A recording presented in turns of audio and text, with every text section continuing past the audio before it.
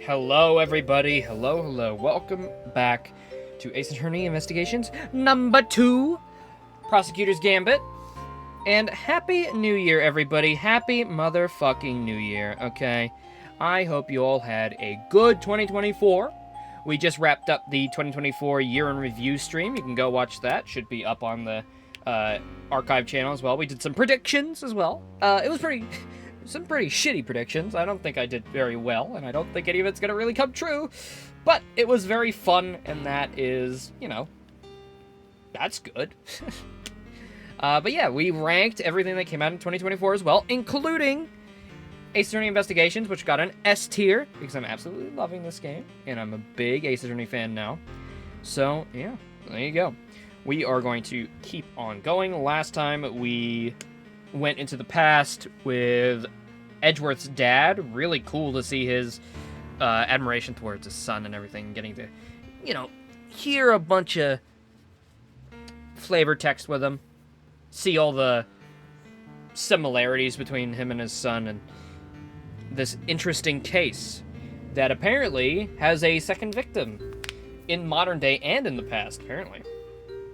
Hello, Big Boss. So yeah, that's what we're gonna do. I need a drink. My voice is dying from that year in review stream. I don't know why it took so much out of me, but it really did. So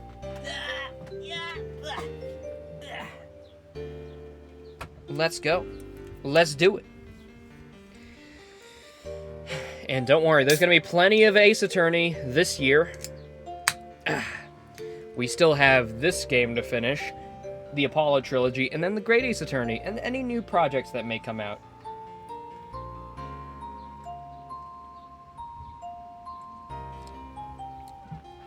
Alright, let's go.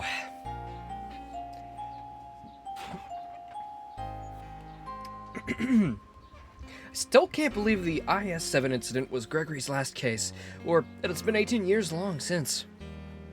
18 long years since. A murder at a confectionery contest, and one of the participants, no less, Artie Frost. They pulled his body out of a treasure chest that was part of Sam and Tangaroa's chocolate tableau.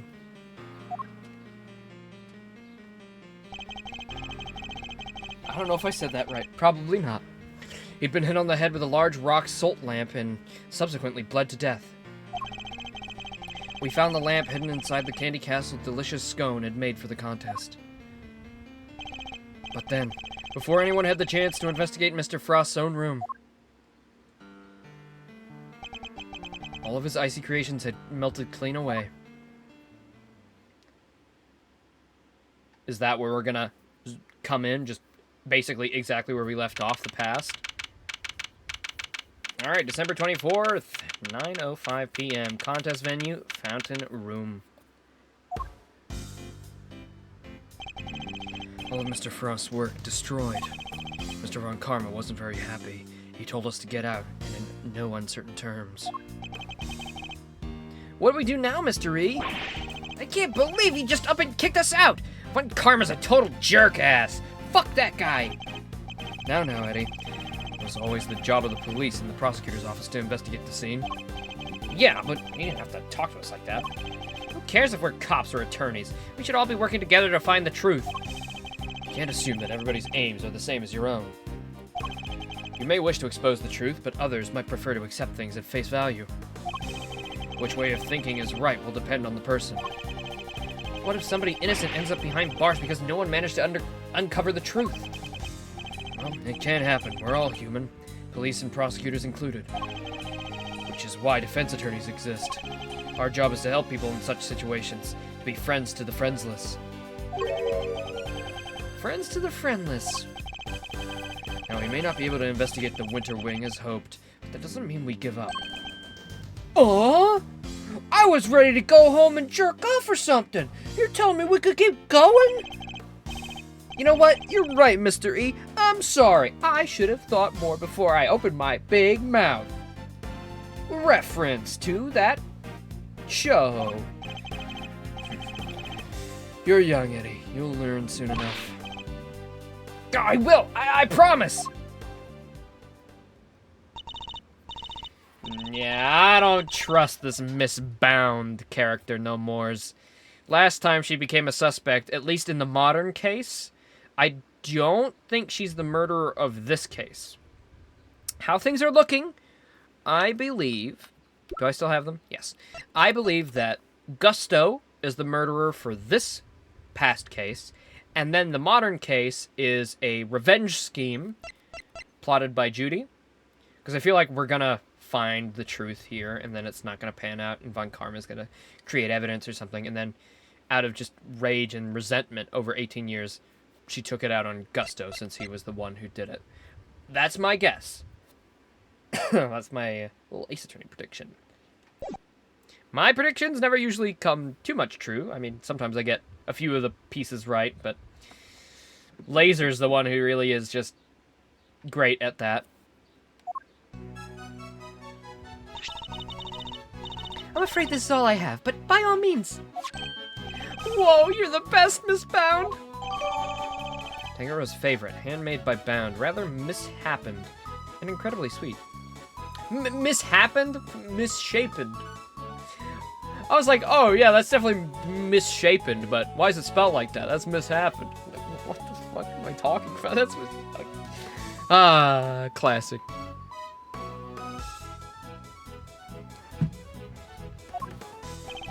Judy's pun? Judy Bound?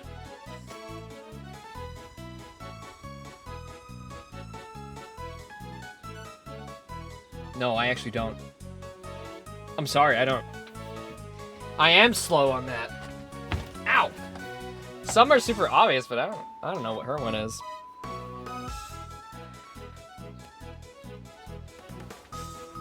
You want to tell me or lord over how stupid I am?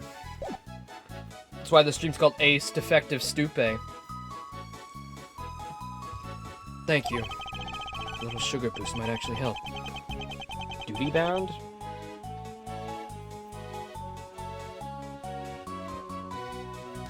Okay. I don't even know what that means, so I don't think it's any surprise. Like she's got a lot of duties. She's duty bound.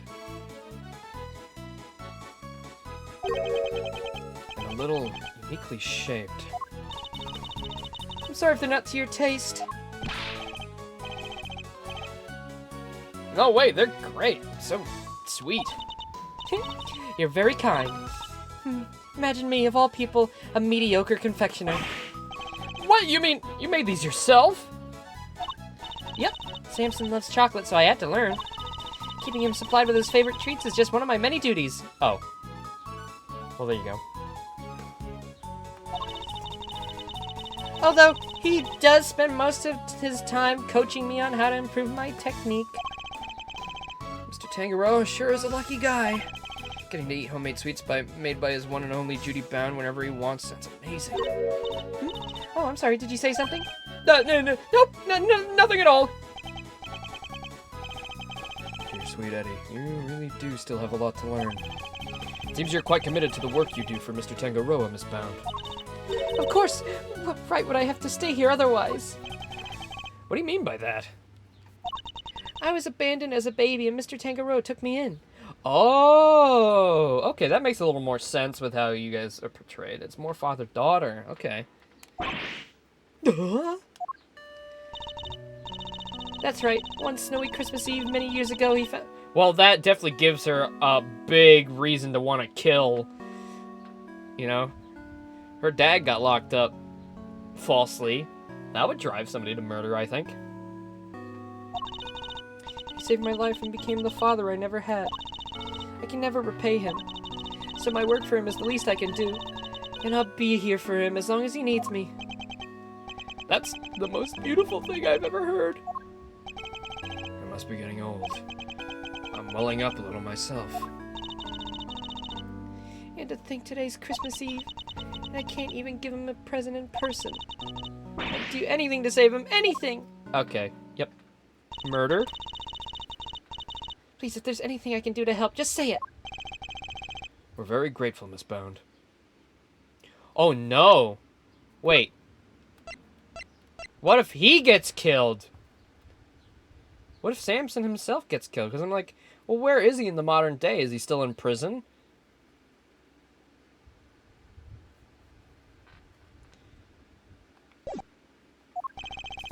Who's going to be the one who gets killed? Apparently there's a second murderer. Perhaps you could help us by answering a question. Did you know the victim? Not very well, I'm afraid. Oh, but if you wanted to see some of his work, I have a picture of the sculptures he made for the final. I thought these were supposed to be out of flavored ice. These just look like regular ice to me. Unless it's blue flavor. My, they're stunning. Aren't they? I think they're masterpieces. Who would have thought you could make such intricate statues out of flavored ice? Samson adored them too. Oh hey, that's Taurus and Gemini, right? I didn't know you were keen on constellations and the zodiac, Eddie. Oh, I love it. The stories those stars can tell. Fake Gemini, for example. See the lyre? That's what the harp is called. And the arrow in the... Hold up. Oh, wait. Hold up. Wait, the lyre doesn't have any strings. Did Mr. Frost forget to add them, maybe? That doesn't sound like something you'd forget to do. Wait, really? I thought you just said you didn't know him very well. Oh, well, he didn't seem like the type. Seems she's got something to hide, too. You took his photograph yourself, Miss Bound. Yep, I use this instant camera here. It develops the pictures as soon as you take them. It's so useful. Is that the same one Fender was using in modern day? I know it's probably the same model, just, you know, reused, but that makes sense. Good excuse. Then why don't I take your picture? Yes! Come on, Mr. E. Let's get a shot of both of us. Well, alright then.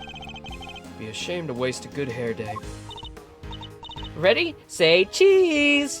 Dairy product. There, all done. And the picture's yours to keep, Mr. Fender. Oh my gosh, thank you so much! Ooh, that's such a cool camera. Well, it's the only one we got, so we use it for all our picture-taking needs. It's very convenient, but the lack of negatives is something of a shame. So there aren't any negatives for us to reference. I assume Mr. Tangaroa used the same camera during the contest? Yep, you assumed correctly. He used it for some work-in-progress pictures of his seascape, and later to take some pictures of the other contestants' works. But didn't you take a picture of the body when you discovered it? Didn't you discover the body while judging was still underway? Yeah. Samson wanted pictures of all the entrance-completed rooms, but the film ran out just as he finished photographing Mr. Gusto's work. So he asked me to go put in a new cartridge. He seemed to think there should be a few more shots left than there were. In other words, the film ran out sooner than expected. Oh, interesting. So he's 39, and she's 16.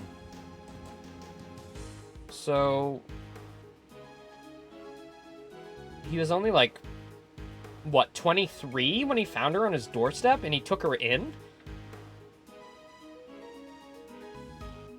I mean, that's not a crazy age to be a father. I guess a lot of people do it, like, in their 20s, but seems early to me. Seems crazy to me. Yeah, the number of shots he took didn't line up with the number of shots remaining. But he thought maybe he just lost track somewhere along the way. But had he really, though? I went to our living area to change the film and was passing through the fountain room on my way back, when I heard the sound of something break and collapse in Samson's room.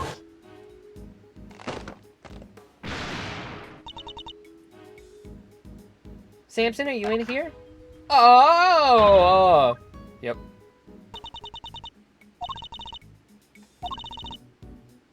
I remember I called the police and then I went to tell everybody else. And the camera, it's been with me ever since. Oh, fuck. So, Laser, are we on the same page? The theory that I exclaimed earlier was the past culprit was Gusto, and the modern culprit is Bound. And Bound did it because of the revenge on Gusto, because she blames him for Samson getting locked up, or killed, maybe, perhaps. Be grateful if you could lend us the camera in this picture, Miss Bound. Of course, here you go. Thank you.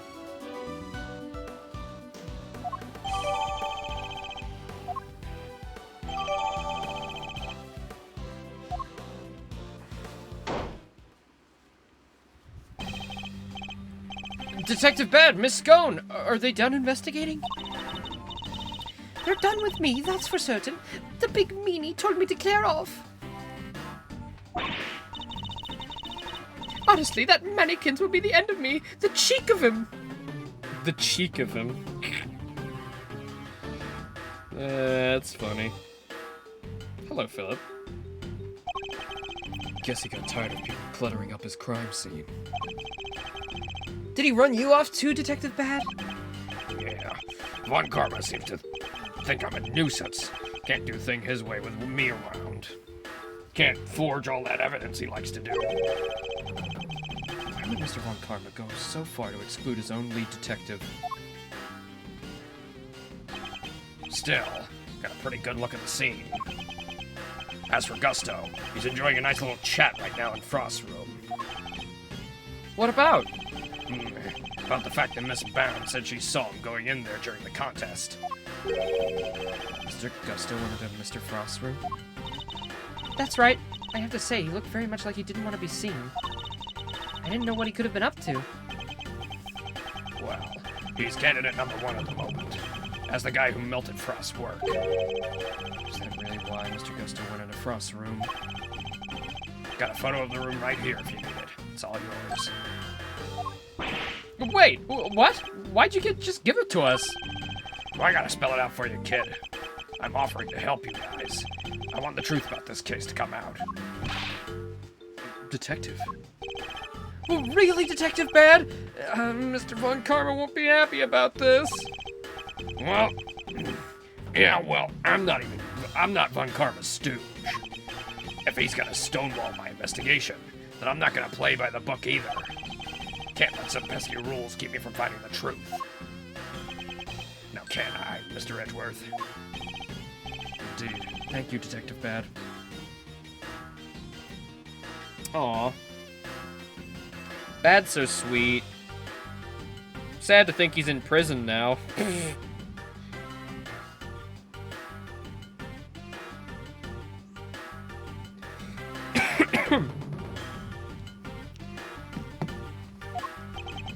Wow! I can't believe you won him over, Mr. E.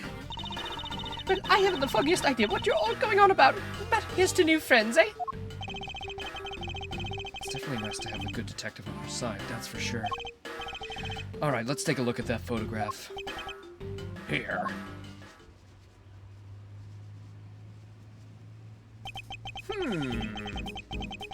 Well, something's been unplugged.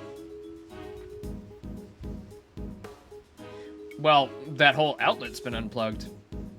This is what Frost's room looks like right now. Yikes! Nothing left but flavored ice sculptures, but... nothing's left of the flavored ice sculptures but puddles. The floor appears to be completely covered in pale blue liquid. I should compare this photo with what I borrowed from Miss Bound. I assume that the unplugged power cord has something to do with all this. Yeah. Once that was out of the socket, the display cases lost power and up the temperature went. Looks like they were all connected to the same power strip. Do you have any idea when it was unplugged? Nope. Still working on that. Those sculptures were beautiful. What a waste. You can say that again. I should have taken a few more bites out of them while I had the chance. New Year's resolution? Play more video games. So they taste good? Did they ever? I never tried icy so scrumptious in my life. Really? Man, I wish I could have taken a bite. Well, scrumptious, except for the salty bit, of course. That was unbearable. Salty bit. It's in the other photo you've got there. This bit. The hoppy thing. Oh, that was the salty bit. Gemini's liar. Wait, that's why it had no strings? Because you ate them? Well, I didn't eat that much, you cheeky little devil. I told you it was all horrible and salty. Frost sculptures were scrumptious except for the layer that was salty. It's interesting that only one particular part of this particular sculpture tastes different from the rest. Can somebody other than Miss Scone really be responsible for eating the rest of the strings? Did you notice anything else, Miss Scone? Come to think of it, I did. There was a funny little mark on Chillywink's work. It was 2 little letters. Let me see if I can draw it out for you. There we go. Look, just like that.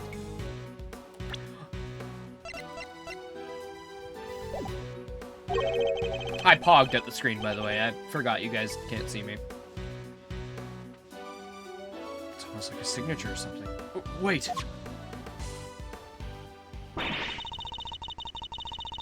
I just knew Mr. Frost wouldn't just make a harp without strings. He's not the type to skip an important detail like that. I hope you don't mind me asking, Miss Barrow, but are you certain you didn't know Mr. Frost particularly well? What?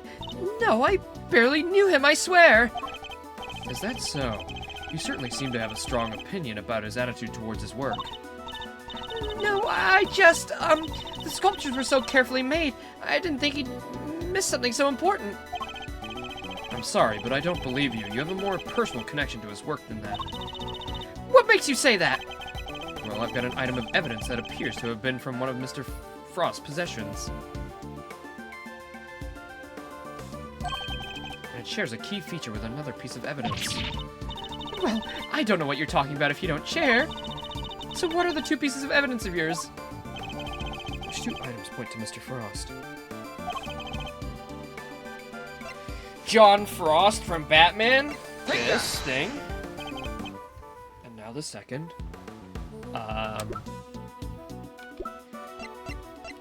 That and that. Take that!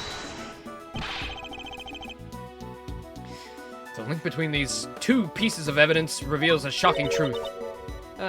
Really? Not sure I'm seeing the link, Mr. E. No, that wasn't right. Whoops.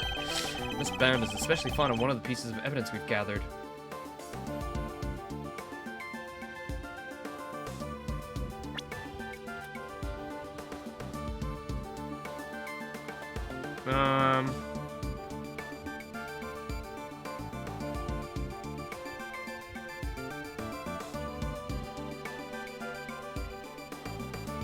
I knew Mr. Frost wouldn't make that harp without strings.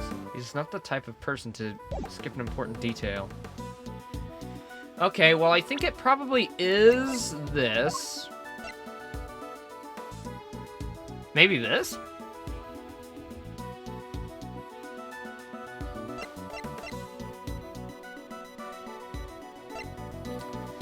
I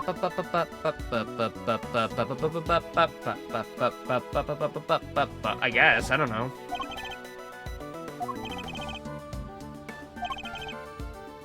Which 2 items? Definitely the seal. And... is it her statement? Or... it's gotta be. What else would refer to him?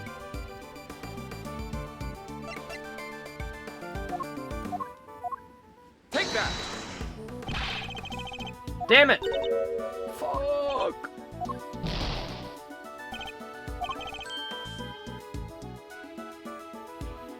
All the evidence with the inspector mode? Oh, I don't know if I did that.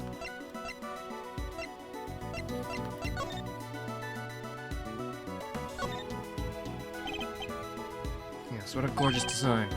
Really? It seems a bit out there to me. Like, how do you even get the T out of there? Art isn't about function, Eddie. It's about form. Well, guess I'll have to take your word for it, Mr. E. This art stuff's way beyond me. Oh! Look, there's something stamped on the bottom. It says PH. I suppose that must be Paul Halleck's pottery mark. Oh, Paul Halleck.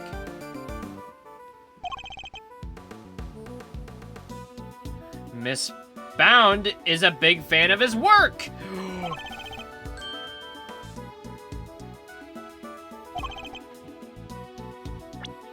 His initials, huh? So, if I'd made it, it would say EF.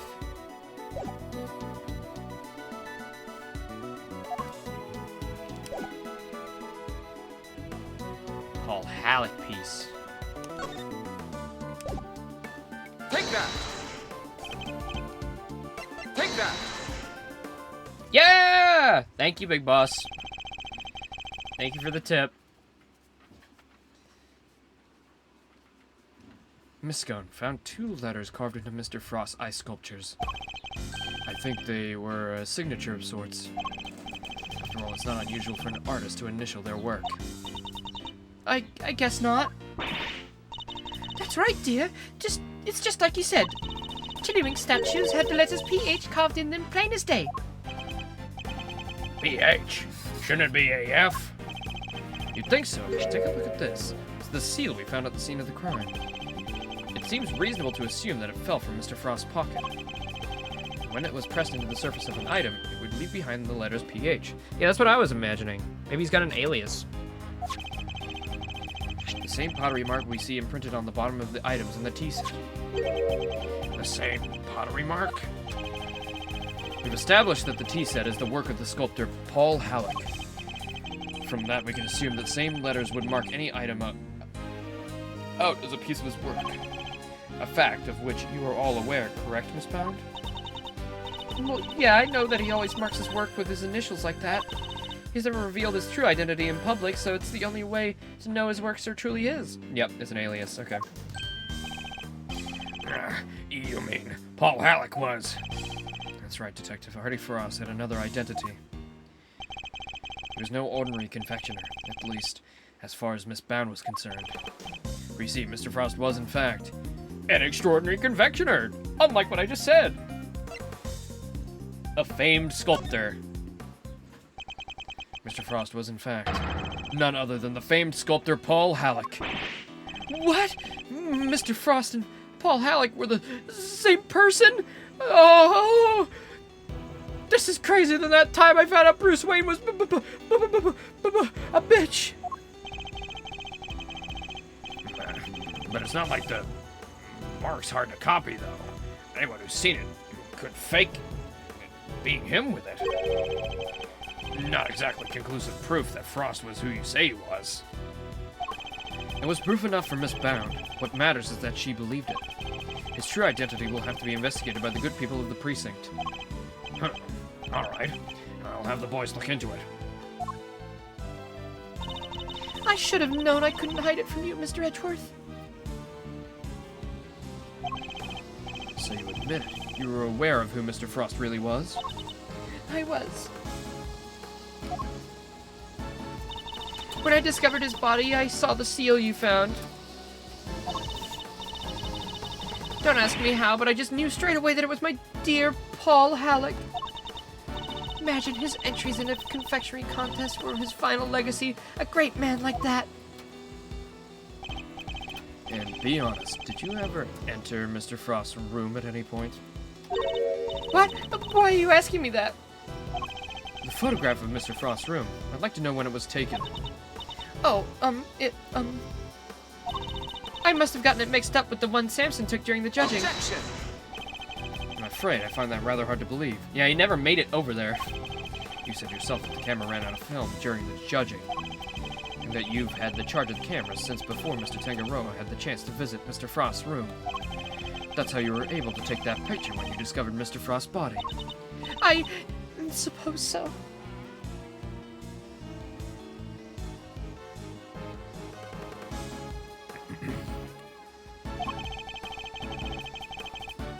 This suggests that you took only 2 pictures with the new film. One of Mr. Frost's body and one of his room. But I have a piece of evidence that says otherwise. You do? contradicts the assumption that Miss Bound only took 2 pictures. The camera?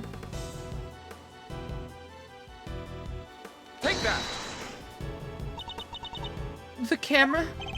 You gave the picture of the body to the police and the picture of Mr. Frost's room to me. Oh, and you gave us that picture you took of me and Mr. Edgeworth, too. 3 photographs in total, and yet the film cartridge in this camera only has 3 exposures remaining. Out of the total of 20. You took more pictures, and I want to know what of. I'll need to see all the photos you took. Perhaps then we'll finally learn what you were really up to. I'm so sorry. I confess, I've been lying to you. These are all the shots of Frost's room. I'm so sorry. It looks like she took pictures of his work from every possible angle. And when they were taken, the ice still hadn't melted yet. Wait, don't tell me. It was you? It was. At least, I'm pretty sure it was. You are? Why? Well, you see, I'm a huge fan of Mr. Halleck's work, as you know. I was petrified that they might be ruined, what with the investigation that was going on and everything. So I thought I should at least capture the sculptures on film for posterity. And how did that make them melt? I think perhaps I was so intent on getting the perfect photograph that I might have tripped over the power cord without noticing. By mistake. Are you sure? I didn't notice it at the time, but well, how could I have been so careless to cause the loss of his final masterpieces? That seems a little too convenient to me. I'm not sure I believe it. I'm not in a position to refute it either. I'm so sorry. I didn't mean to cause any trouble. Please, don't worry about it. The important thing is that you told the truth. What? He said no hard feelings, Miss Bound. Thank you, and that was disgusting. Mr. Edgeworth, picture's yours. Hope it helps. 2 photos, one from Bound and one from Detective Bad.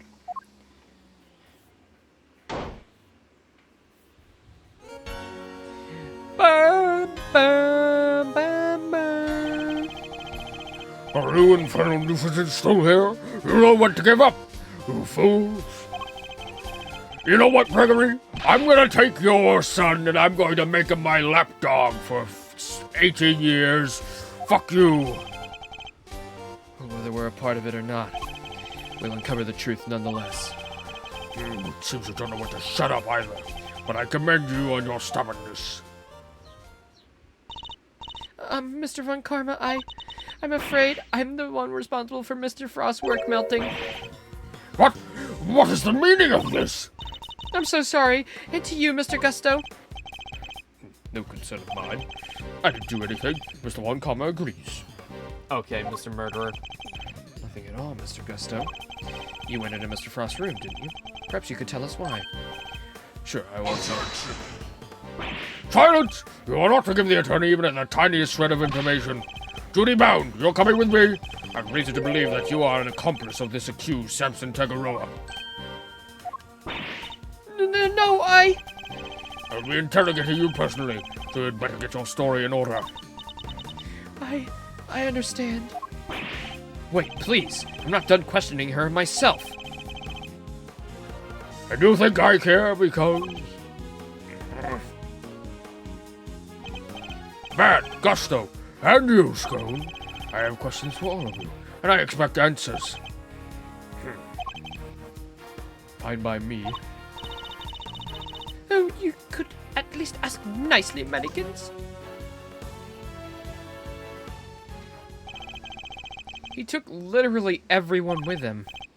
Indeed. Well, I suppose that means there's little point in us hanging around either. Perhaps it's time we get going anyway.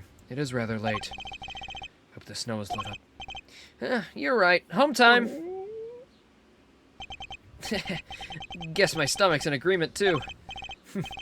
Alright, let's go grab a burger before my own stomach starts growling, too. Aw, it reminds me of Phoenix and Maya getting a good old burger. Aw. Ha! Sounds good to me. Let's eat up and rest up. We'll need to be in fighting fit for tomorrow.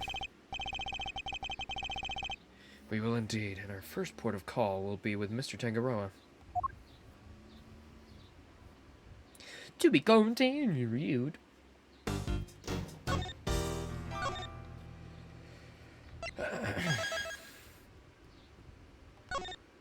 Interview with Mr. Tangaroa.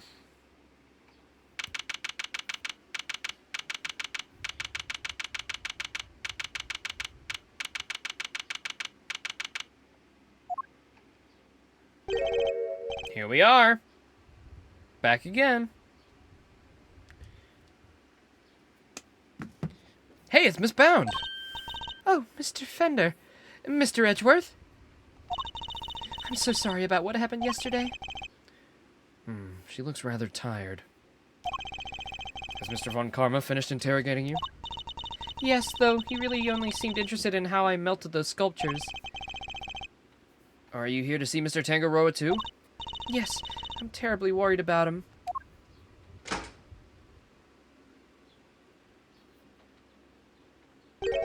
Detective Bad? What are you doing back here? Uh-oh. Is he gonna be dead? Is he gonna be murdered? Oh, just happened to be here. I'll be heading back to the scene soon. I'm not sure anyone just happens to be at the detention center, but okay.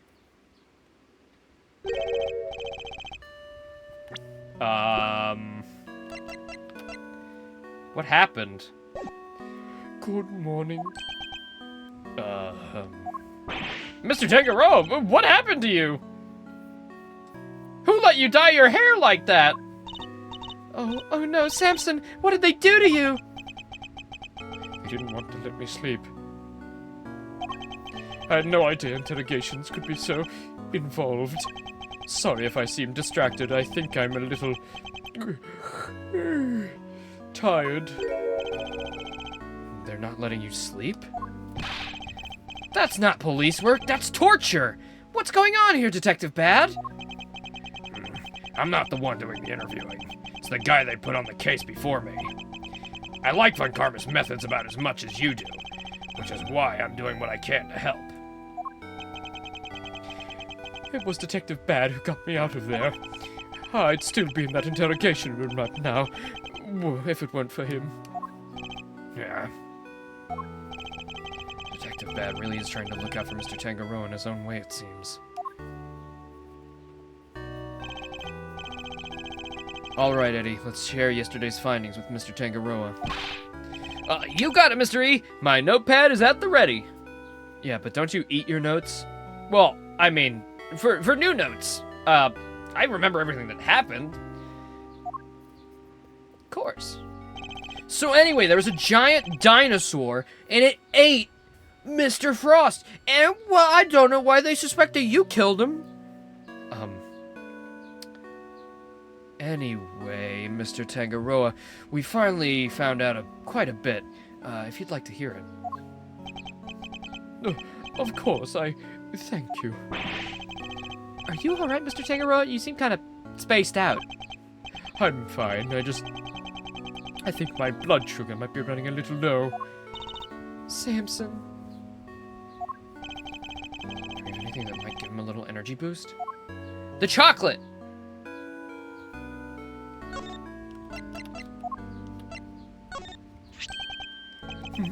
Is that chocolate for me? Oh, those are the chocolates I wish I could just give them to you, Mr. Tangaroa, but the rules here don't exactly allow me to do so. Oh, that's a shame. But rules are rules, I suppose. There must be some way we can hand them to him. Detective Bad is noting the meaningful looks in his direction. Let me take a look at them. If they seem legit, I might consider passing them on to the suspect. Thank you, Detective Bad. My hero! I'm touched. Thank you, Detective. Yeah, whatever. Just sit tight.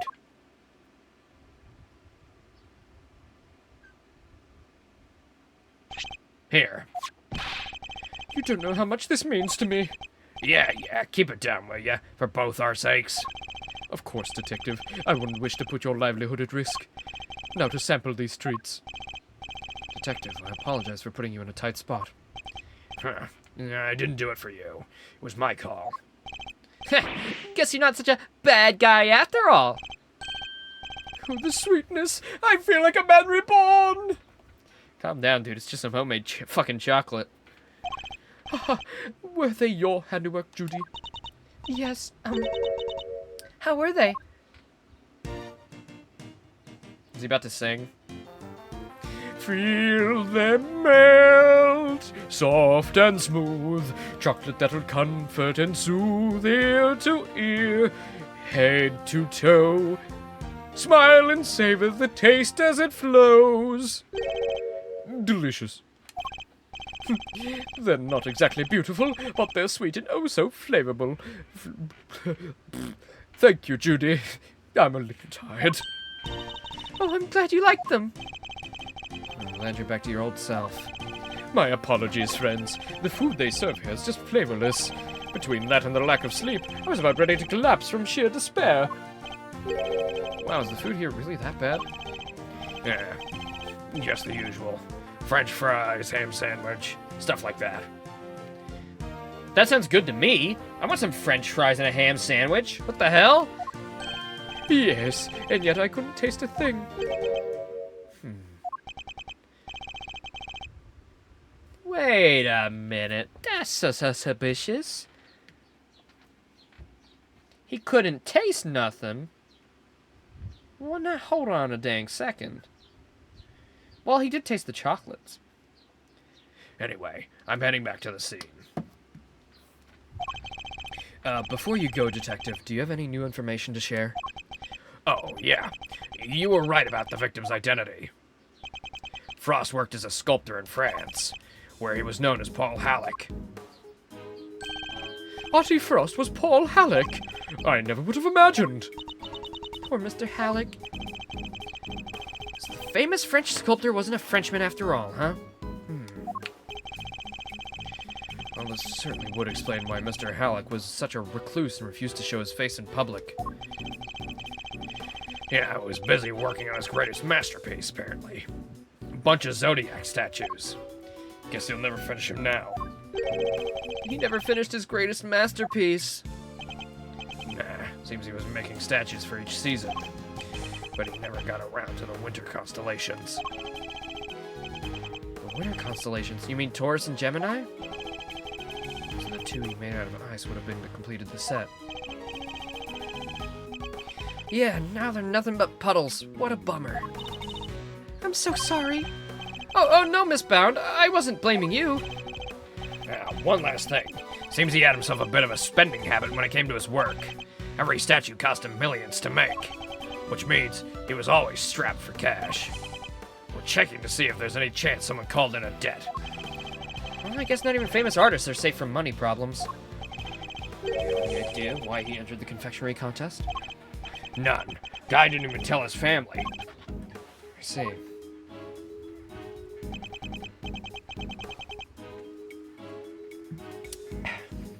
Alright, I better get going. I'll go fetch another guard, but I can't be hanging around here any longer. Understood, Detective. We'll see you again shortly.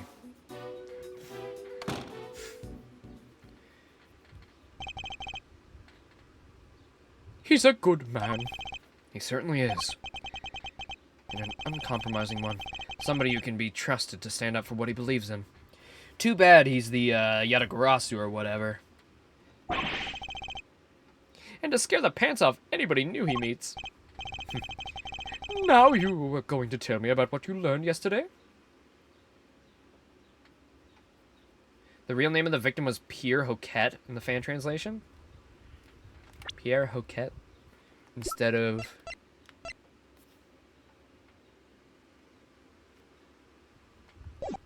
I already forgot. Paul Halleck.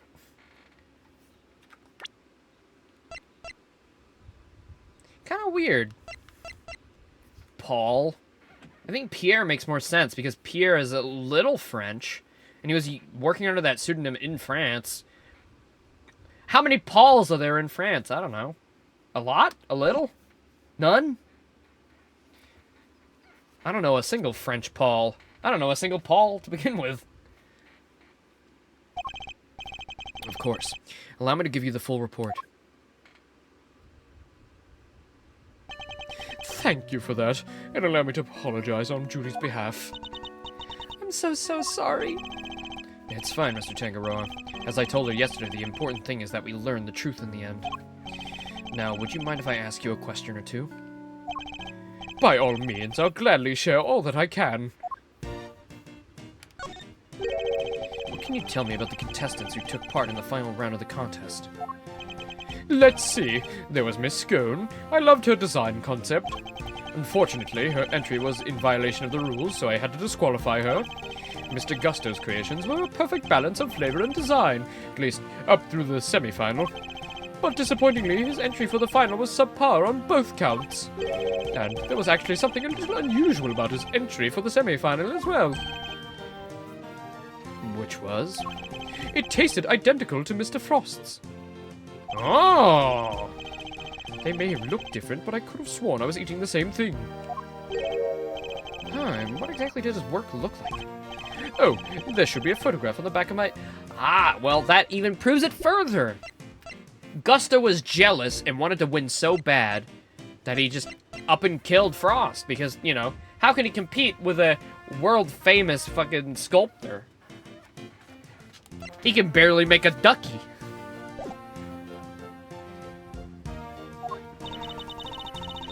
I'll show you later, Mr. Edgeworth. Much appreciated, Miss Bound. But Mr. Frost's entry for the finals, that was truly sublime. So you were able to finish judging it? Even though his body had been discovered in the meantime?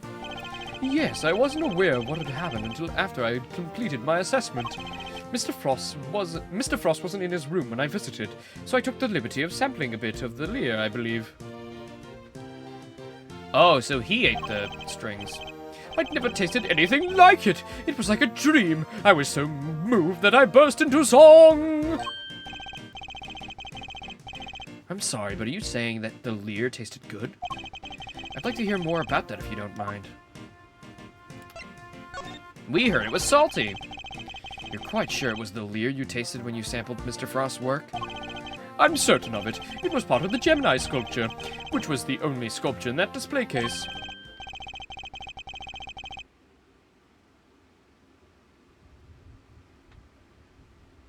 Mr. Tangaroa, would you mind taking a look at this photograph for me?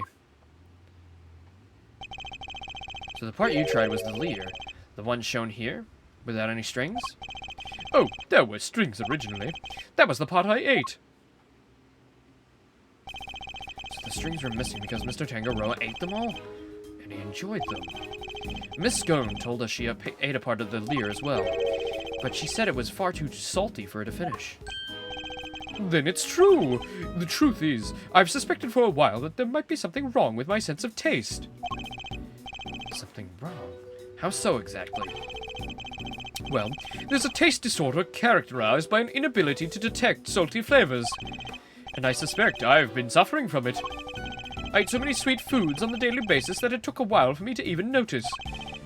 But there's no denying it now. Oh, is that real? I wouldn't be surprised if that's a real condition. Hold on, I'm gonna check. Hey, Google! Hey, Google. Is there a condition that prevents someone from tasting salty foods? This is for informational purposes only. For medical advice or diagnosis, consult a Yeah. Yes, there are conditions that can prevent someone from tasting salty foods. These conditions are generally categorized as taste disorders and can have various causes. Okay. Here are a few examples. Hypojuicia. Alright. This is a condition characterized by a reduced sense of taste. It can affect the ability to taste all flavors, including saltiness. Alright, all Hyperjuicia. flavors. This is a complete loss of taste, meaning the affected individual complete loss cannot of taste taste. That's not what I'm anything at talking all, about. Just including salty in saltiness. particular. Dysjuicia. This is a distortion of taste, where flavors are perceived differently. In some cases, dysjuicia can cause a persistent metallic or salty taste in the mouth, even when nothing salty is being consumed. Okay. The causes of these taste disorders can vary widely and may include... Well, I mean, I'm specifically meant saltiness. Not like, just in general. It's pronounced liar, not lear. Oh. Okay, well. While in Rome. Hey, Google. How do you pronounce L-I-R-E? Please provide me with the word or phrase you would like me to help you pronounce. L-Y-R-E. The word liar is pronounced like liar. Thank you, Google. The word liar is pronounced like liar. Okay, thanks. Great.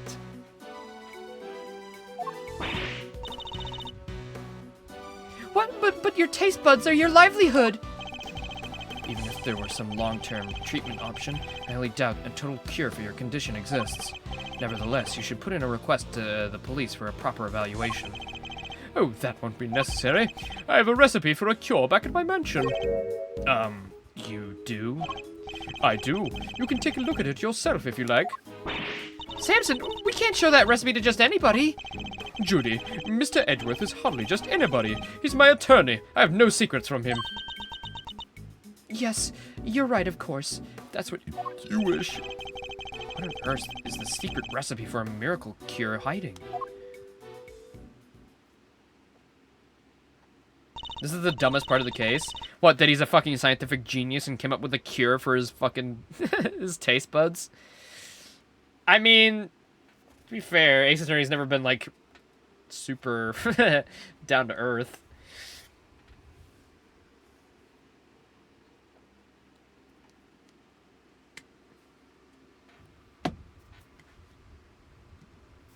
Every Ace Attorney game's gotta have something fucking ridiculous. Well, I suppose I should be getting back. Alright, we'll be right behind you. Judy, Yes, Samson? there's more to life than just me. Please, Judy, think about the life you want to live, because I won't always be around. Don't say that! Without you, I don't have a life to live. So I'll be waiting right here at the mansion until you come home. Now, if you'll excuse me. Wait, Miss Bound! Judy. Oh, she seemed really upset. I thought I saw tears in her eyes. Why'd you even say all that to her? Because I worry about her. She can't keep putting my needs above her own. What do you mean? The Halleck collection, the candy making. It's all because she thinks these things will make me happy. She never thinks about what she wants, what she likes. I just want her to be her own person and choose her own destiny. The last thing I want is for her to miss out on all that life has to offer because of me. I guess that makes sense.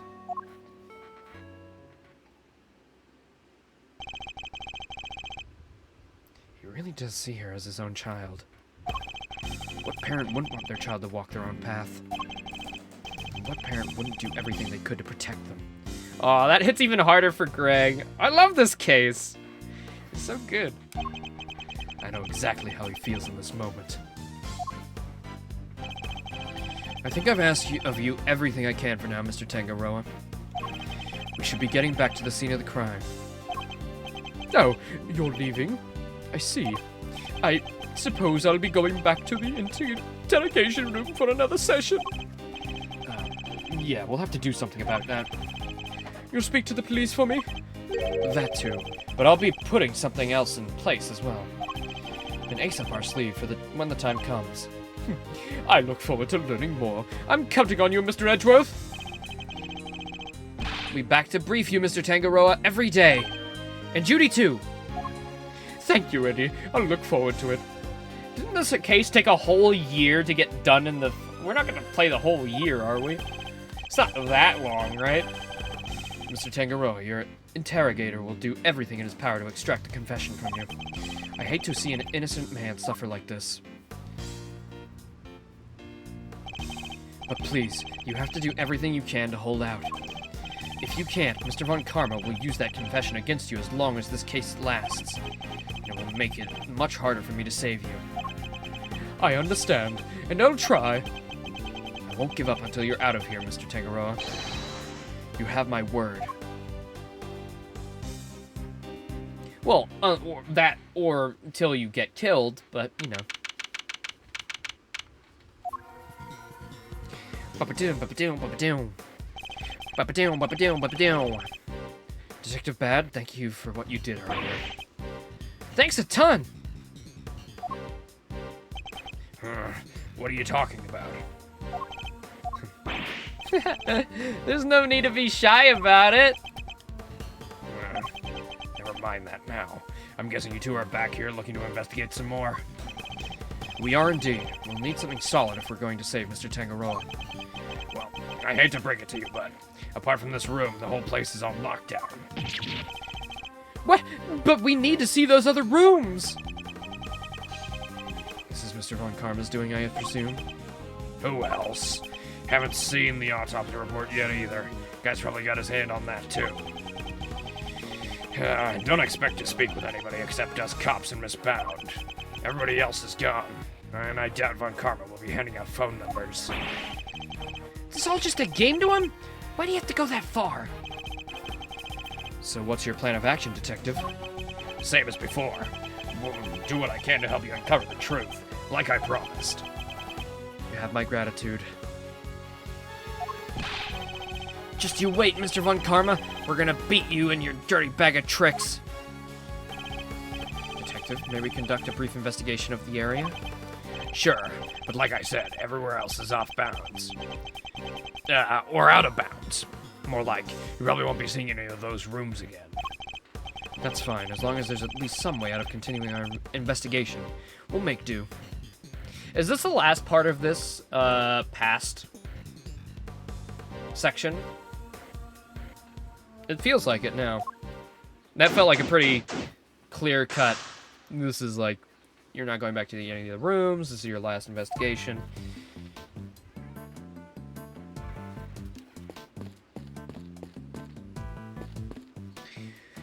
Ba-da-ba-da-ba-ba. This is quite the trophy. Awarded to Tangaroa. First place, International Confectioners Association. Annual Spectacular.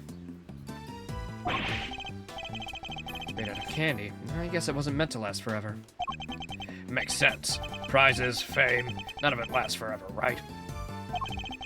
Doubt it's anything quite that deep. These trophies all belong to Mr. Tangaroa. But they're not all for confectionery contests. Some appear to be for charity work. Testament to both his character and his professional achievements. What's this one here? In recognition of Bacon Bop's long-standing achievement in making children's dreams come true. That's so sweet. It's got me wanting to watch it. Yeah, I've got a big passion for baking and cooking. I just don't get to do it often. Probably should watch a few shows about it.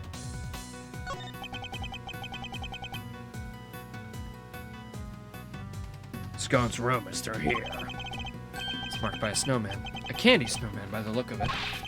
Oh yeah? Well, I'll be. He's really sizing it up. He isn't thinking of making it his next lollipop, is he? Hell, I would want to fucking lick that snowman's fucking balls. Give me a look at that. It's a Christmas tree made of candy. These candy statues have everybody on edge. If ants get in here, that's our scene ruined. That's true. This is a horrible place for ants. Oh, fuck, I didn't even think about that. It'd be funny if that was the way of the criminal getting rid of all the evidence. They just release, like, 1,000,000 ants into the fucking mansion. Miss Bound, we're here to continue our investigation. Oh, Mr. Edgeworth, I'm so sorry about earlier. She's still looking kind of down in the dumps, Mr. E.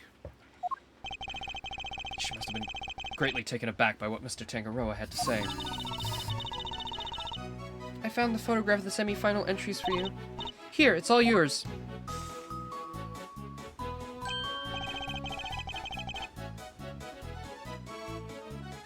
Yeah. It looks like Gusto was stealing secrets. 100%. Because we know that Gusto's sculpting is not that good. But damn, look at Frost, a unicorn? I'm guessing Scone's one had to be real for her to make it to the finals.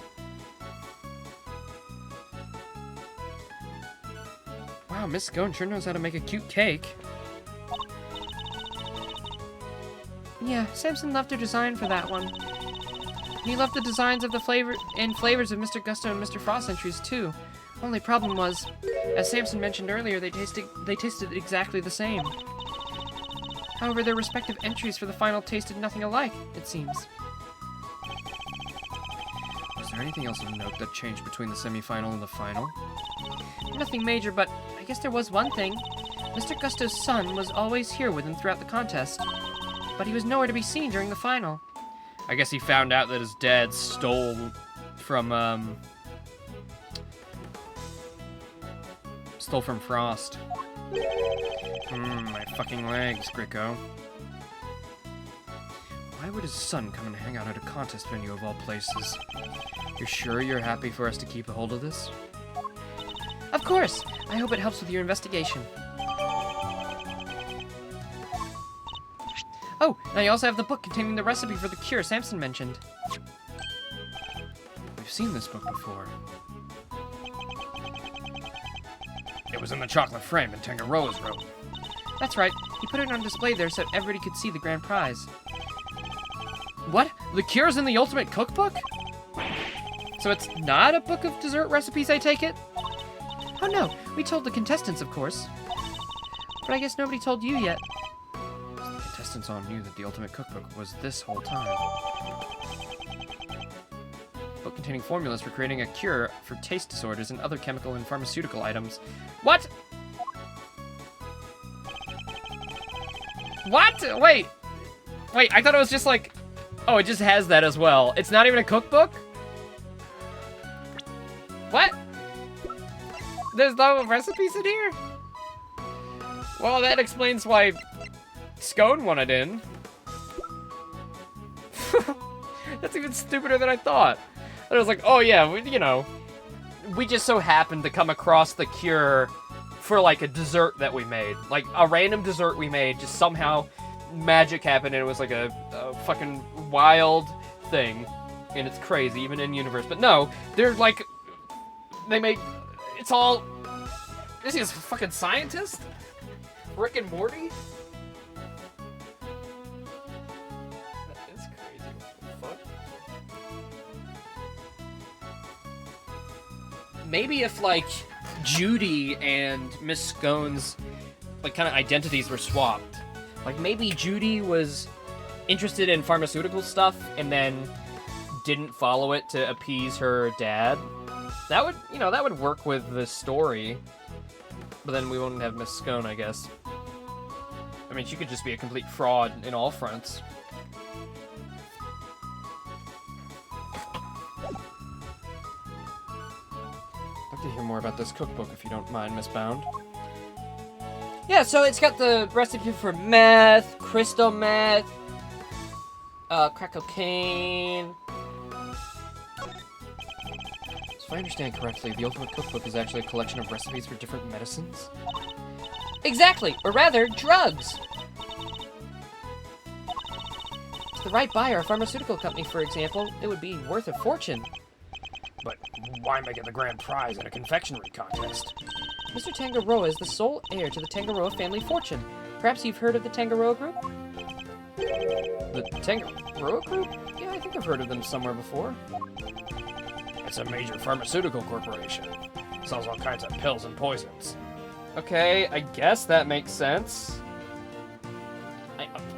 That's out of nowhere, but okay, sure. Is that also who Miss Scone works for? Or did she say a different name? Oh yeah, the new Cold Killer Pro. Oh my god, it's a reference. That's a reference. Reference. Phoenix Wright takes that in college. Or like, while he's learning to be a lawyer. In his 20s.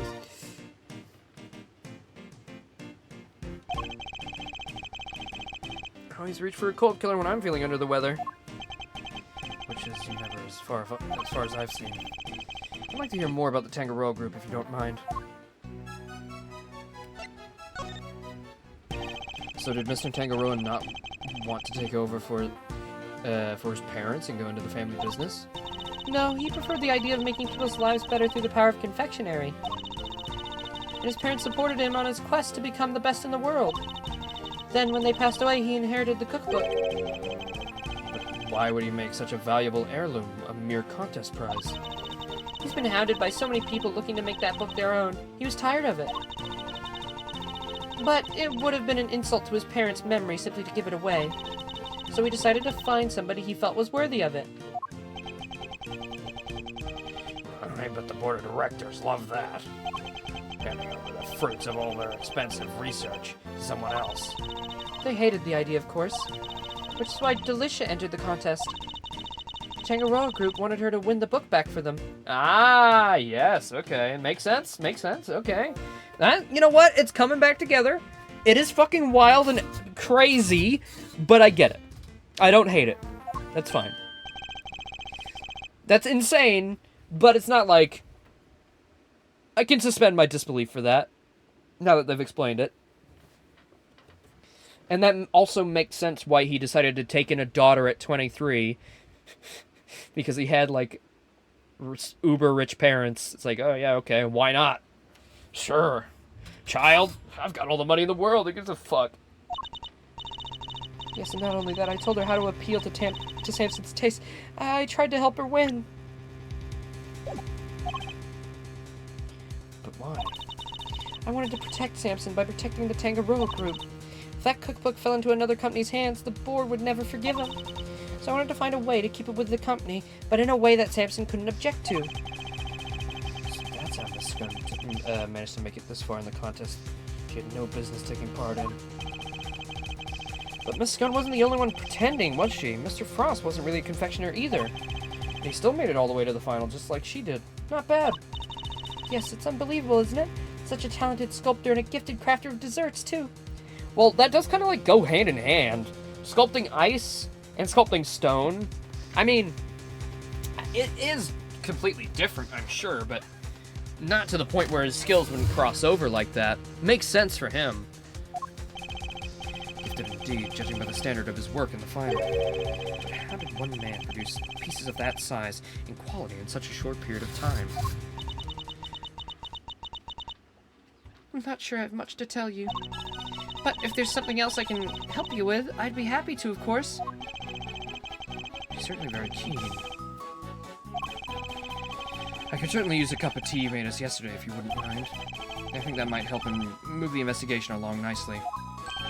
Ooh, I'll have some too! Your tea is to die for, Miss Bound. Well, how could I possibly refuse? I'll bring it right out. Oh, come on. Who doesn't? Who doesn't ship Fender and Bound?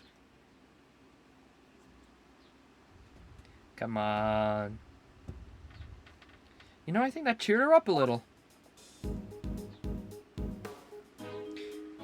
It would suck if she's, you know, the culprit in the modern day, but, you know, I'm pretty sure. Where does this elevator go to? The second floor. Tangaroa and Bound live up there. Sounds like they live a pretty charmed life. Tea parties, candy making, that kind of thing. They even have a garden. Must be nice on a sunny day. That does sound nice. Perhaps they'll invite us when this is all over. You'd come, wouldn't you, Detective? Yeah, don't get ahead of yourself now. I'm not in the habit of palling around with attorneys. You know who is, though? Little Gumshoe.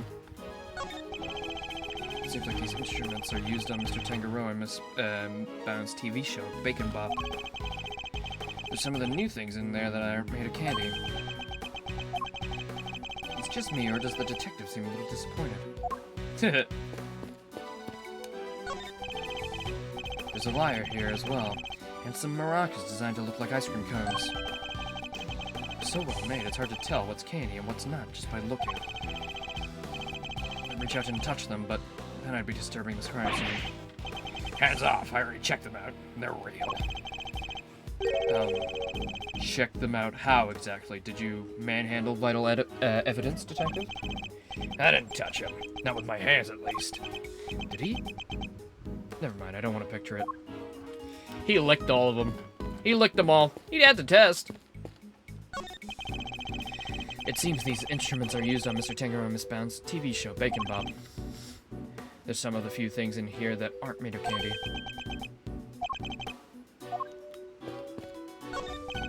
There's a drum set here decorated to look as if they were made out of cakes. You must play it on Bacon Bob. Detective, about these drums. We already checked. There's nothing inside any of them. No sign of anything having put inside or taken out either. They're not relevant to the case. You've already done your homework, I see. I may like lollipops a little too much, but I'm no sucker.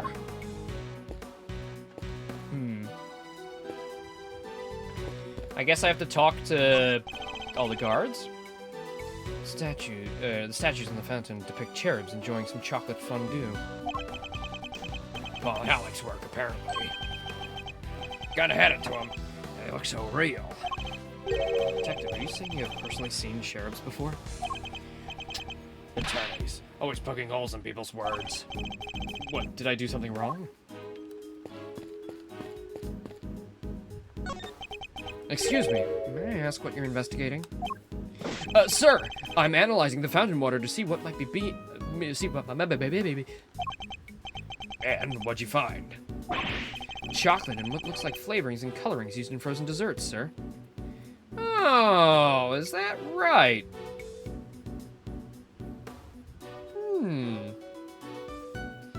Was he doing like some kind of like advanced ice sculpting?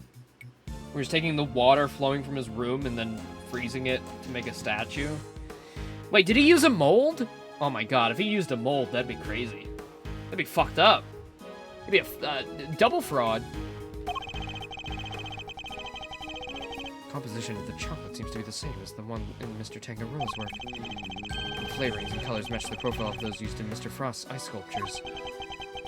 Those little rivers all flow from all of our artists' rooms, right here to this fountain. It says how the stuff melted. Guess how the stuff melted from the sculptures ran out.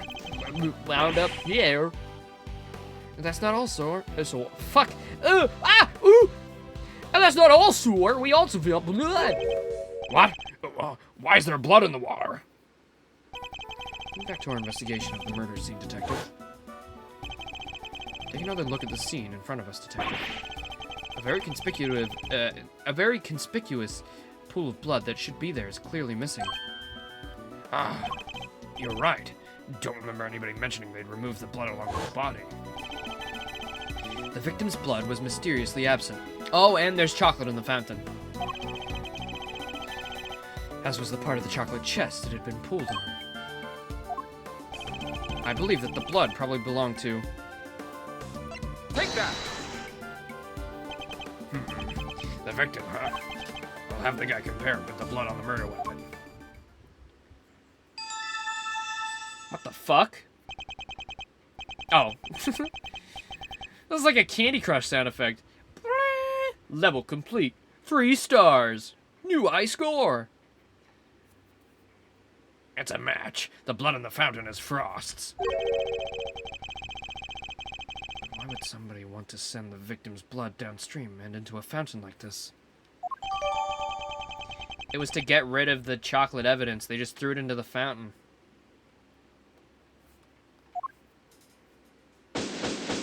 Oh, that was all you wanted me to find? Oh. Okay. Oh. A little, hydrate? No problem.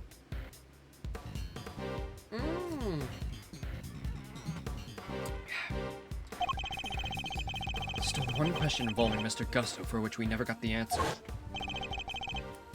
Nothing at all, Mr. Gusto. You went into Mr. Frost's room, didn't you? Perhaps you could tell us why? Sure, I will. Silence! You are not giving an attorney the tiniest shred of information. What was he doing in Mr. Frost's room? That's not all. I also have questions for the work he submitted for the semifinals. A confectioner who admits to lacking design sense and a sculptor with it in spades. Mr. Gusto could not have hoped to win such a high-level contest by himself. Which is why I'm beginning to wonder if there was some sort of connection between him and Mr. Frost. Detective! I need to ask Mr. Gusto a few more questions. His story still doesn't quite add up for me. Me either. I need to figure out how to get in touch with him. Oh, do you now? Uh-oh. Uh-oh. Good luck with that. Fuck! Stop! Stop! Stop! Stop! Stop! Good luck with that, because I have no intention of allowing it. Mr. Von Karma! I'm already in the midst of my own investigation into Gusto. So there's no need for the likes of you to pester him with the same questions again. I will, however, be happy to answer any questions you might have. Dead set on preventing me from talking to Mr. Gusto. In which case... Fine. Then allow me to take you up on your offer. Very well. What is it? I'd like you to tell me about the connection between Mr. Gusto and Mr. Frost. Is he gonna say there's no connection?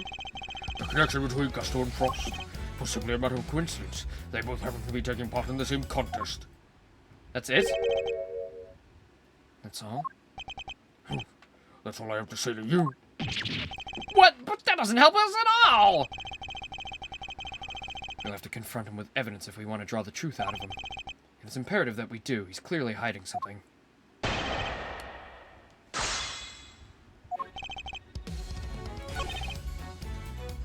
Ba-ba. Ba-ba-bum-ba-dum-bum-ba-dum.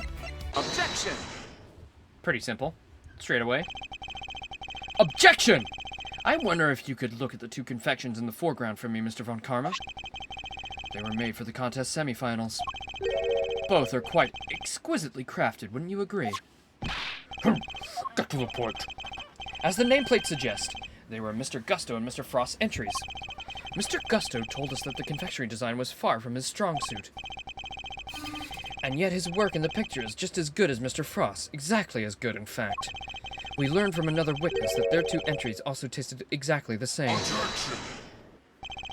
What are you suggesting? I'm suggesting that they were helping one another out. That they were helping each other? Okay. Let's take a closer look, shall we? Well, at first glance, the two appear to be superficially different. It soon becomes apparent that they are significant similarities in how they were put together. They're made of the same ingredients, taste the same, and share a similar design aesthetic. This picture is proof. This picture is proof positive that. This picture is proof positive that the two were working together. It's a weird way to say that. If you figured out that much, I suppose there's little point in denying it. Mr. Von Karma knew all along that they were cooperating? But I'll warn you, none of what you're about to hear will be to your advantage. Let me confirm what you seem so desperate to prove. Gusto and Frost were indeed working together. Oh! Well, I thought that Gusto was stealing from Frost, but alright. Gusto spelled out the details of his relationship with Frost during his questioning last night. It seems they were helping one another right up until the day before the final. So, you knew the two were cooperating. Mr. Von Karma, why were you trying to bury the truth? Please, enough with that petty slander. I merely wanted to avoid you poking your nose around before I could provide proper context in court. It simply slipped my mind to explain that to you. Doesn't explain why he's being so slippery with the facts, though. I need to figure out what he's hiding. Can't let things end like this.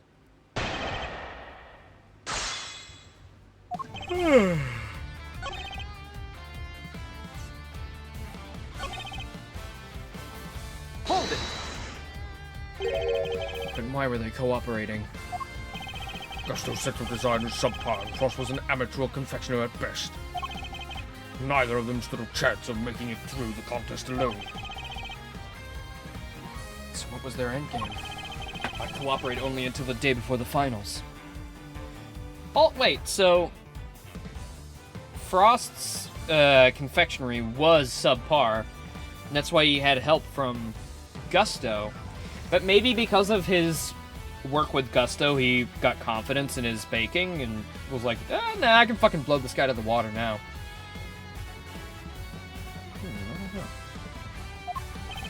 Gusto claims to have ended the scheme, allegedly. He wanted to win the final on his own merits. His one and only goal really was to be crowned the world's best confectioner, and his pride would not allow him to do so with the help of another. Characters can only ever win hollow victories, I guess. Oh, cheaters. I was under the impression that their collaboration had only lasted through the semifinals. I was starting to think it might have lasted up through the final itself. Mr. Von Karma, I'd like to ask you some more about how long they worked together for, if you don't mind. If you must.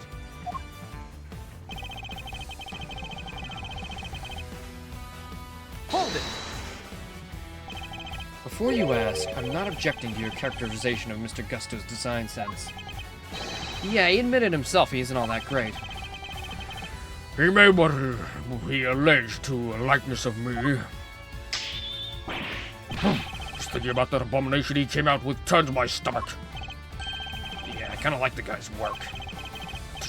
Rich amateur and an artistically impoverished professional.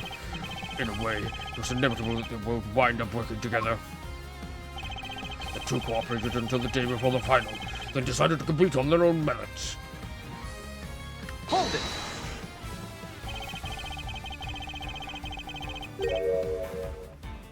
You really believe that they were cooperating until the day before the finals and then simply stopped? It seems a little strange to me, wouldn't you agree? I've told you the truth. Whether you find it strange or not is none of my concern.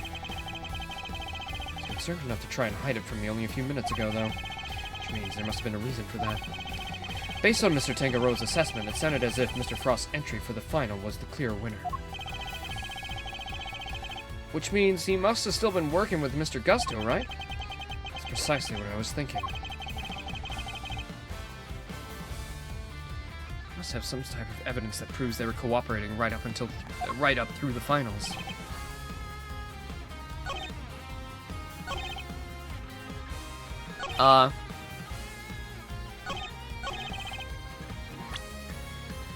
Let's see.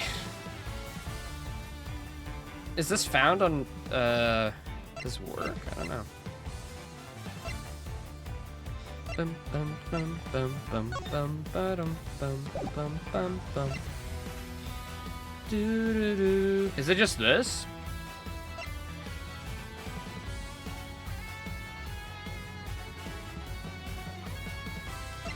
I'll just try it. Objection. Yeah, there we go. They weren't working together during the finals. I find that a little hard to believe. He kind of talks like Phoenix Wright, too. It's very cool. It's been so long since I've gotten to do Phoenix Wright. Miss Scone is on record as having described Mr. Frost's creations as scrumptious. And while he was certainly skilled, I doubt he even could have become a world-class confectioner overnight. It seems far more likely to me that Mr. Gusto, that he and Mr. Gusto were still cooperating during the finals. How many times must I explain this to you? Assertions require proof, and one person's entirely subjective statement is not proof of anything. Besides, even amateurs can occasionally make delicious food. Perhaps Frost was simply lucky. My wife, for example, is an amateur whose cooking puts first-class chefs to shame. You have a wife? Okay. I'd like to see Edgeworth's circuit mom. And Francesca's actual mom. Oh my god, if she's Francesca's mom, goddamn. He has a child and also a grandchild?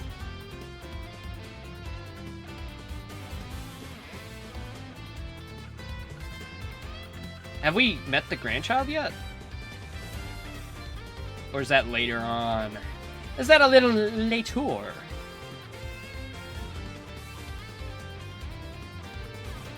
is that not an entirely subjective statement? Furthermore, you're ignoring another crucial part of the pharmacist's testimony. He mentions one in 1-4? Oh, okay. Well, wait. Does that mean Francesca had a child at 17?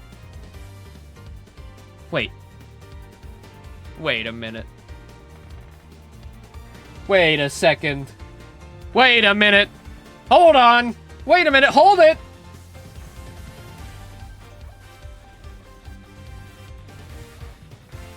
I guess that was before Francesca was made, so maybe they weren't thinking about it.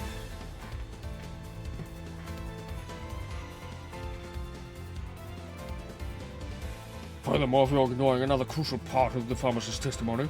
Oh my god, she would be 16 in the first game, too. Wait a minute. Wait, hold on. Hold it. I don't like where this is going, Ace Attorney.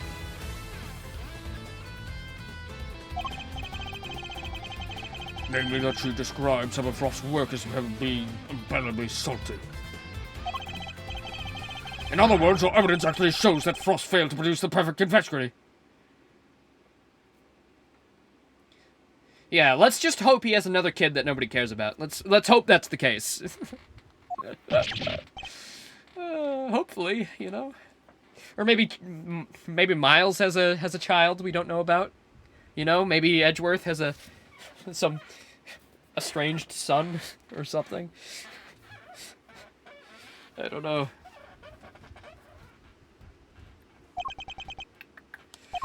No more objections, I take it.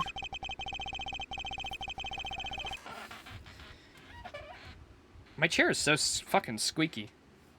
This is a relatively new chair, too. Wonder if my dad has anything, like, to get rid of squeaks. Phoenix got Edgeworth pregnant and had his chair. Well. You know, after that image you sent to the Discord a while back of Edgeworth with that dumpy, you know, I don't blame him. Must be some way I can prove that Gusto and Frost were still collaborating. Mr. E, there's something that's been on my mind. Yes, and what is it, Eddie? Mr. Frost's entry for the finals, wouldn't it have taken a while to make? I would imagine so. Making flavored water, freezing it all, then carving 2 whole sculptures? Could he really have done all that and helped Mr. Gusto with his work? If it was me, I'd have barely gotten as far as setting the flavored water up to the freeze part. I just can't see how Mr. Frost could have pulled all that off. Perhaps there's some lawyerly instinct in you after all, Eddie. Your ponderings certainly point to another possibility. I really don't like you eating that paper.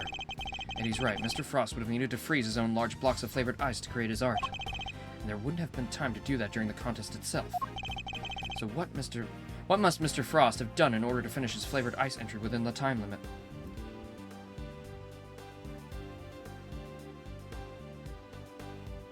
Make the ice the day before, make the ice the day of, make it out of something else entirely. Well, it melted, so... The one that makes sense is he would have done it before. He must have made the flavored ice the day before. Then all he would have had to do is sculpt. What are you muttering about now? Oh, I'm sorry. I just realized something, that's all. I realized that you're correct. Mr. E! I hope you know what you're doing. Oh, accepting defeat at last, are we? The only thing I'm accepting is that perhaps one of the things you said was true. They were helping one another right up until the day before the final. Just as you said, the day before the final really did mark the end of their collaboration. Mr. Frost's entry was carved entirely from blocks of flavored ice. Ice which would have needed at least a day to freeze. And whose flavors would therefore have already been prepared by Mr. Gusto. Yes, which lines up perfectly with what Mr. Gusto told me. That he helped Frost until the day before the final. In that case, why didn't Mr. Frost reciprocate and help Mr. Gusto in return? I could hardly be expected to read the minds of the dead. Objection! Well, actually, we can actually do that. There's lore and where we can do that. Somebody get Mia on the phone, please. Perhaps not, but I imagine Mr. Gusto could tell us. So why don't you let us speak with him? Or do you still insist your interrogation was as thorough as you claim? Actually, no. Mia would be a child at this moment. She's only like... How much older was she than Phoenix and Edgeworth? Like, only like 2 or 3 years. Yeah, she'd be like 10 years old. But Pearl can do it. Yeah, Amy. Get Amy. Yeah, true. But Pearl can also do the shapeshift fucking thing. So why not call Mia, you know?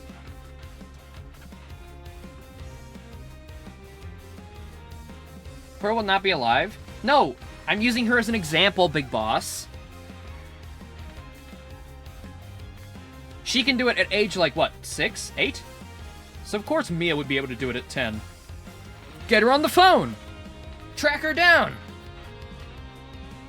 Get that ghost girl. Isn't Pearl a special case, though? A special case for the Branch family, wasn't it? All of the main family had the powers to do it at young ages, except Pearl was from the Branch family. Wasn't that the lore? Please, though, I would like to know. Am I right in remembering that? Maya and Mia were part of the main family, and therefore had the power running through them anyway. And then Pearl was part of the Branch family, which don't usually get the powers, but Pearl did. Right? That's the lore.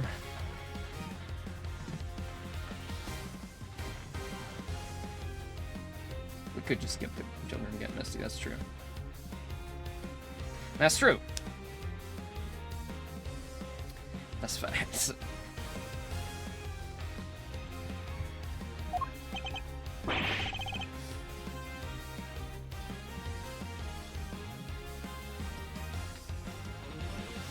How dare you call my methods into question?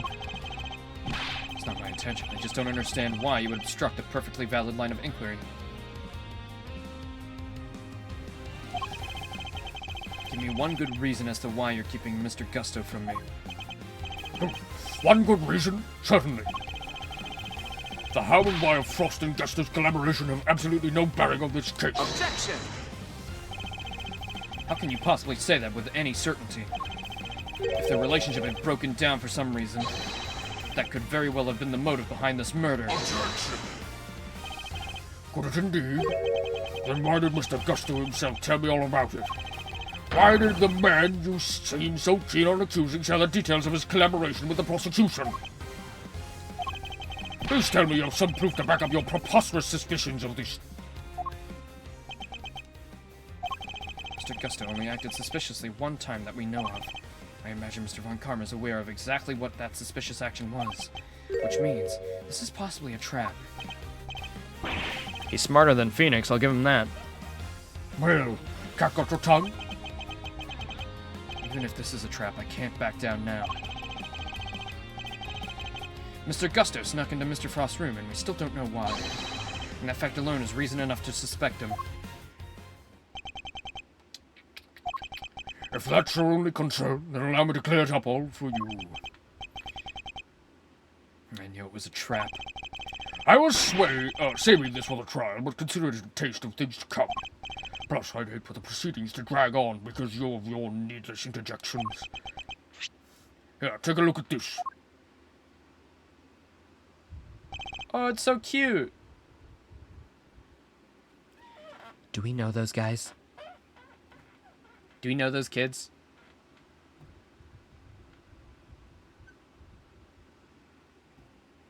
Welcome, students.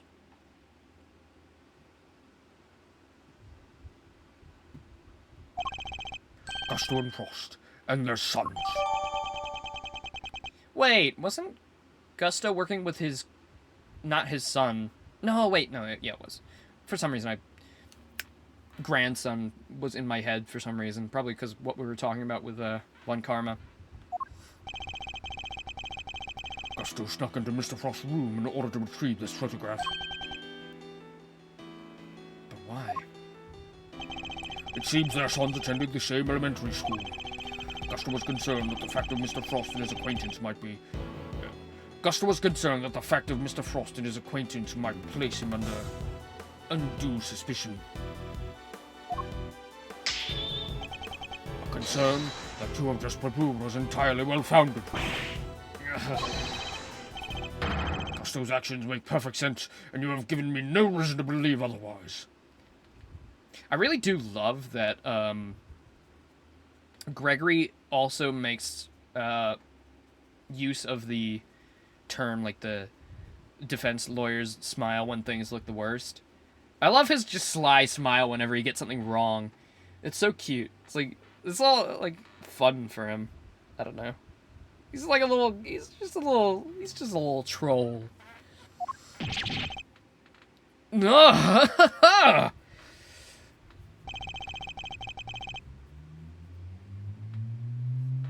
exactly. He's trying to bury the lead. He's never gonna let me talk to Mr. Gusto. Now, if you're quite done obstructing my investigation, I have things to be getting on with. That smug, self-righteous bitch! I'll give him something to get on with. What do we do, Mr. E? Mr. Tangaroa's finished if we can't figure something out. You told me it was Gusto from the start? Hey, not this time. I suspected him right from the start as well. Okay, mister. Can't take all the credit. As soon as I walked in the room with a man in all red with all the spiky aspects of a villain, I said, that guy is a murderer right there.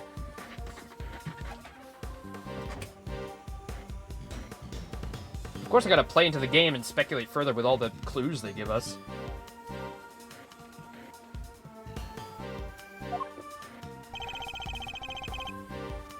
What exactly could those things be? He has a body, a murder weapon, and a suspect in custody. If the prosecution means to pursue Mr. Tangaroa, surely they have all they need. Do we know who died in the present? No, we don't know the second person who died. But I'm pretty sure the villain in the present is Judy. I'm pretty sure. Especially if Gusto is the murderer here, which I'm pretty damn sure of.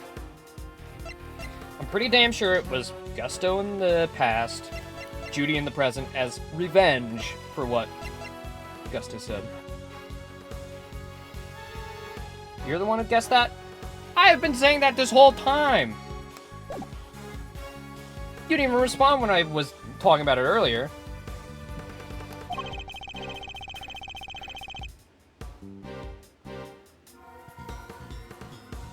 Okay.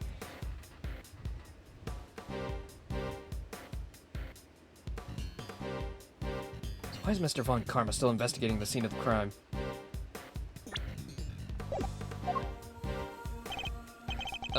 Something on your mind, Mr. E?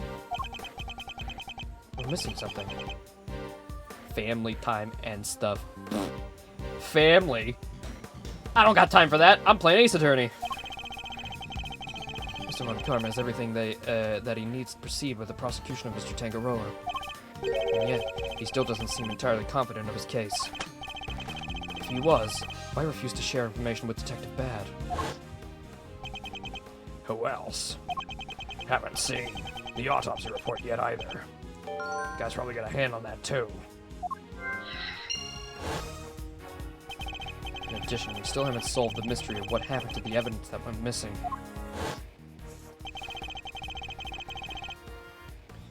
Take another look at the scene in front of us, Detective. Oh, okay, yep.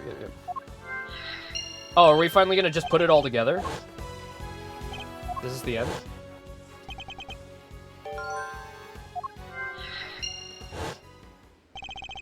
There were no traces of Mr. Frost's blood left in Mr. Tangaroa's room. Yet we found some in the fountain instead. Why? I already told you! They put the piece of the chocolate in the fucking water and it melted in! Come on, Gregory! Gregory! Blah blah blah blah blah. Bloop bloop blah blah bloop blah blah blah blah. Bloop bloop blah blah bloop.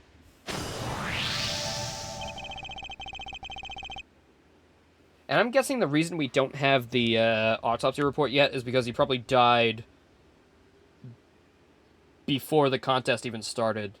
That's my guess. Like, he probably, like, died maybe the night before.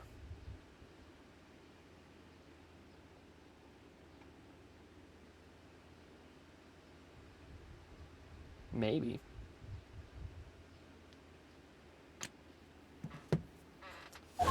Perhaps. traces of it showed up in the fountain. Why go to the trouble of removing the blood from the scene after the body had been discovered? And why only the blood? Surely the body would have also been in the way. Wait, could someone have moved the body aside to get to the blood?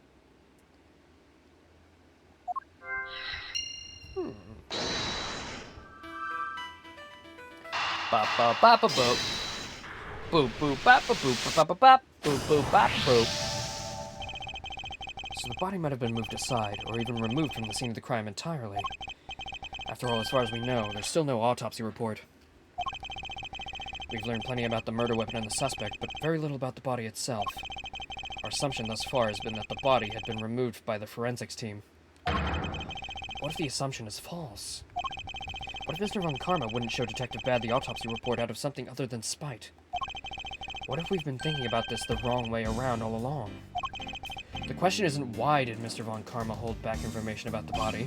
It's did Mr. Von Karma even have any information about the body in the first place? How do things look from that angle?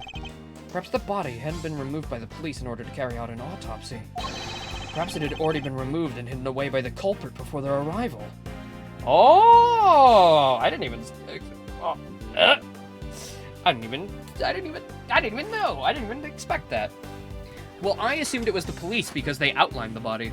But I guess we have a picture, so. Surely we would have gotten told about that, though. Mr. E?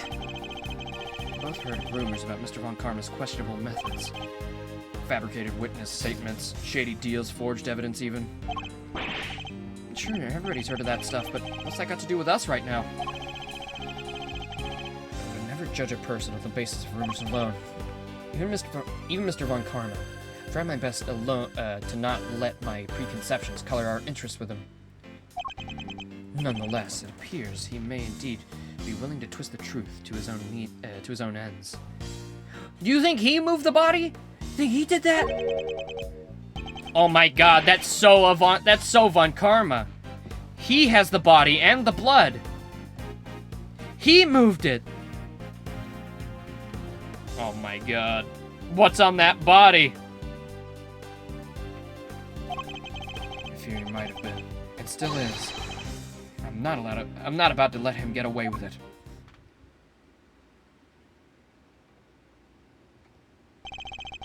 I'm returning to the prosecutor's office. Don't breathe a word about anything to that infernal attorney. Yes, sir. Hold it.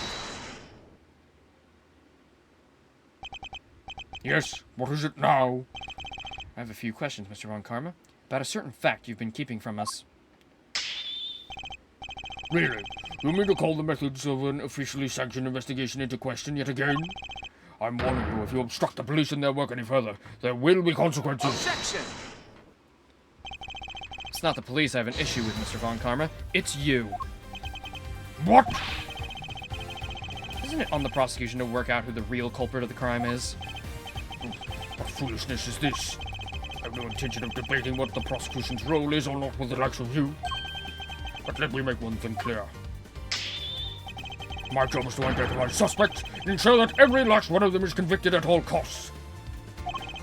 Believe me when I say, I leave absolutely no room for doubt when I present my perfect, unassailable cases. Objection. And how far would you go for your perfect cases?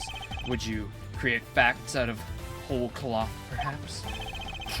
I thought you had outdone yourself already. But now you intend to accuse me of fabricating evidence? I do. Because it's why you have nothing but hindered It's why you've done nothing but hinder Detective Bad from doing his job at the very... Fucking hell. I keep trying to say a sentence that's not on the screen. What to say, like, oh, you've been obstructing Detective Bad for the whole fucking time. Because that's why you've done nothing but hinder Detective Bad from doing his job at every turn. Uh-oh. It's true, isn't it? What are you talking about? You didn't shut him out of the investigation because you wanted to keep an eye on us. You did it to stop him from finding out that you don't have the body. What? He doesn't have the body? Objection! I thought we were going with the point of him hiding it. Ridiculous. You're clutching at straws. I will tolerate no more of your preposterous slander. Then allow us to examine it. Prove me wrong if you can. I'm afraid you'll have to try a little harder than that. I'm under no obligation whatsoever to prove your baseless accusations one way or another. But don't you have to show it to the detective? Objection! As you must have seen for yourself, a piece of bloody chocolate is missing from the scene of the crime. Why did it disappear, and where did it go? What does it matter? Some blood went missing from the chest where the body was found, so what? So what indeed? That's precisely my question. If the body was still at the scene when the police got here, removing the blood would accomplish nothing. However, let us suppose for a moment that the body was not. If someone had wanted to erase any trace of what had happened in that room, then it all makes sense. Objection! What is this petty obsession with the blood stain? But it's so important to you, why don't you tell me where you believe it went? Of course, after all, evidence is everything, as you never tire of telling us. I believe this should back up my theory quite nicely. Boom boom bam ba doom ba doom ba da. Boom boom bam ba boom. Boom boom bam ba doom ba da ba da. Boom boom bam ba doom. Is it this? Found in the fountain, but not at the scene of the crime. Take that!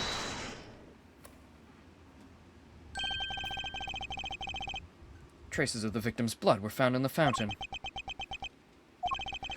along with traces of chocolate from Mr. Tangaro's room. I believe the missing piece of bloodstained chocolate was dumped into the stream that flows to the fountain, which strongly points towards one certain fact. Someone purposefully disposed of the blood after the body had been removed from the chest. Mr. Von Karma, where did you find the body? You didn't find it, did you? Answer me! Where did you get your hands on that kind of evidence? You have neither the authority nor the means to carry out that kind of analysis on the fountain water. No, but I do. Curse you bad. You've been a thorn in my side from the moment you were assigned. Well, no longer. As of now, you're officially off the case. I was barely on it in the first place. Mr. Von Karma, you still haven't answered my question. Will you admit it?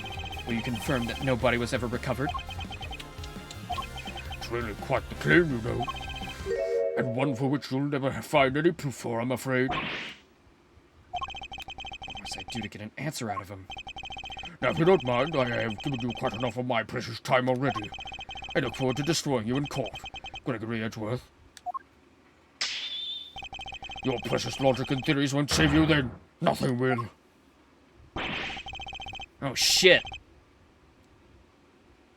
Oh, shit! He got away! Well, we knew that was gonna happen. No matter how you try to hide from the truth, I'll bring it all to light in the end.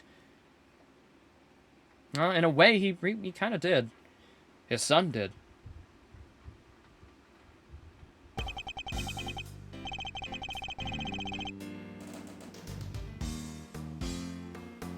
Forgive me, Detective. I didn't mean to put you in a difficult position. Don't sweat it. It was always gonna end this way. Honestly, nobody's ever sidelined me the way he did before. First time for everything, huh? You know, I think you might be right about the body being missing. We've entered the Switch 2 year? Yeah, I mean, you followed the predictions video we did earlier today. We did a 2024 ranking and a predictions. You missed it. We yapped about that for a while.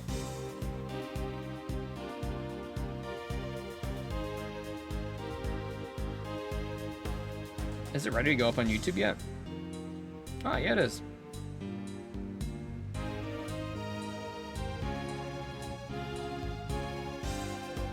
Excellent. Oh, I didn't post the tier list in the Discord. I probably should do that. I posted it on Blue Sky, but in case nobody wants to watch it.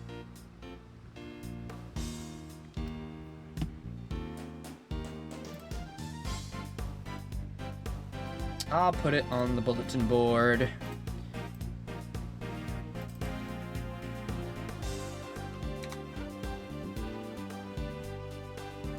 There we go. In case you don't care to watch the stream. Pizza Tower's been addicting? Glad you're liking it. I think you might be right about the body being missing. I am, and I'll prove it in court. Yeah, well, if there's anything I can do to help, just say the word. Since, I'm off the case now. That's very kind, and I'm sorry to keep asking favors of you, Detective Ban. But there is one more thing. Hey, what are you guys whispering about? Come on, let me in on the secret! Alright, Eddie. The detective and I were just arranging a little insurance for the trial. I think we have enough to see Mr. Tangaroa acquitted, but I'd prefer to have an ace in the hole just in case. And what is it? You'll find out in the courtroom. Wait, what? You're letting me join you? Of course I am. You're my assistant, after all. I'll be more than that by next year. I'll be a full-fledged attorney, We can take on Mr. Von Karma together. Indeed. Though I'm hoping we'll have freed Mr. Tangaroa by then. But if we're up against Mr. Von Karma, I guess we can't rule out the possibility that this might take some time. Right, but we'll do everything we can in the meantime. I know you can beat Mr. Von Karma, Mr. E. I believe in you. And this would take an entire year. Can't allow Mr. Tangaroa to remain in prison for a crime he didn't commit. And we won't. I'll expose Mr. Von Karma's lies if it's the last thing I do.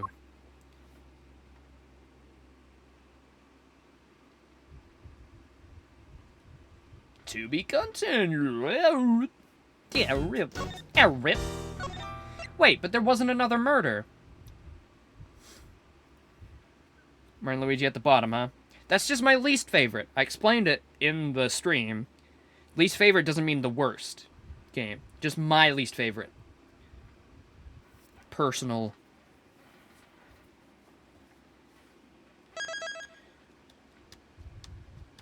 It would probably be in Dookie or Mid if I didn't have it in the least favorite.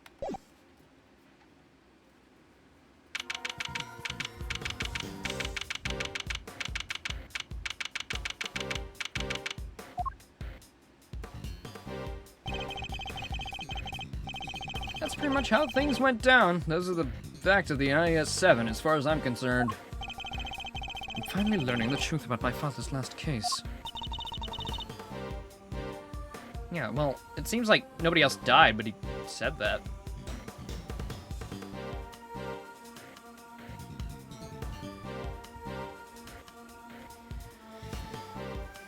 No, the Phoenix Wright trilogy didn't come out last year, Big Boss. Are you silly? It's all games that came out last year. It's 2024 games. Apollo trilogy came out last year, but I didn't play that yet. Yeah, no, the Ace Attorney trilogy wasn't last year. Apollo and Investigations were last year.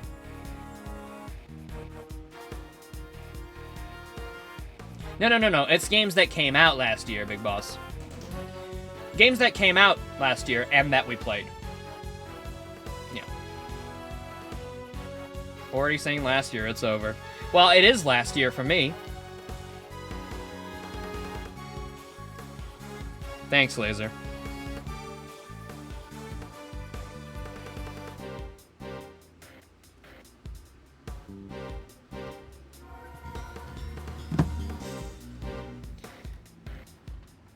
So what happened at the trial? Well, we lost. Von Karma did a real number on us. Really? You couldn't prove that Mr. Tangaroa was innocent? Oh, we could prove it all right. We had a decent little pile of evidence in our favor. Problem was, we underestimated Von Karma. He fought even dirtier than we'd feared. I can imagine. Secure a conviction at all costs. It was always his guiding principle. Yeah, ain't that the truth? Anywho, the trial dragged on and on. The whole thing took a year to end. I'll never forget the day the verdict came down. December 28th that following year. It's April now, so... Ooh, mama, we're talking over 17 years ago. Time sure flies, huh?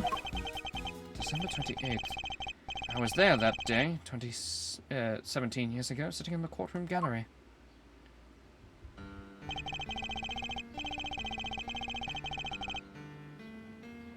Just before the trial got started, Gregory noticed that Samson was looking even worse than usual. Turns out the poor guy had finally reached his limit. It was so bad, even said he wanted to be found guilty. Wait, you mean They forced a confession out of him? Yeah, when Karma got what he'd been pushing for from the very beginning. And when Gregory tried to drop the bombshell about there being no body to speak of, he learned that Von Karma had used the power of the police to head him off at the pass. Even had himself a fake autopsy report. That wasn't the end of it. Von Karma had gotten Samson to falsely testify against himself to being an accessory to the murder in court. If only you had Mr. Phoenix right, he would have poked so many holes in there, even if he was bluffing the whole time. Combined with his confession, the poor guy's goose was well and truly cooked. But Gregory still had his ace in the hole, though. The same ace he asked Detective Bat to help him with. Exactamundo! He knew he needed one last card to play if they squeezed a confession out of Samson. So he had Bad record all of Samson's interrogations. I guess Detective Bad really wanted to know the truth too, huh? We all did. But he was a trooper. Stayed with the case even after Von Karma took him off of it. He was tied up with some other big case too. Good old Bad. They don't make him like that anymore. Hey, I'm standing right here. Anyway, Gregory presented the recordings as proof that Samson's confession was coerced. And you know what? It almost worked. A cop named N-Icecapades got fired. Samson's interrogator and the initial detective before Bad. He took the fall for pretty much the whole thing. But Von Karma didn't get away scot-free. In fact, he was disciplined by the chief prosecutor. For the one and only time in his 40-year career. So, is that kind of a retcon? Wasn't the only time he got punished for the other case? The case where he got shot?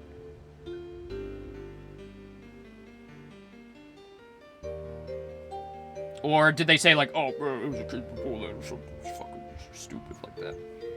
I don't mind this retcon. This is the case he got shot? Wait, what? I thought he was working on the... Oh, wait, no, that was the... It's... Oh. Oh, never mind. Shit. Fuck. That's a lot heavier than I thought. Poor Edgeworth. Finishing what his father started. Aw. Aw, that's so good.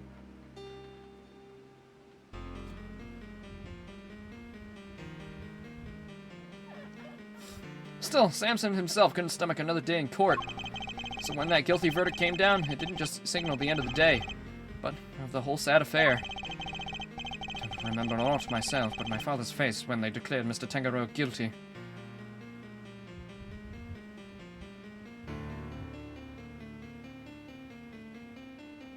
After this, he gets shot, but I thought that would be his only lose to right? Yeah, no, that's his only failure to get a guilty verdict. He got punished from this one. I was a young child at the time, but even I could tell how much he was hurting inside. Greggy wanted to appeal the ruling, of course. He would have done anything to clear Samson's name. But then, well, you know what happened next. Poor guy. Never got the chance. But Pino might be your current next Smash want. My one's Phoenix Wright. With an alt costume for Edgeworth.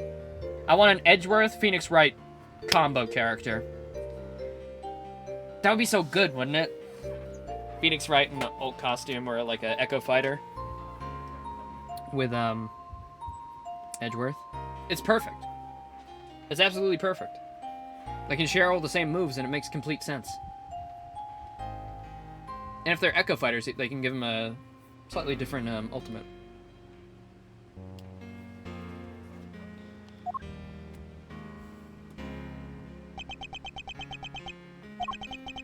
I should have left with him that day. I'll always blame myself for not doing that. But I shoved that aside and obsessed over something else instead. Or rather, someone else. I hated what you did. Hated you for choosing to stick with Von Karma.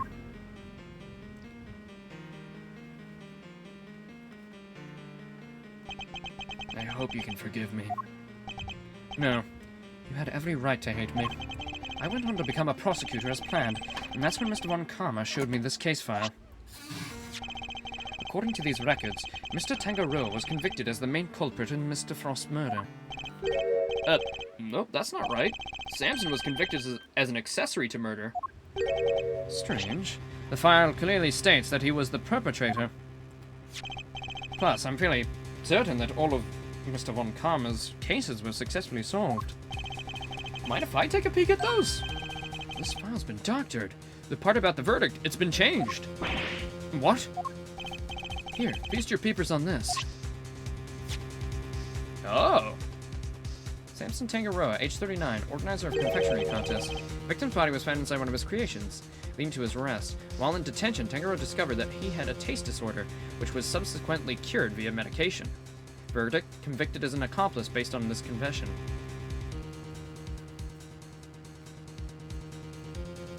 It is a retcon? No, not a rec... Well, kind of. I guess Von Karma changed it so that his 40 years would work. So really, it doesn't really matter, because that's completely within his terms to do so. And it still gives him the guilty verdict to complete the 40 years. So it's more just adding on, just giving more context to what did happen. I wouldn't call that a proper retcon. That's a copy of the file they have on record at the courthouse. Why is my copy so different? Well, you said it came from Von Karma, yeah? My guess is he didn't want Gregory's son thinking there was a murderer out there still at large. Didn't want you looking into it again before the statute of limitations was up. So everything I believed about the case was a lie? Like they say, you all gotta start somewhere. What's important is you know what's what now. The statute of limitations may have run out, but the truth's still out there, you know?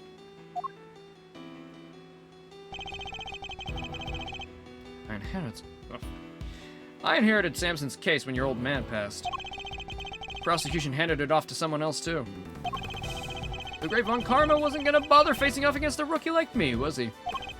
Anyway, long story short, the killer was never found, and Samson was found guilty instead. That's terrible! Is there really nothing we can do to help him? Not without the real perp, I'm afraid. Until then, his confession stands. Isn't he like 60 right now? Wait, how old is he? 38? 39? 18 years? Oh, okay, like, yeah, 50-something. 50-something? 58? Okay. He's not elderly, but... So yeah, we can still save him.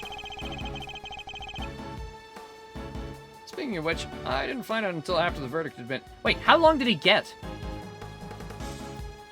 How long is an association to murder verdict? How long is the sentence for an association to murder? The sentence for association to murder can vary depending on the specific circumstances and the jurisdiction. However, it is generally considered a serious crime and can carry a lengthy prison sentence. Okay. In some cases, it may even be punishable by life imprisonment. Oh. Here are some resources that may provide more information about the sentence for association to murder in your case. Listen, Google, I didn't associate to a murder. Okay. I was just curious. Alright, jeez. Alright, somebody wipe my phone. We need to destroy this thing. Throw it in the fountain. They'll never find it in there. Well, Karma threatened Samson and made him a deal. Told him if he didn't confess, he'd make sure Judy was convicted instead. How could he? Samson knew there was no way Judy could have done it, of course. But he wasn't going to take any chances, so he did what he was told to, and confessed to keep her safe. Now riddle me this, Milesy boy. Why do you think your Uncle Eddie just happened to be in prison the day Bronco Knight died?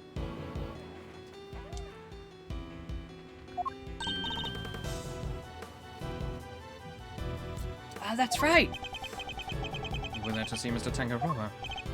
Bingo! Judy and I both promised we'd visit him every day. I didn't quite keep that promise. But Judy did. She never missed one visit in all these years. Come rain or shine, she always showed up. But none of that changes the fact that Samson's still being unduly punished day after day. How heartbreaking! We have to do something, Mr. Fender! Well, what are you gonna do? That's actually why we came here. The ice sculptures are back on display, just like they were all those years ago. And they're going to see... Oh, and we're going to see what we can find out, right, Malzarino? I'm a prosecutor, Fender. I don't look at these things in the same way as you or my father. Miles. But that doesn't matter right now. Speaking not as a prosecutor, but as Miles Edgeworth. I want to know the truth behind both of these cases. I'm not leaving until I do. Oh, you really are old Gregory's son through and through. Alrighty then. Now, that's sorted, we can really get to work. Good thing I brought the IS-7 case file and evidence with me, huh? Here, documents first. Who doesn't love paperwork, am I right? The parts in red ink are my annotations. Thank you, Fender. Here's some evidence for you. Enjoy! Far from today up on YouTube yet? It is ready to go up. I just need to make a thumbnail for it, and then it's keen. So, you'll have to wait or watch the Twitch VOD. Small mountain of evidence from the IS-7 incident received from Fender. But I can, actually, I can show you the predictions page we drew up, if you would like to see that. I'll post that on the Discord.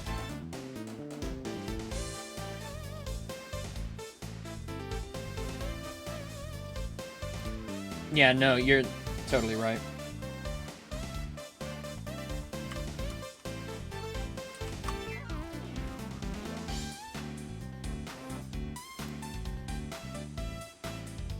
These look like the ramblings of a madman, honestly. And to be fair, I did kind of go a little mad. It was very hot when we were doing it.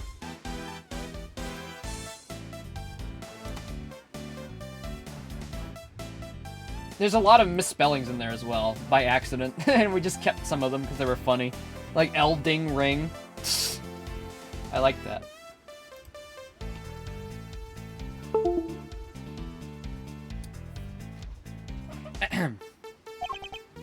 Is this everything?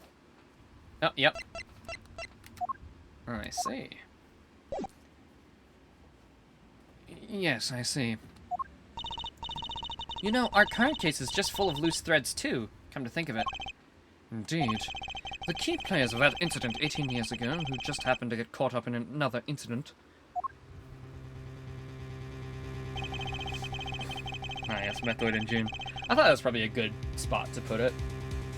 And I did also predict that they were going to do Prime 2 and 3 like they did Pikmin 1 and 2 for the fourth game in their respective series. It just makes sense, you know? And it kind of follows a pattern because we got a revamped version of 3 on Switch, and then we got a revamped version of 1 on Switch for Pikmin and Metroid, respectively. So it makes sense that it would follow that path. Whether that coincides with the NSO GameCube and they put 2 and 3 on there, I don't know. Oh, I know. 3 was a Wii game. Never mind. They'd have to do like a specific re-release. The ice sculptures in the Winter Wing that are perfect replicas of the ones from 18 years ago. The poison gas attack in the Autumn Wing, which was disguised to look like the Winter Wing. The 2 chemicals that were found inside the Pisces statue's display case, Ubiquium and Asphyxium. Microsoft IP mean? Means like a Microsoft game. Some type of Microsoft unique IP on Switch 2 at launch. My idea was Rare Replay, but a Nintendo-ified version. That'll have like the Banjo-Kazooie, Tooie, all like the regular Rare Replay stuff, but then it'll have Diddy Kong Racing and Donkey Kong 64 remastered. That was kind of just an idea I had. They're not like plausible things, but it's just like, you know, it was a cool idea. Wanted to put it on there. Form a poison gas when mixed together. The victim of the gas attack, Carmen Augusto, who is no stranger to the events of 18 years ago, and who is still unconscious and undergoing treatment in the medical room. And finally, we come to the body laying face down in the fountain. Who is it? And the fact that the ice sculptures have melted, just as they did all those years ago. The events of the present day would appear to be intimately linked with the events of the past, which means they may be able to help us learn more about what happened 18 years ago. There was a bit of like a clickbait when Fender said, oh, it's like everything's happening the exact same way. Oh, there's another murder. And then that never happened.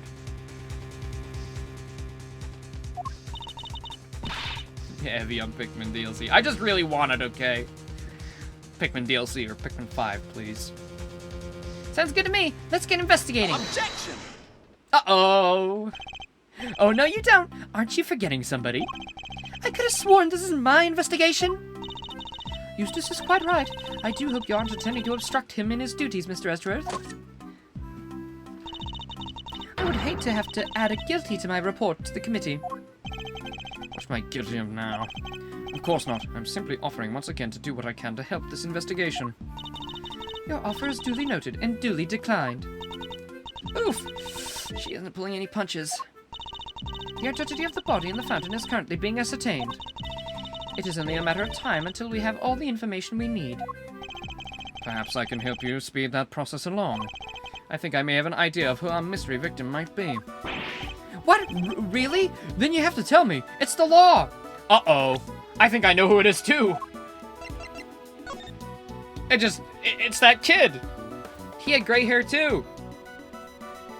I think it might be Frost's son. Oh, fuck. Oh, shit. Wait, hold on. Wait a minute. I don't like where this is going. Very well. Maybe it isn't just the ice sculptures that have resurfaced after 18 years. The body in the fountain may also be a visitor from the past. Oh, he's 57 now, yeah. Okay. You want me to say Artie Frost? And then it's like, oh, it's his son. Take that! I believe the body in the fountain is that of the man who was murdered here 18 years ago. Oh, shit! Wait, no, it's just actually him? Oh, right, his body was missing! Duh! Why did I think it was his son? That's very morbid. Mr. Artie Frost. What? You're saying that was poor Chillywinks? Wait, who the heck is Chillywinks? Or Artie, or whoever you're talking about. He was hidden in the fountain! I don't think he was dug up, Laser. I think he was hidden in the fountain this whole time. If the chocolate was in the fountain, why not put the body in there too? Would make sense they were both in the same place. Artie Frost was a famous sculptor, Eustace, although he was better known as Paul Halleck. The sculptures on display here are all his works. No way! Sounds like he did well for himself. Always good to encounter a fellow winner. Mr. Frost was also the victim in the IS-7 incident. Judge Gavin knows about the IS-7 incident. Mr. Edgeworth, the IS-7 incident is an 18-year-old case, and according to the police records, the victim's body was recovered and an autopsy duly carried out. Sure, that's what the records say, but the records can't always be trusted. What are you insinuating? That, while the records say stuff like, body totally recovered, the defense back then begged to differ.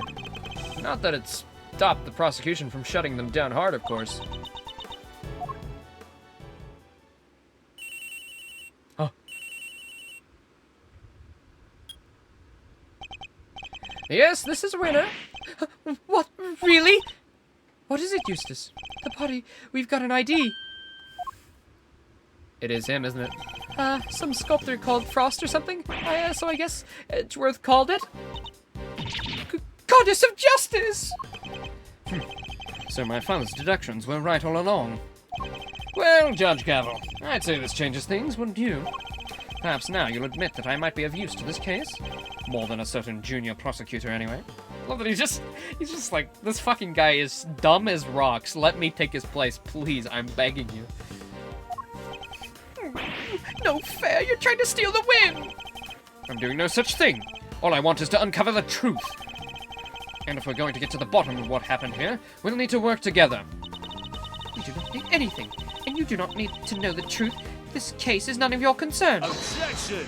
Actually, it is, his dad's final case, so, yeah, I think it kinda is.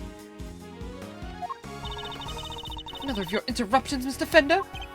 Yep, see, I was on the defense team for IS-7, so this case is very much my concern. I was one of the pesky kids pushing the theory that the body had actually gone missing. The prosecutor at the time might have brushed us off, but you can't deny that testimony of your eyes. Or, to put it a little more bluntly, the prosecution's case was rotten from the ground up. When there's a miscarriage of justice caused by the prosecution, it's the committee's job to fix it, no? And who better to help you unpick the mess than someone who was there at the time? Unless you have an ulterior motive. Judge Gallo seems to know the facts of the IS-7 incident in some detail. In which case, I suspect she must be here on the committee's behalf. Your connection to the case is noted, Mr. Fender, but I fail how it sees to it, how it... Ah!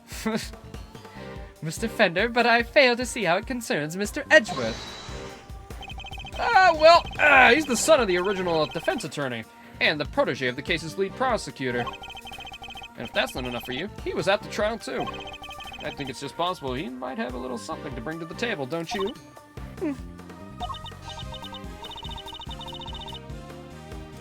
Very well, you may both assist in the investigation, but only if you refrain from interfering with the work of others. The Winter Wing is off limits for now. This room, however, is all yours. Alrighty. Well, great to hear we're on the same wavelength, G. Why don't we bring it in? To show we're all on the same side of justice. Bring your balls here now. Do not test me, Mr. Fender. Your permission to investigate can be revoked at any time. Duly noted, Your Honor. This is a turn for the books, huh, Milesy? We get to do our own thing after all. Thanks to your immeasurable help, as always. No sweat. Besides, I was mostly doing it for me.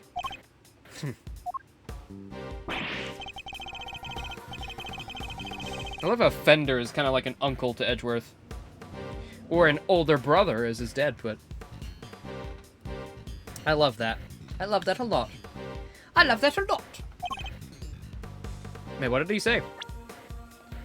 Okay, I'll be investigating my own thing, so just holler if you find anything.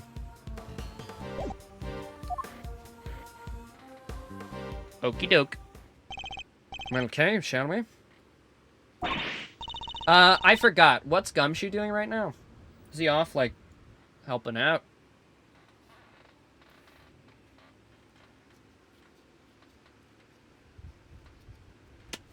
I guess he doesn't really have a place on the case, but he's like the only detective. We're still unclear on two key facts. How Mr. Frost's body came to where we found it, and the source of the ubiquium. You're right, we need some more intel. Indeed. Let's focus on the ubiquium first and foremost. Well, it's used in stuff like dish soap and paint, right? Correct. It's also bright red in color and has a distinctive minty fragrance. Okay, so sounds like we gotta find some candy canes. Probably dealing with the body? Oh, yeah, true. True, true. So true, bestie. Hey, Edgy! Get out of the way, will ya? What are you talking about, Larry? I'm trying to sketch the lovely Verity. I just know it's gonna be a masterpiece, so quit getting in the way. Oh, nice. How far'd you get? Well, I just mapped out my composition, so I'm ready to go to work. Then surely it's a little early to be declaring it a masterpiece. That's our Larice.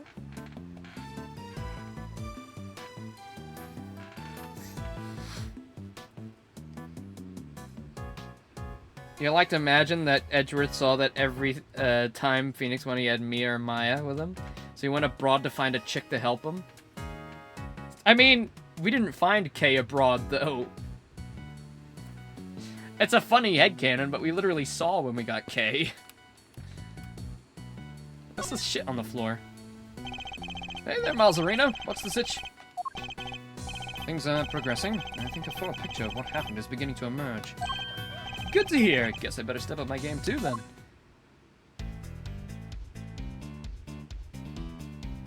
He failed though? Well, we also didn't want K. This case seems to have a lot in common with the incident from 18 years ago. And how? It's got a lot. Melting the statues in the Winter Wing and even the murder victim's body. But how did nobody ever figure out that the body had gone missing? Frost had no family apart from his son. And well, the kid kind of vanished. Nobody's seen him since around the time of the incident. Gusta's son too. And his best pal from school both just up and disappeared. What? And they were never found? Gusta's body wasn't. Not as far as I heard anyhow. Are they both dead? Guess Frost Kid turned up in the end, though. He collected his inheritance at some point. Oh. But yeah, with no family around just after the incident, Frost got no funeral, nothing. Nothing. So no need for the police to release the body, and no need for anybody to find out they didn't have it. They just filed their fake autopsy report, and nobody was any the wiser. Well, almost nobody. Still can't believe Mr. Von Karma would have stooped so low.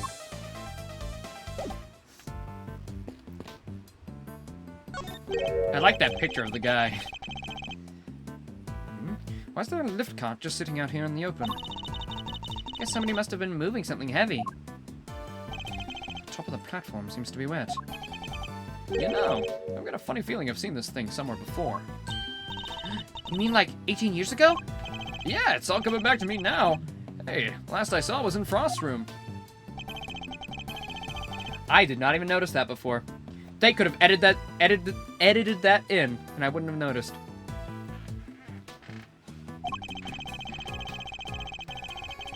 It's one of those fancy numbers where you can change not only the platform's height, but its angle.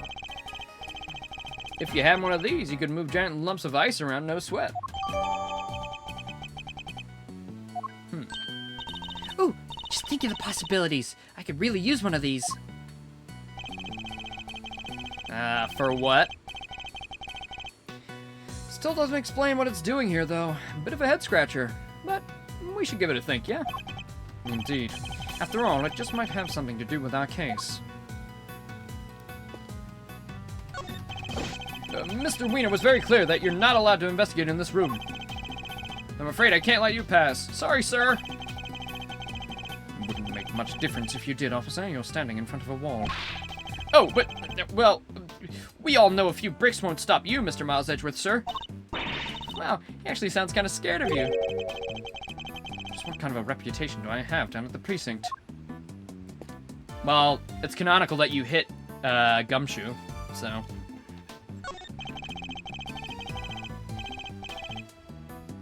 Selection of trophies won by Paul Halleck, or rather, Artie Frost. Evidently, he was a very well-respected artist. Well, you got one too, Mr. Edgeworth. So it's about time I won one too. Guess I'll have to find something in that thieving contest to enter. Or, you could set something up, something with a nice ceremony at the end, all that? Yes, followed by a swift round of arrests.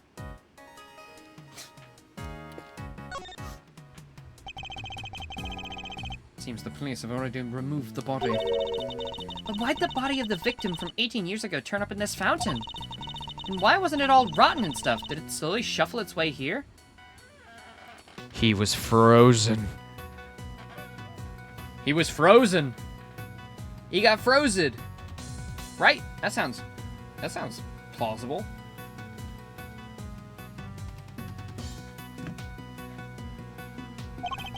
Need I remind you that zombies aren't real? It seems likely that the body was preserved somehow. Really? Is that even possible? Hey, forensics guy, anything to report? Yes, ma'am. Traces of both ubiquium and asphyxiant have been detected in the fountain. I'm gonna say they were probably carried here by the stream from the autumn wing. In addition to those two chemicals, there's also a large amount of sugar.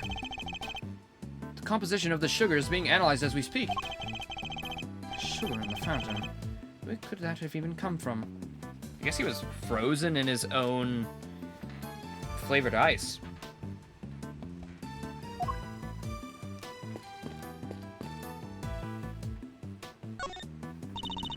It's the sculpture of a brave warrior battling against a serpent. Did Paul Halleck make this one too, Mr. Edgeworth? Yes, he did. It seems he was fascinated by fantasy and mythology when he was a young man. This piece embodies the tragic yet gritty determination of the young as they face the impossible situation. It's called the math test. Talk about relatable. The math test. Like fighting a giant snake. So true, bestie. Oh, I can't drink this. It's gone really warm. What? 3 hydrates? 4? 5? Oh. I guess my voice is kind of going, isn't it? 6? Wait, how many are you doing? Oh my god. Another one! Another one! Another one! Jesus, okay. Shall we count together, kids? Come and count with me. Should be 15. All right, well, let's confirm that, shall we? 1, 2, 3, 4, 5, 6, 7, 8, 9, 10, 11, 12, 13, 14, 15. Yep. You're right about that. All right.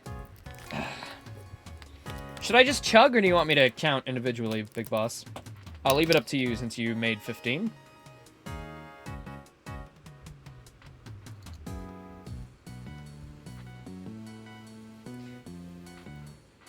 Chug? Alright.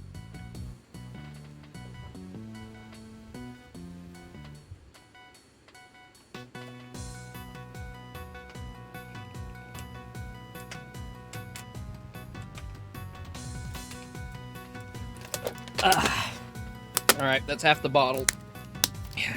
I could have done the whole thing, but I actually didn't know whether to do the whole thing or not.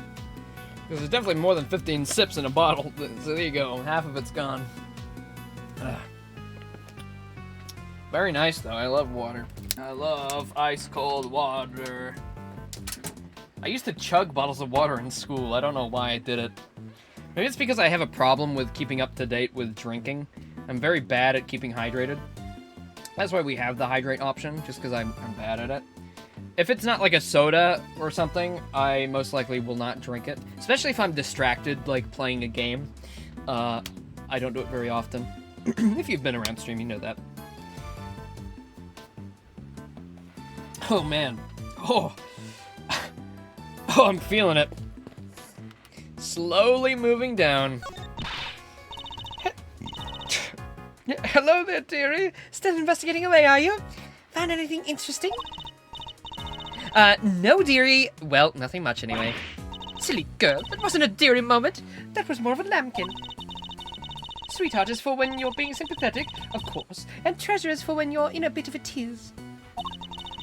Love is for people you're not that keen on, and petal you use on when you're trying to get someone's attention. I didn't realize there's so many rules. Mr. Edgeworth, petal! I hope you're getting all this down. Don't even try it, Kay. Oh, dearie me.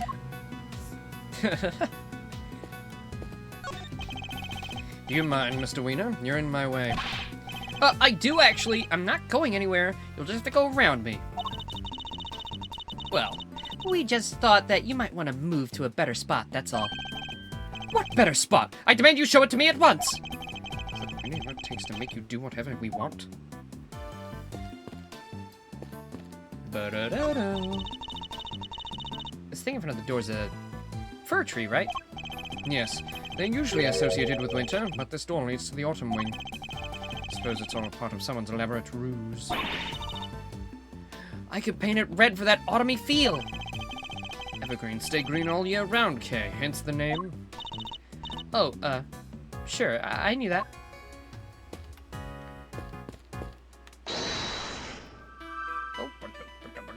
Minty fragrance.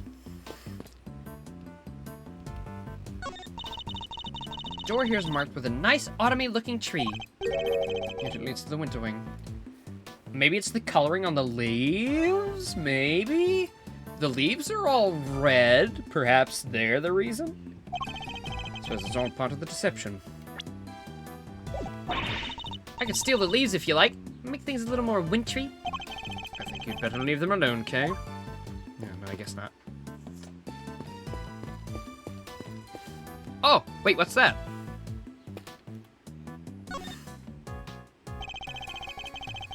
Miss Bound's tea set is laid out neatly on the serving cart. Is it in her tea?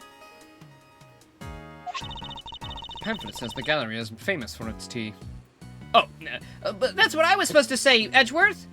Oh God, Laser. Oh, really?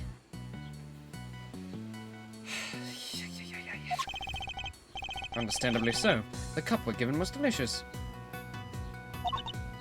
Looks like all this stuff is designed by Mr. Frost. Interesting. In that case, I think we'd better take a closer look. Can containing saline tea leaves. It's a well-crafted tin canister designed to prevent moisture and sunlight from damaging its contents. Not a bad thing to use considering the quality of the blend Miss Bound serves. 5, huh?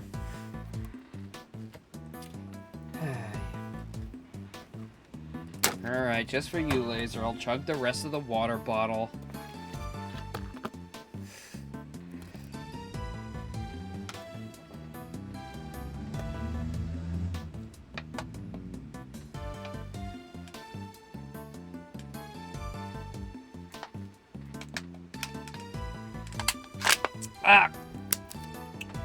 Empty. See? Can you hear the fucking bottle compounding into dust?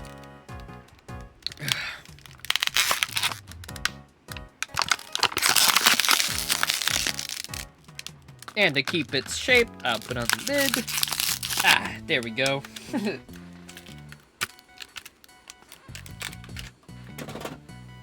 Alright. The tablecloth draped over the cart is pure white and completely spotless. And it's waiting for me to grab it on the edge. Grab it by the edge, clear my mind, and whoosh! Okay. I cannot stress enough how bad of an idea that would be. Oh, come on, what's the worst that could happen? Even if it does all go sideways, we'll wind up just with a cool tea-colored tie-dye. Yes, well, I'd rather it remained white. Plus, I don't think Miss Bound would appreciate us meddling with it. Really? There's so many other colors that would totally work.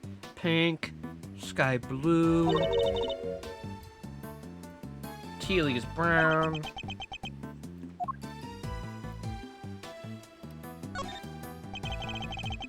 So this dishware was made by Auntie Frost. Looks very fancy. Oh, it is. I'm willing to bet that this can fetch something in the thousands of dollars. So let's try not to touch any of it unless we absolutely have to. Whoa, this stuff's really worth that much? Stop it, Kay. I can see your eyes lighting up. Miss Bound really must be a fan of Mr. Frost. Like Fender said, to still have this.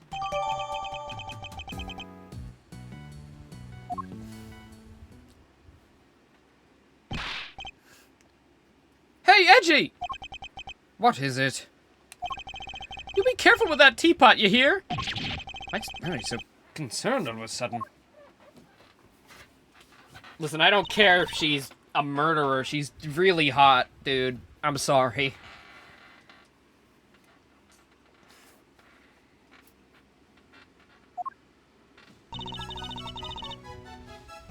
I can pour you a cup if you like. Yeah, Miss Bound. Judy. I'm good, thanks. No tea for me.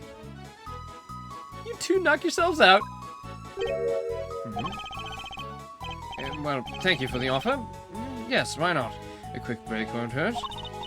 2 cups coming right up. Get a grip. No! I refuse! Let me be thirsty. This smells great. Wow, it tastes even better than it smells. What kind of tea is this, Mr. Edgeworth? It's Ceylon, I believe. It's usually identifiable by its citrus aroma. But, Miss Bound, is this the same blend you served this morning? No! No, Laser, I didn't mean that kind of thirsty. I'm definitely not thirsty right now. Why, yes, is it all right? There isn't anything wrong with it, is there? No, not at all. It's just that the cup you gave me earlier had a slightly different aroma. Oh, the tea smells different, eh, Luigi? So now all the evidence that she's the villain's gonna pop up, huh? Really, that's odd. I used the exact same blend both times. I can't see what could account for the difference. Hey, what's the big idea? Quit being mean about Judy's tea, will you? What's gotten under your skin, Larry? Nothing. You're just rude, that's all. You don't even try to call me by the right name. It's Laurie's Donham, dang it. You know what? I'm done. I'm not talking to you anymore. Well, that was childish, even for him. Ah, what happened there? Let's ask him about it later, shall we? Talking to Miss Bound is more of a priority right now. We may not have any evidence to prove that she's the culprit, but it does seem likely that the poison gas was her doing.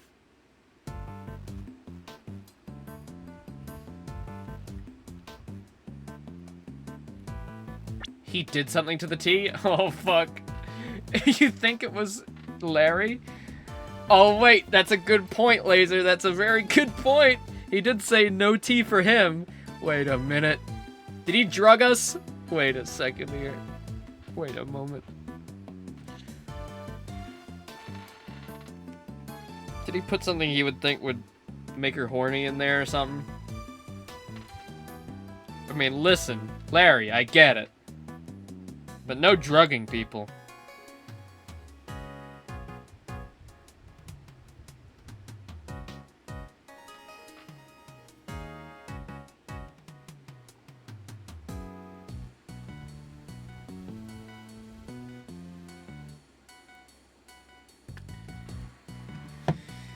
Doesn't he have a girlfriend right now? Yeah, did mention that. Well, you know Larry, it's probably not even a real girl. Or she's very much not his girlfriend in any way. Where were you before you rejoined us here, Miss Bound? I had to go tell our visitors we were closed. Oh, and hand up a little something in apology. Was there something you wanted to talk to me about? Yes, a few things, actually. Not least of all, the fact that I think you might be the one who set the poison gas trap. Well, yeah, me and Edgeworth are finally on the same page. The original ice sculptures made 18 years ago, correct?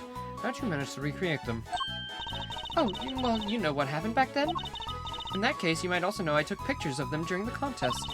I commissioned the creation of a set of replicas based on those photographs for this current exhibit. Why go through all the trouble of creating replicas? Mr. Frost's Zodiac series was his great unfinished masterwork. I wanted to see it completed at last. Or rather, recompleted. It was my fault that the original set melted in the first place, after all. I see. Is there any particular reason why the winter and autumn wings look so similar? Oh, my, you really think they look alike? Perhaps I used some of the decorations from one and the other by accident? Well, she's clearly lying. So easy to tell. I don't have the evidence to prove it just yet. Well, then why not put it together, shall we?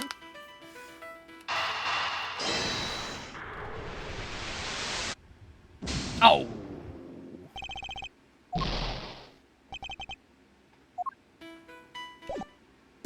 Alright, let's bring up the tea smells different, if we can.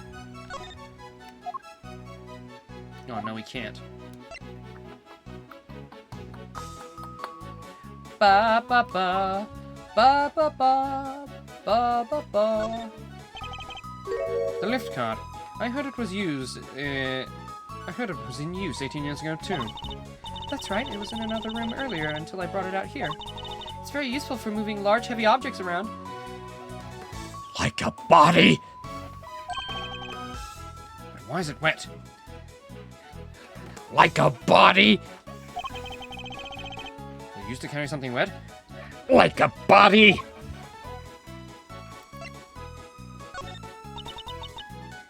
The hunt is on. The truth will come out! I don't know what that's about. I guess we're going to find out. Have I inadvertently stumbled onto the set of Cake Crimes the Musical or something? I'd watch that. I'd fucking watch the shit out of that. Do do do, do do do, do do do. Well, she did have something to say about the lift cart. I'm surprised she didn't say anything about the tea set, as it was her favorite thing.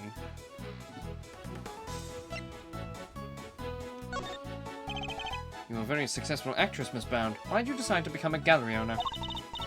Well, you know, the two things don't feel all that different to me. Movies, musicals, confectionery, the sculptures, art, they're all the same, really. They all have the same aim in mind, to evoke an emotional response. That's what all artists strive for. So is that what Larisse is striving for, too? Well, let's get one thing straight. Try as Larry might, a fancy name does not an artist make. Ooh, ooh.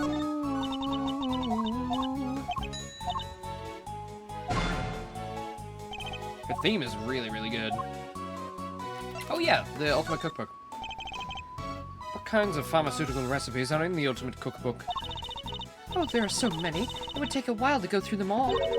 But if you really want to know...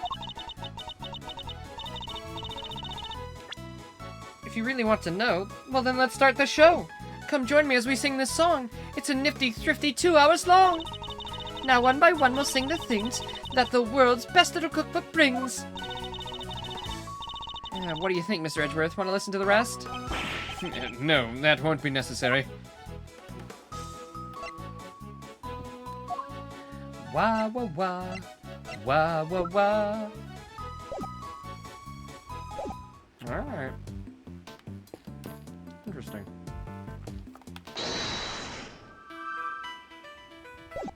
Tea smells different. Did I really not get... Is there something else? Oh no, it's done. That must mean it's fully done then.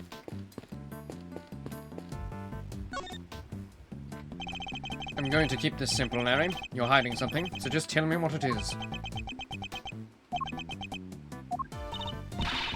Whoa, did it with the glare off, you two. It's weird. Oh, come on, Gay. You know me better than that.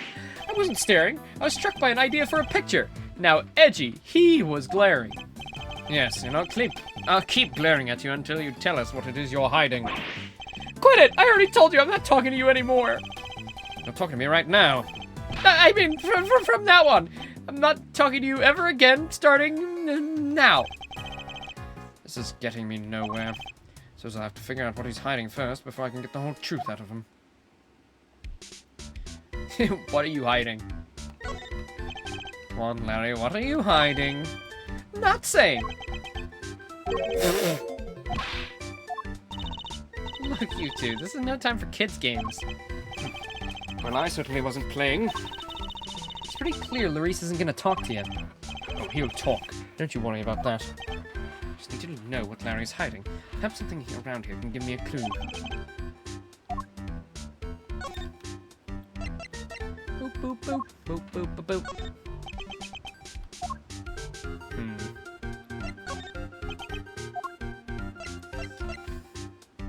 Salt lamp.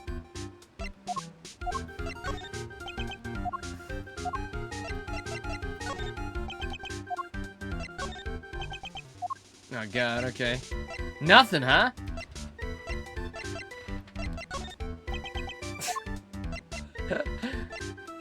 Nothing. You nothing from what we have already. Okay. Oh yeah, he's done for now, okay. You're done. The body's been taken back to the lab, sir. Autopsy's underway. How's the rest of the fountain looking? Rather beautiful, actually, sir. The water's crystal clear and kind of soothing. Almost as if there wasn't a body floating in it. Almost as if there wasn't a body floating in it not so long ago, hmm? So yeah, so the body was being kept somewhere. It was frozen. And then brought back down and dumped into the fountain. What is this thing? It's a man with a moon-shaped head and a woman with a sun-shaped head. The man's got a real pained look in his eyes, though. Is this another Paul Halleck piece? Yes, from his younger years, he was something of a dreamer. He depicted those closest to him by means of a motif taken from nature. The piece is titled My Parents. Guess the mom shone brightest in that house. Oops.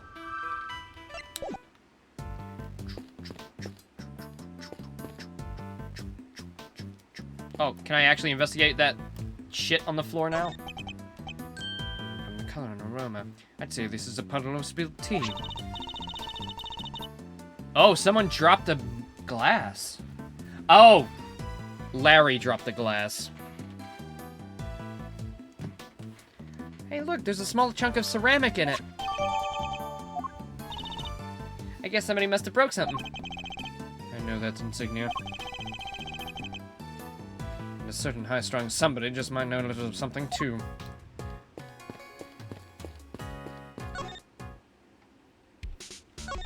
Larry, did you break the fucking mug?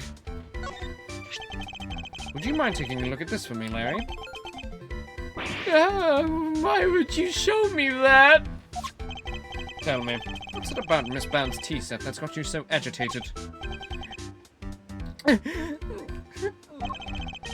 If you won't tell me, then perhaps you'd prefer to explain it to Judge Gavel? Wait. Don't make me look bad in front of Verity. She thinks I'm some sensible, cool, clean-cut guy. I don't want her to see the real me. The real low-down, dirty me. I'm not so sure anybody here thinks you're particularly clean-cut, Larry. But if you don't want her to hear so bad, if you don't want her to think so badly of you, the best thing you can do is talk to me. All right, I'll talk. Alright, Larry, enough is enough. Now confess. Is there any way to treat your best friend, Edgy? Is there any way for you to treat yours? By lying to him? Hiding things? Bold of you to think you're my best friend, Larry. Have you forgotten a certain bluffing defense attorney? Definitely ranks above you. Not much above you, but above you nonetheless. I get the picture already. Stop glaring at me like that. I'll tell you everything, okay? Earlier, I thought Verity might like a cup of tea, so I went to pour one for her. But I got distracted and my hand slipped and, well, smash. I broke the teapot, a priceless work of art. It's in pieces because of me. No words exist to describe how far away I saw this coming from. Ooh, you really messed up this time, Larice. See, Edgy, everybody's going to think less of me now. Judy's never going to forgive me for this. Crying to me won't do you any good. I think you need to apologize to Miss Bound. He's gonna grovel. My teapot, I see. I'm sorry, Judy. I'm so sorry. I don't have any money, but I'll paint your portrait. I'll paint you 50 portraits. Please, Mr. Donham, it's really me you should be apologizing. How could I have failed to notice that there were broken pieces of ceramic on the floor? Somebody could have been hurt. Here, let me make sure this is safely disposed of. The teapot in question was designed by Auntie Frost, correct? I understand it was something you've long treasured. You must be upset. Oh, I am. But of course, all things break eventually. And as luck would have it, I have another identical teapot as far from the end of the world. Oh, it's far from the end of the world. I was like, wait a minute. Judy takes out a gun and shoots him executioner style.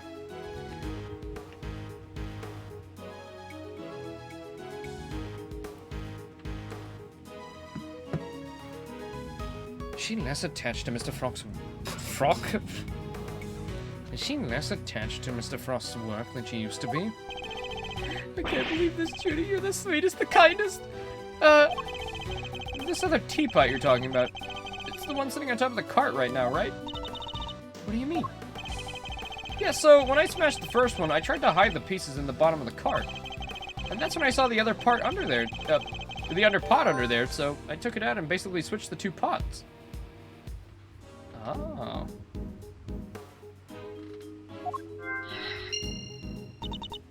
Oh, I see.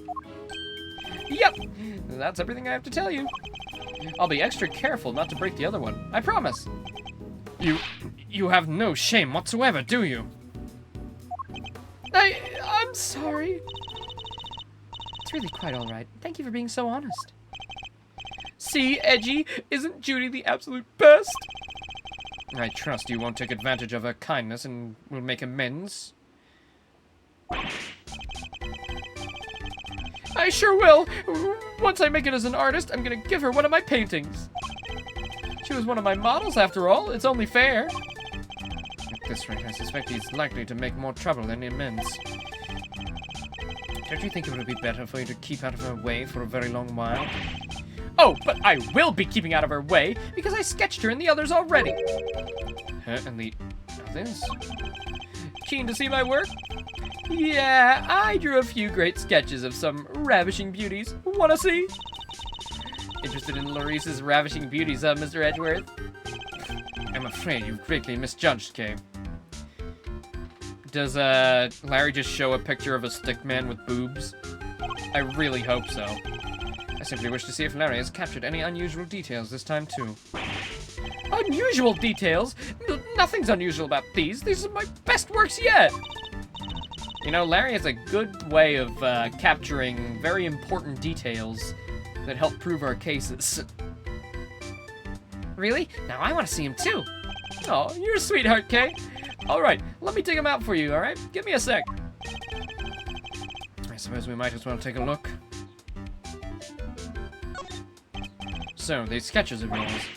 Seriously, Edgy, if you wanted to check out my art, you should have just said so from the get-go. Here, feast your eyes on this. What? It's so good. That's really good.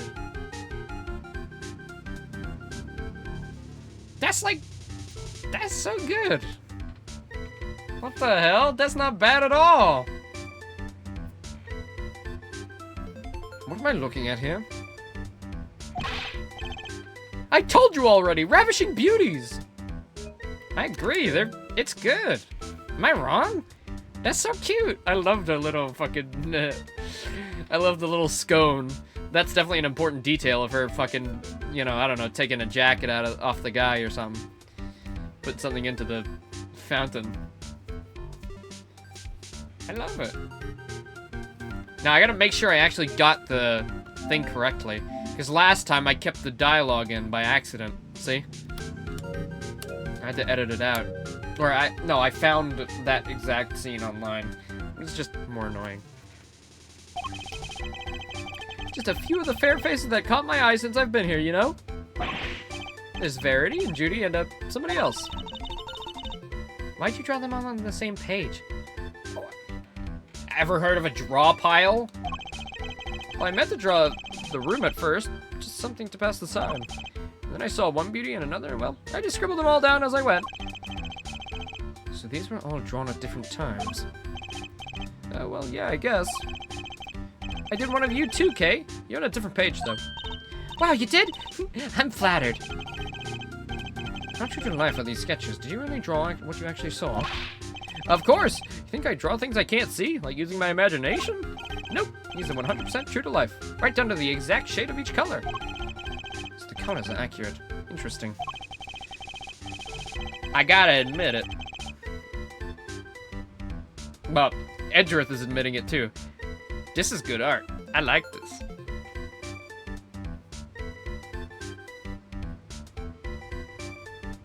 As much as it pains me to admit, Larry may have provided me with a useful piece of evidence once again.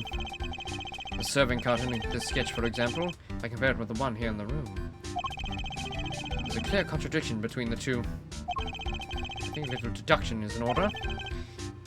Could I borrow this page for a while, Larry? Sure thing. You want me to sign it for you? Just the page, please.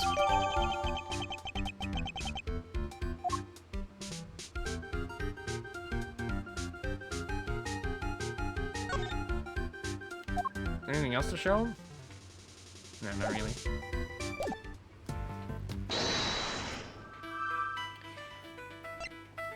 Switch teapots. Tea smelled different.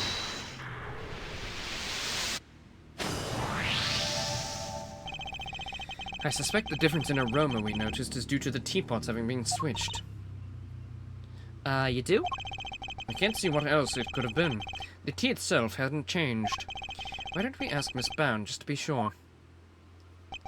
Miss Bound, the difference in the aroma we noticed, do you think it could have been because of the different teapot? I suppose? My cup just now had a subtle minty scent, rather like uva tea. Oh, I just remembered. I made some peppermint tea in that pot only yesterday. That must be where the minty aroma's coming from. Oh yeah, nice save. Could that really be it?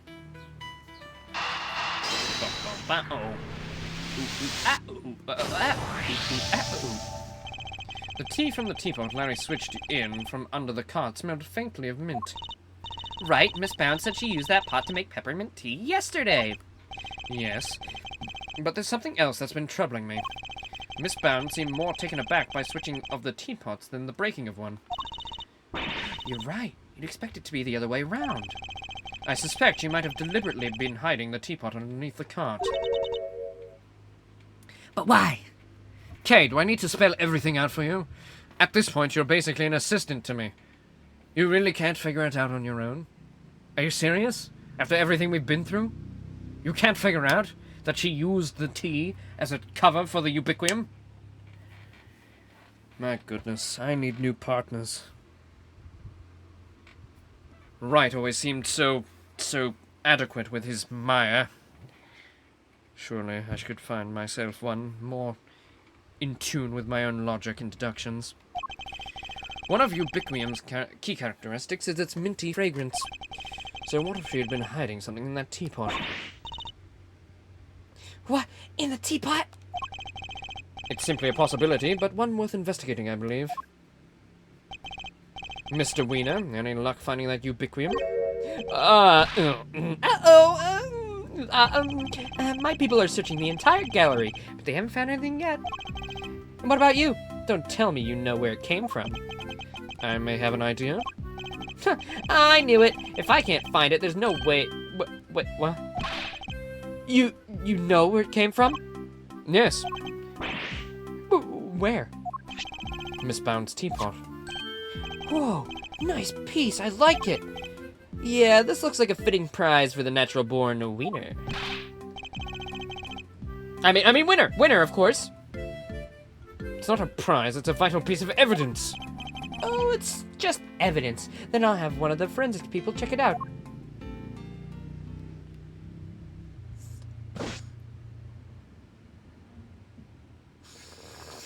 Where'd she come from? Mr. Edgeworth, is there a sort of problem with my teapot? Possibly.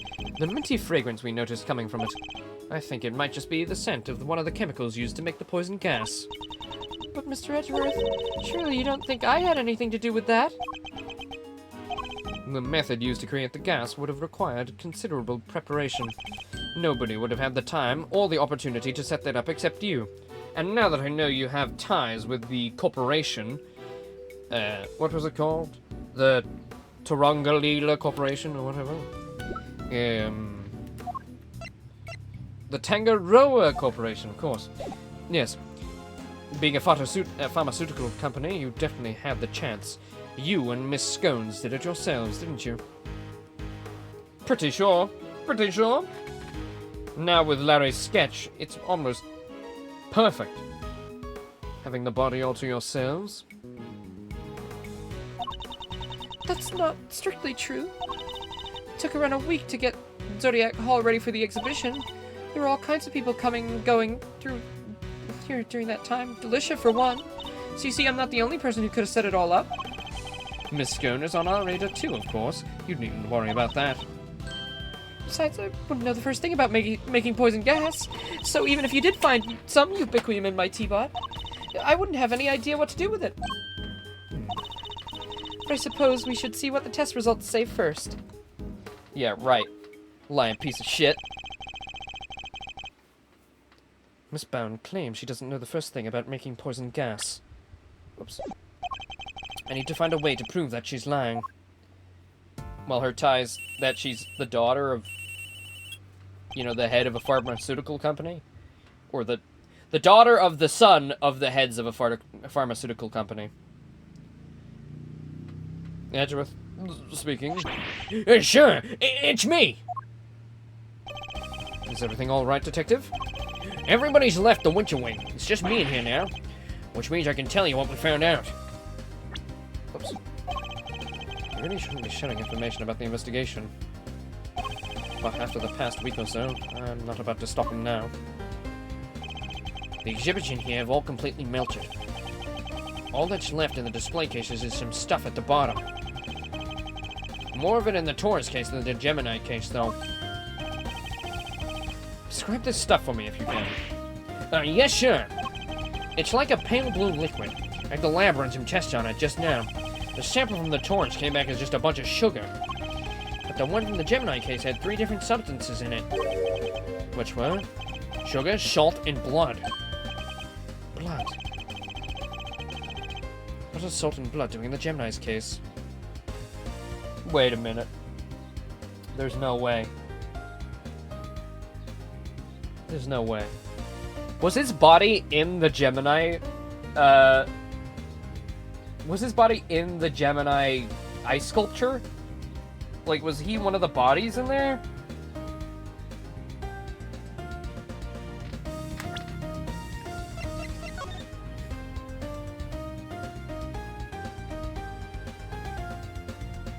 Maybe. There's plenty of room.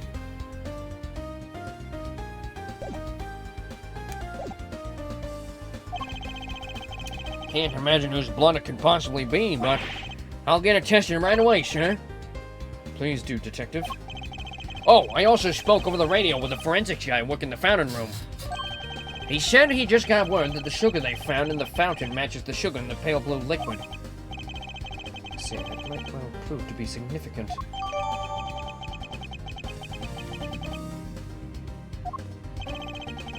Anything else to report, Detective? Yes, sure. We found one of those light-emitting devices here in the Winter Wing, too. There were a few of those being used in the Autumn Wing to disguise it as the Winter Wing, as I recall. Seems the equipment from 18 years ago is more than just for show. I need to talk with Miss Scone about this. Anyhow, I better be getting back to it. I'll let you know as soon as we hear from the lab about the blood. Yes, thank you, Detective.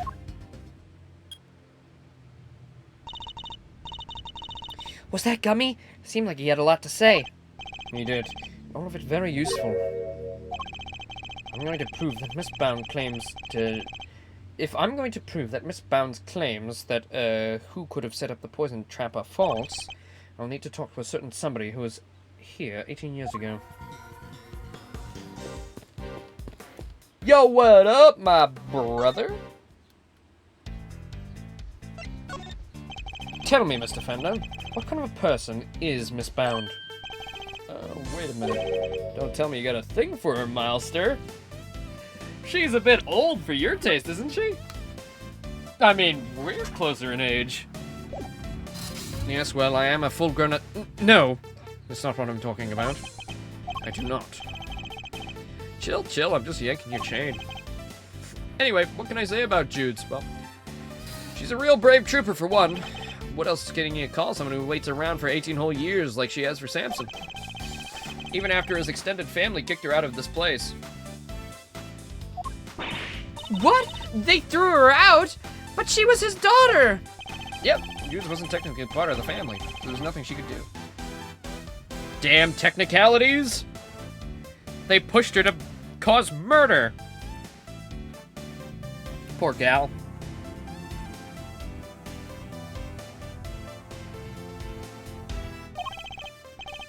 She had nothing, nobody, and no job after Samson took the fall. So she had no choice but to take what he taught her and make her own way in showbiz. She's retired from all that now, though. Yes, why did she retire? She'd finally had enough, made enough to buy the place back. She even got the Ultimate Cookbook back from the Tangaroa group, after they basically stole it. Covered the house and the Ultimate Cookbook. So the Ultimate Cookbook does have recipe for poison gas in it. Great. I'm sure crack cocaine is also in there. Guess this place and everything to do with it was all she ever cared about. So she just wanted it back, all of it. Fender seems very sympathetic to Miss Bound's plight. But from a less charitable perspective, she has in a way taken everything of Mr. Taggart Rose for herself.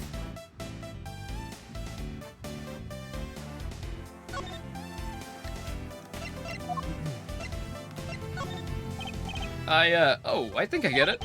So this is it, huh? The key to unraveling this whole mystery? Yes, perhaps. Great, you, keep hold of it then, yeah? Quickly, now back in your pocket it goes. I guess he doesn't think much of it. I thought that was a unique piece of dialogue, but then, nope. What about this?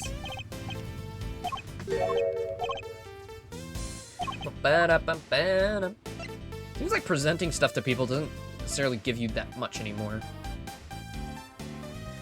Like, it's not as, like, hinged on it.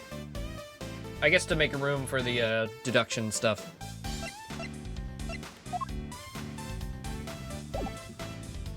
Anyway, that did give me a piece of evidence I needed.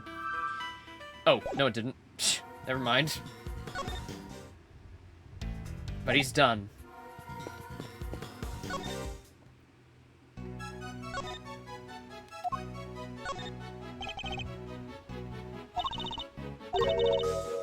Alright.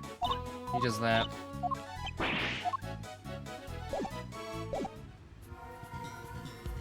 Ba-ba-dum, ba-ba-dum, ba-ba-dum, ba-ba-dum, ba-ba-dum, ba-ba-dum.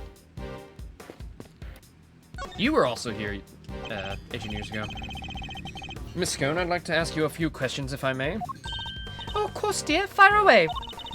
Anything for you, Marzy Smarzy, and dear sweet little Tooth Decay? I like that. I like that a lot. Tooth decay? That's so clever. It's kind of fucked up, but it's clever. I'd appreciate it if it was the last time you called me Mousy Smilesy. Not a fan of tooth decay either. Well, you'll just have to like it or lump it. I can't change a nickname once I've settled on it. Well, I guess we tried. Can you tell us about the various devices used to decorate the gallery's exhibits? There seem to be some pretty specialized items in use. Light-emitting devices, luminous fabrics. You'd think in 18 years you'd have found a better way to light things up than these devices that are over a decade old. No?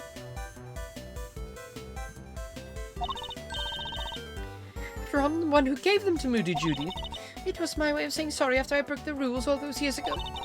I brought her 4 lovely new salt lamps and gave her the 4 pieces of luminous cloth I used for the contest. Wow, that's super generous of you. Well, us girls do have to do our best, don't we? Not everybody understands, of course.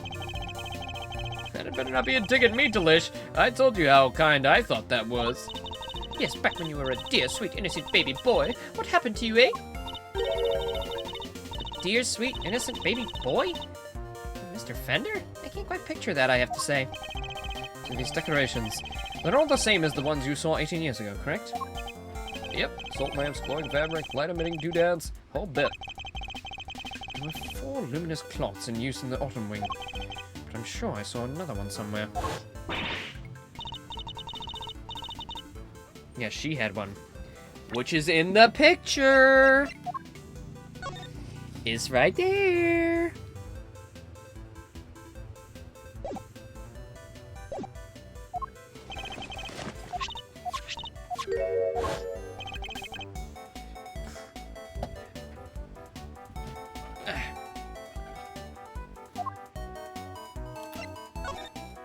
Miss Scone, you're something of a specialist.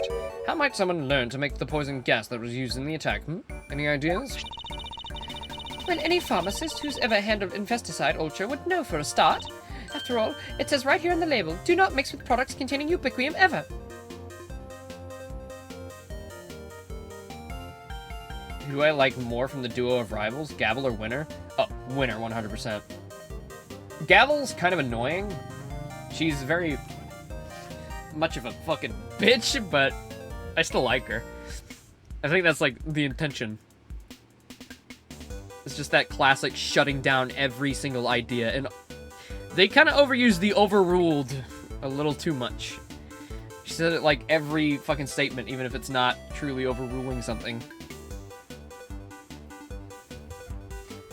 Overruled.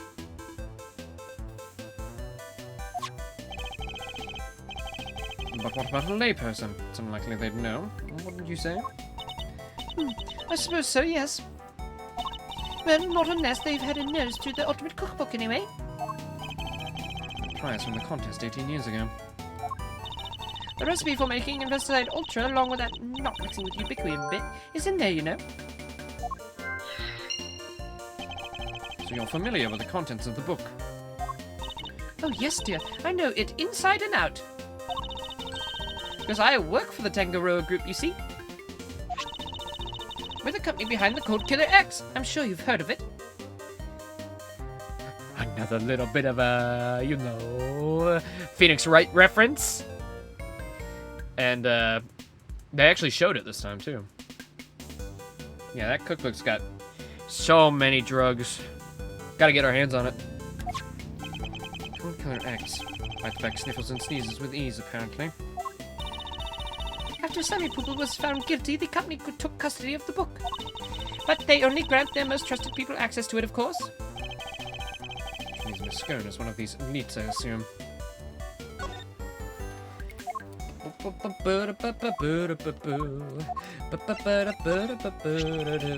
You had a piece of fabric like this in your bag, did you not, Miss Scone? Albeit a somewhat grimier one. Grimy? How rude! You won't get people to cooperate with your little investigation like that, young man. Shall I call it a dish towel, then? After you used it to wipe some sort of spillage. Spillage, he says. The cheek! That's a piece of highly specialized luminous cloth. Oh, I probably shouldn't have told you that.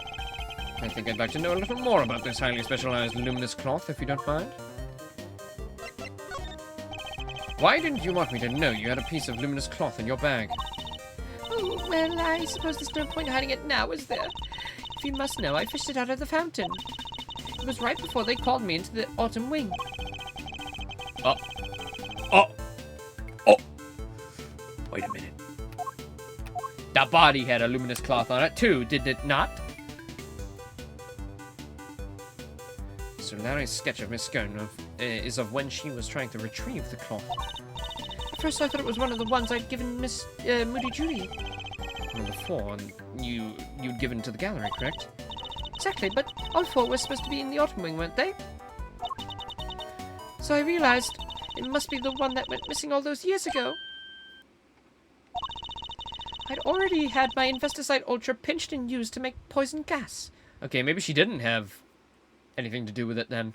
Maybe Miss Scone is completely innocent. Except of, you know, not truly being a good cook. One of my cloths turned out to have been used in some sort of dastardly deed too well. I was going to look guilty as sin, wasn't I? So I kept it hidden in my bag and hoped for the best. I see. Oh, it does feel good to get it off my chest, though. Stress is no good for the complexion. So the cloth that disappeared 18 years ago, the one the victim was wrapped in, just happens to have reappeared in the fountain at the same time as the body.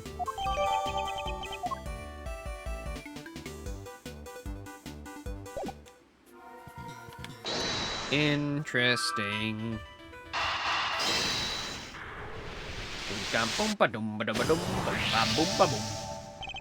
The Ultimate Cookbook contained instructions on how to create the poison gas.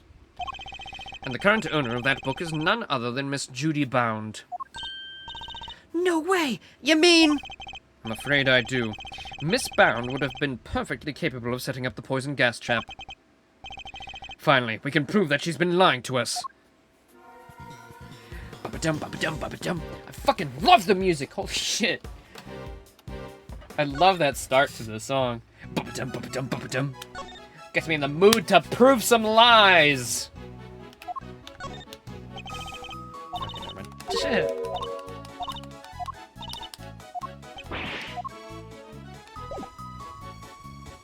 Do I...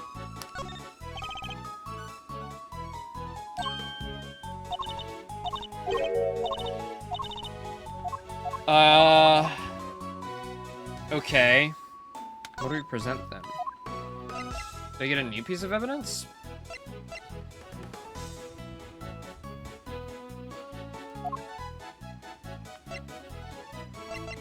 Wait, what? Okay, what do we do now?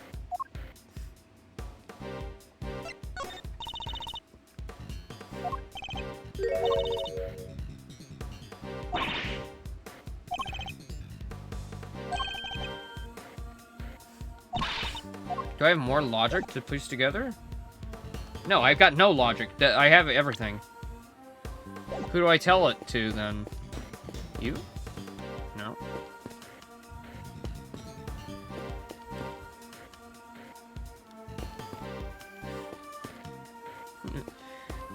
To Our Lady?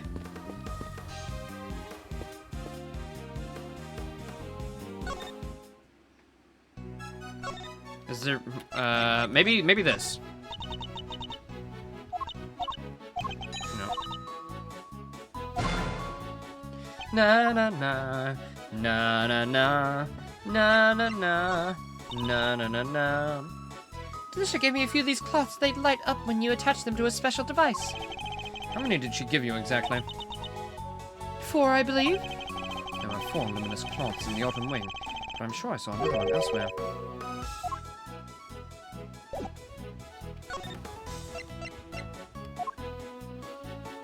Ba, ba, ba, ba, ba, ba, ba, ba. Oh my, is that me? Yes, it was painted by the so-called artist over there. It's wonderfully drawn. Would you mind if I kept it? I'm sorry, Miss Bound. I'm afraid it's an important piece of evidence. Oh, I see. That's a shame. I suppose Larry's charm is something of a talent if he can impress a gallery owner with sketches like these.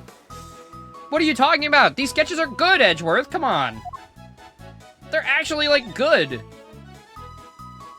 I'd give that a like on Blue Sky and a retweet, even. You're very cute. Anyway. Yeah, he might be a bit biased. True. Like, yeah, the bridge sketch. Okay, yeah, you got him there. The bridge sketch was definitely, you know, maybe not that one. Do we have to talk to you? I don't think you've gotten away with anything, Mr. Edgeworth. I'll be reporting your actions to the committee.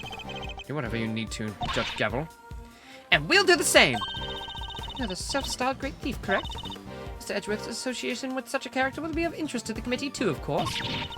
Go ahead and report me to your stupid little committee. I'll be the toast of the thieving committee. Looks like Judge Gavel will have to think up some new threats if she wants to intimidate Kay.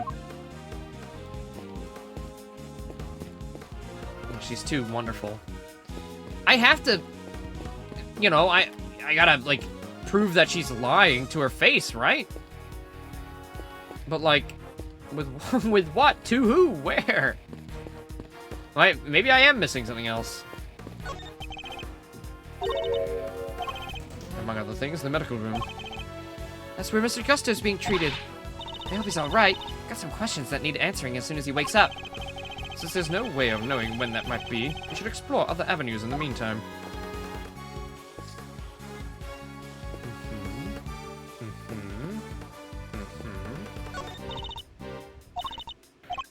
That's just flavor text.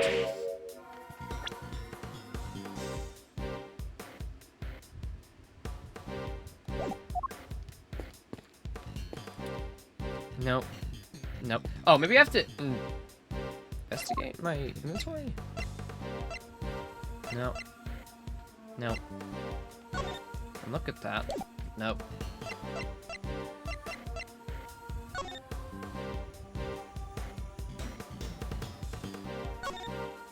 The top of the platform is wet.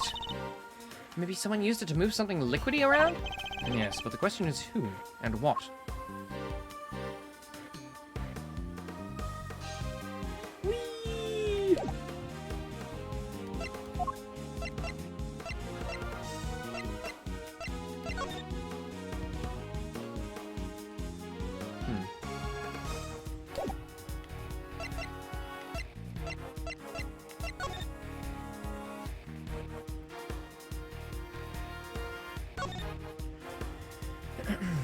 Yep. Convicted as accomplice. Freddie Frost was known as Paul Halleck, under which name he was renowned as sculptor in France. Contestant in the confectionery contest. Body was discovered in Tangaro's room. Cause of death was blood loss following a blow to the head.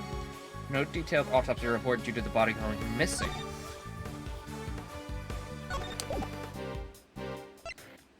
No, yeah, that was before the tampering.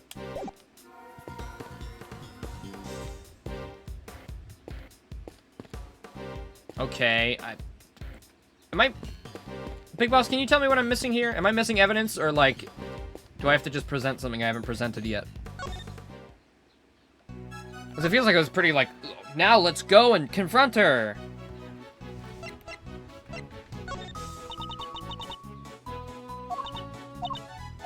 I don't know. Ah, good.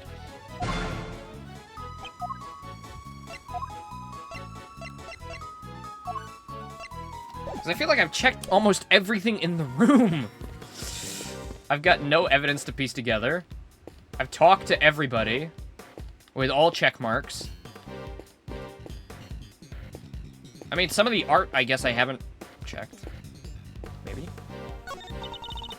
These are tulips by the door, right, Mr. Edgeworth? Yes. Leads to the spring wing. Ah, spring. Popular time to move house.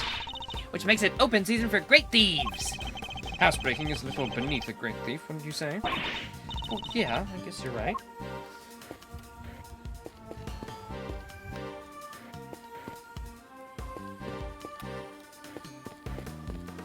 Yeah, I've literally checked everything. Quite literally everything. Okay.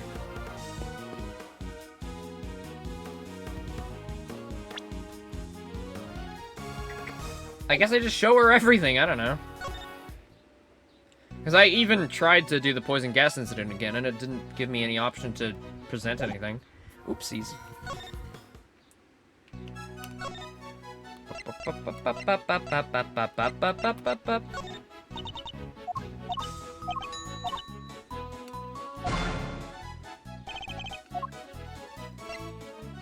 No, I already did that one.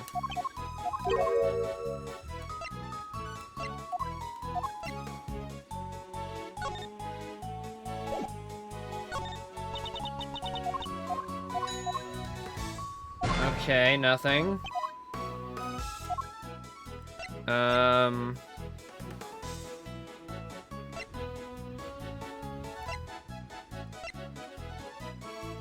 Maybe the Gemini case?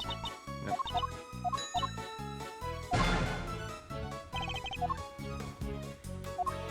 Maybe I can talk to our buddy about it? I'm missing a dialogue option related to the cart? I did already bring up the cart, though.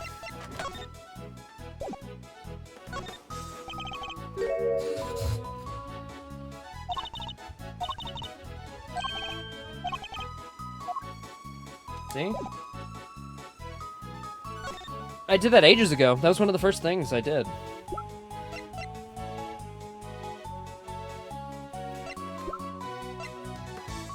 And I investigated it too, is the thing.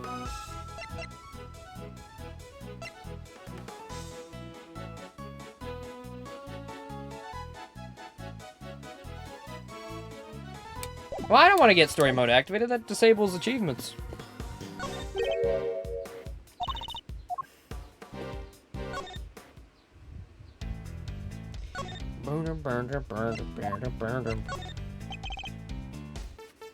The ultimate cookbook. Oh, but there's some humdinging recipes in there, huh? I know you might be interested in, perhaps? Who, me? Not that I can think of. What about you, Case Torino? Guess I'd like to be a genius. And invisible. Oh, and to be able to fly! We're talking about medicines here, okay? Not miracles.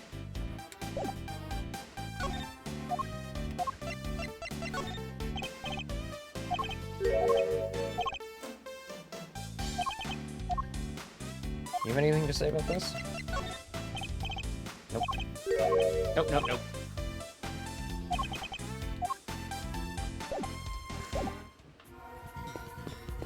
Ba-ba-dum, ba-ba-dum, ba-ba-dum.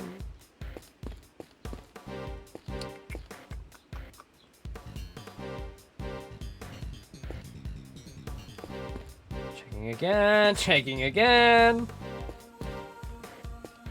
Maybe you have something to say about the cart?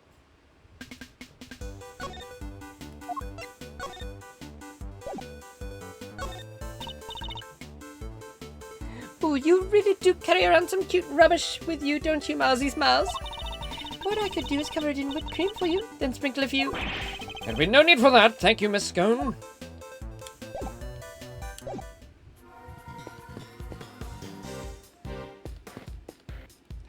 Bump, bump. Didn't really investigate that. Ah, fuck.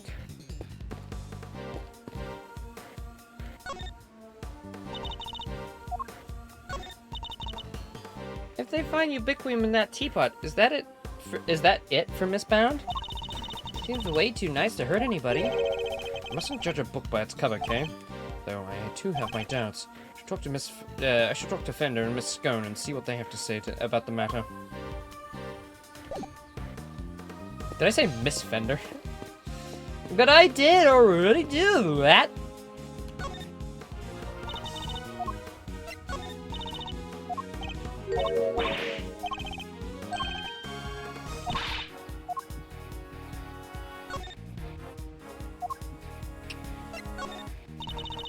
I'm a great thief. I totally sympathize. If you feel free to, if you gotta grab something, you should just go ahead and grab it, even if it's worthless.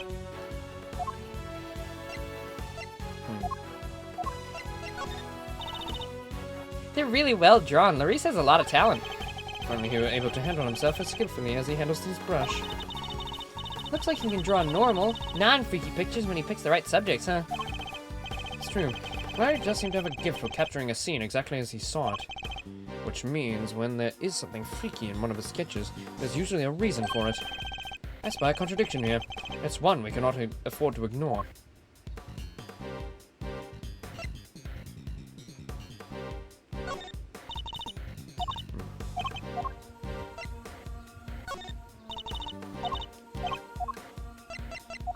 We never actually really had to talk to Kay to get any info, though. Mostly because she's with us the whole time, but, you know.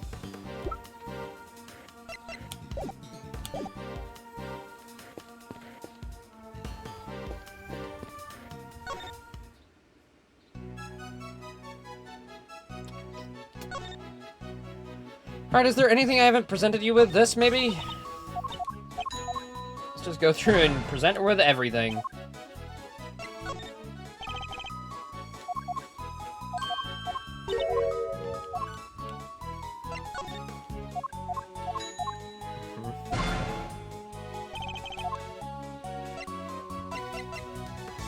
Definitely did that, definitely did that.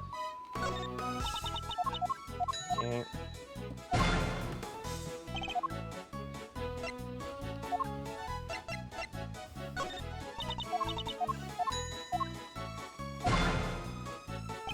Bow!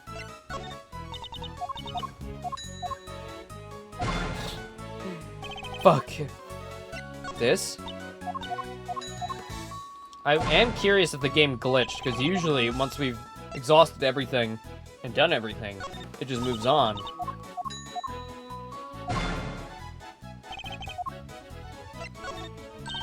Oh yeah, we already did that.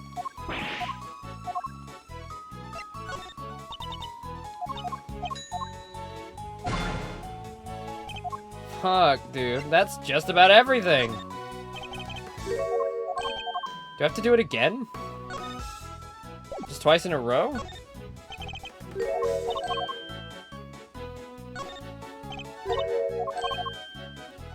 What is happening?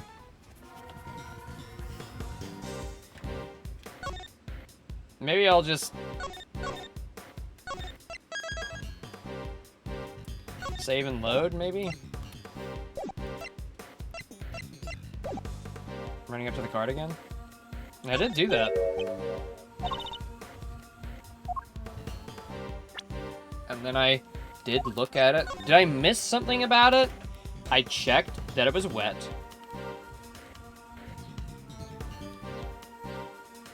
Oh! Looks like this pedal just lets you adjust the height of the platform, Mr. Edgeworth. Indeed. Let's give it a try. If you would, Kay. On it! Ta-da!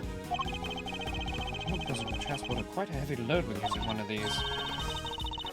I'll say, I bet I could even cart off Gummy with it. And for what purpose exactly, I may ask?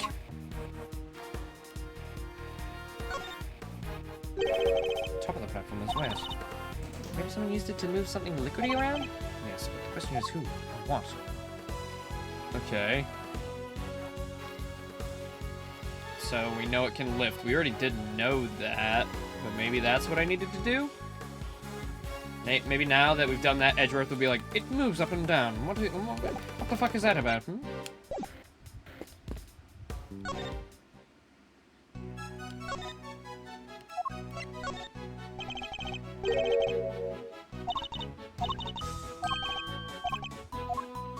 I did show it to Fender, yeah. He didn't have anything to say about it.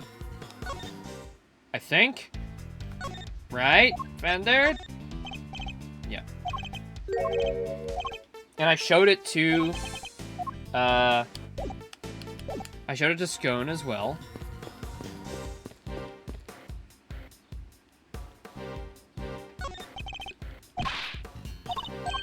Right, you're only flavor text.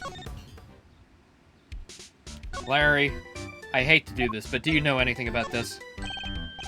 Yeah, that's it! That's what I'll call my next picture book. Verdi's Grand Gaveling Gala. A worthy sequel to Frangie's Whippity Whip Trip. And another guaranteed best-selling blockbuster. Larry, could you please focus on the piece of evidence I'm showing you? Huh? Were you saying something? Ignored by Larry of all people.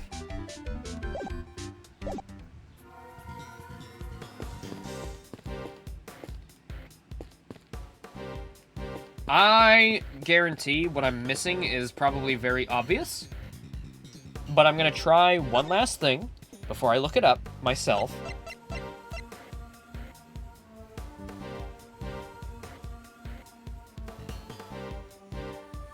Yeah, I don't want to switch to story mode. So let's go back to the main title and then go back in and maybe it'll renew.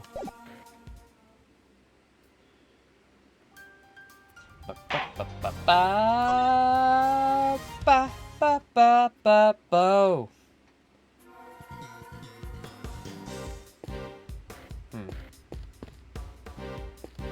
Okay.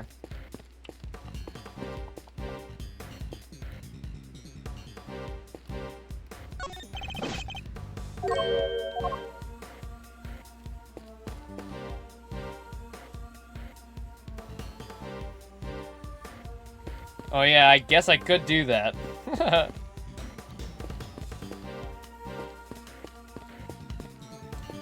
I'm gonna look it up first, though. I really don't want to.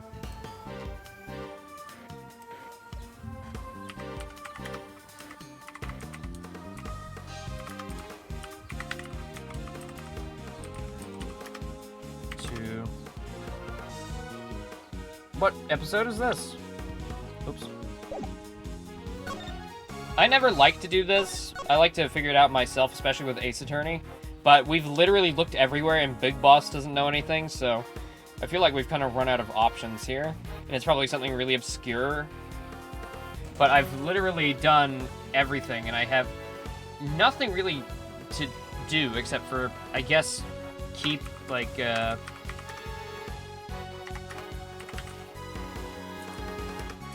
examining my items. You know what? Let me examine them one more time, just in case. Maybe I missed something. I examined that already. Yes.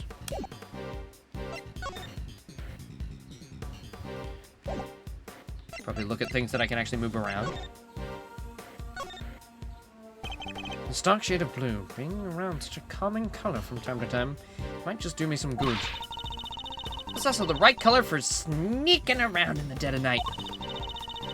I needed something a lot brighter if I wanted to make a big splashy entrance. Is it any mystery that Edgeworth wants to be around this shade of blue? Which looks suspiciously similar to someone's suit. You You can do both with this cloth through the power of buttons, right? Oh yeah! In that case, I'll take 5.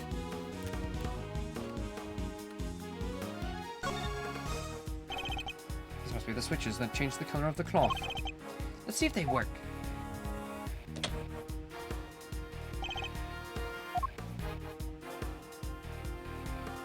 Yes, it certainly did.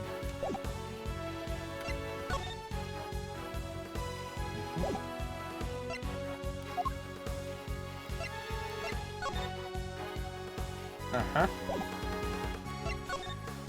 Uh-huh. I'm running out of things to examine, you know.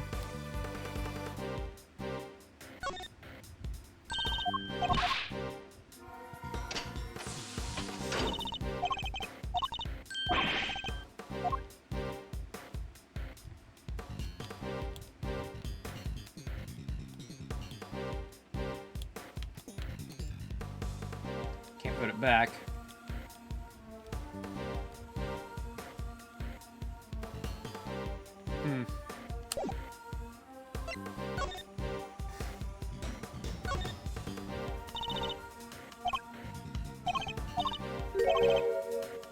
Okay, yeah, we know that.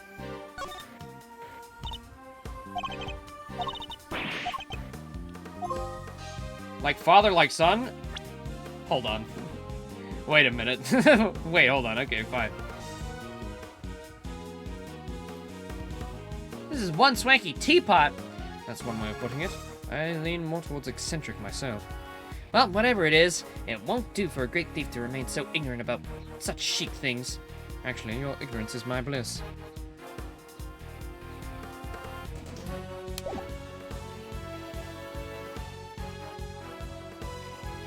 I got a Chivo for it.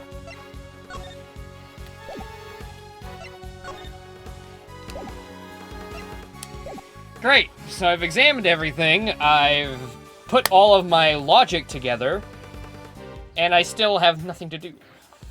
Okay, cool. I'm gonna just present her with poison again.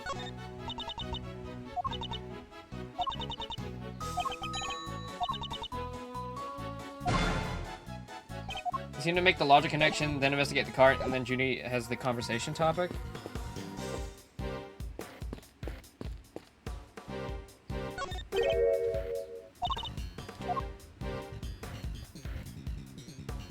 Okay, let me look. Because if the game's just fucked up, then...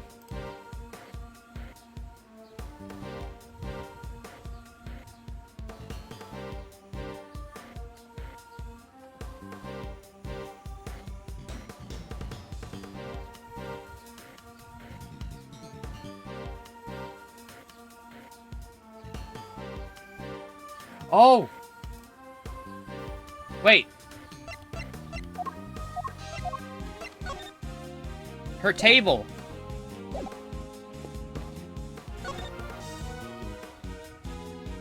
Oh my god, it was her table. I forgot about the table. It's the table.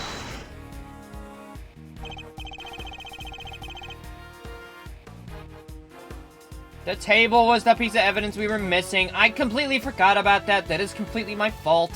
Ugh, I forgot about the fucking logic of the table. Or not the logic, but the deduction that he made. And he even tried to remind me when I examined it earlier. Fuck. Larry, could I ask you something about your sketches? Huh? Fascinated by the work of the great Louise Donema? It's the composition, right? Not exactly. This light blue tablecloth you painted, is that exactly as you saw it?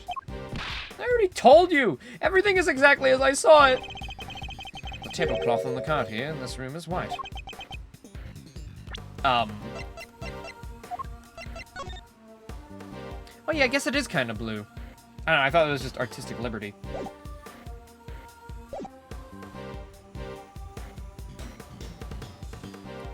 Wow! Your head's so full of crazy theories, the simple stuff just passes you right by, huh? Did they do it immediately in the video? Yeah, I imagine, because that was one of the points of interest before. It was like, oh, there's something wrong with the table, and I should go talk to Miss Scones. And I went to Miss Scones and then just completely blanked because of Mr. Edgeworth over here being like, now I can prove that she was lying to me. But no, we need to get this first.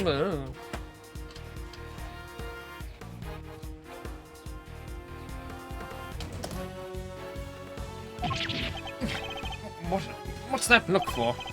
Listen, just because I drew that sketch, I was in the middle of some business with the cart with the tea set on it, okay?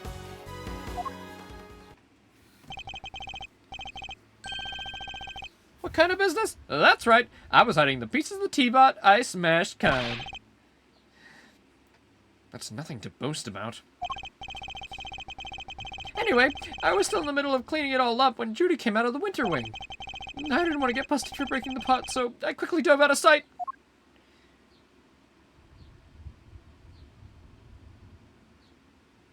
With all the candies. Why does she look evil? Why is she smiling evilly? Wait, Miss Bound came out of the winter wing? Yeah, and she was pushing a cart. A different one. The body is under there. The body is under there. That's the one with the light blue tablecloth on it that I drew. What did she do with the second serving cart? Well, I saw her wheel it into the summer wing, but I don't really know what happened after that. When she came back out, she was pushing one of the other carts. The kind you lift stuff with. A lift cart? Yeah, so I called out to her, but she just ran off and left it behind.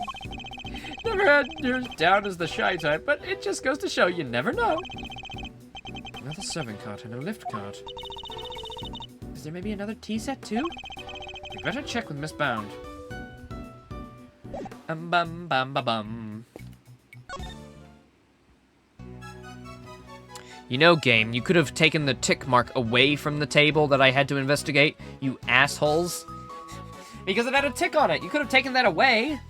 There was something I had to do there. Like, come on. Come on. That's not fair to me. You start just writing it down so I don't forget. Do this. Okay, now do this. Alright, now do this. Are there two serving carts here at the gallery, Miss Bound? Oh, yes, why do you ask? A certain so-called artist showed us the sketch. I couldn't help but notice the color of the tablecloth. It's light blue. Light blue? I'm afraid your friend must be mistaken. I only use white tablecloths, freshly laundered and starched. Like the perfect wrinkle-free one on the cart right there. Exactly. If I saw much as a blemish, I would replace it right away. Would the color of the tablecloth in the sketch simply be a mistake on Larry's part? Do you have any idea what you might have been doing when the sketch was drawn? Let me see. I appear to be carrying out my usual duties. I'd like to ask you a little more about these duties, if I may. What exactly were you doing when this sketch was drawn? Because from what I can see, your cart doesn't have a tea set on it. I was delivering some chocolates to the investigating officers. Now I'm jealous. I love chocolate. Well, there were a few left over, so here, for you both. I made them myself. I hope you like them. Woo! Thanks, Miss Bound. Well, why not? You know, we suspect you for poisoning people. Why would this chocolate be poisoned? Surely you wouldn't do it twice. It's not melted, but I suppose that's because they've been sitting around in a pocket.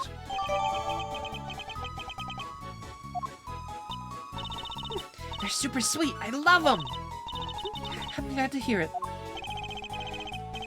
May not be the prettiest, but I'm grateful for the energy boost nonetheless. Though perhaps they could do with a little less sugar. Yeah, I knew Edgeworth. Edgeworth was definitely a dark chocolate kind of guy. 100%. That's that. All that's left now is to await the results of the tests of the teapot. To be continued.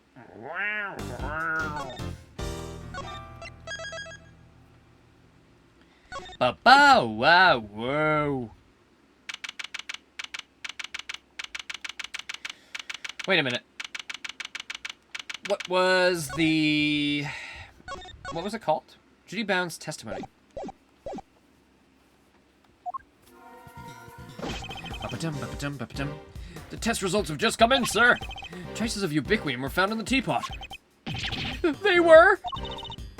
Just like Edgeworth said. Yes, I'm a genius, I know. Curse you! You'd better not think this means you beat me. You really need to drop this obsession with coming in first, Mr. Winner. We're all on the same side here, remember? We're all trying to get the truth. What? But first is best. Everybody knows it's better to be a winner than a winner than a loser. There's really no way for a prosecutor to think. That's really no way for a prosecutor to think. Not a successful one, anyway. Bye. Enough, Mr. Edgeworth. Please refrain from taunting the boy. Ignore him, Eustace. He isn't worthy of your attention. But Cavil. Oh, all right. Why don't I take care of things here from now? In the meantime, you can perform the far more important task of going and checking on the victim. Oh, yeah. Good idea. Excellent. We shall see you shortly then. Mr. Wiener's annoying, but totally harmless. Judge Gavel, on the other hand. Now, Miss Bound, perhaps you would like to explain why traces of ubiquium were found in your teapot? I had no idea there was anything like that in there. Perhaps it's one of the ingredients in the dishwashing soap I use? So you're telling the court that you did not intentionally put ubiquium in the teapot?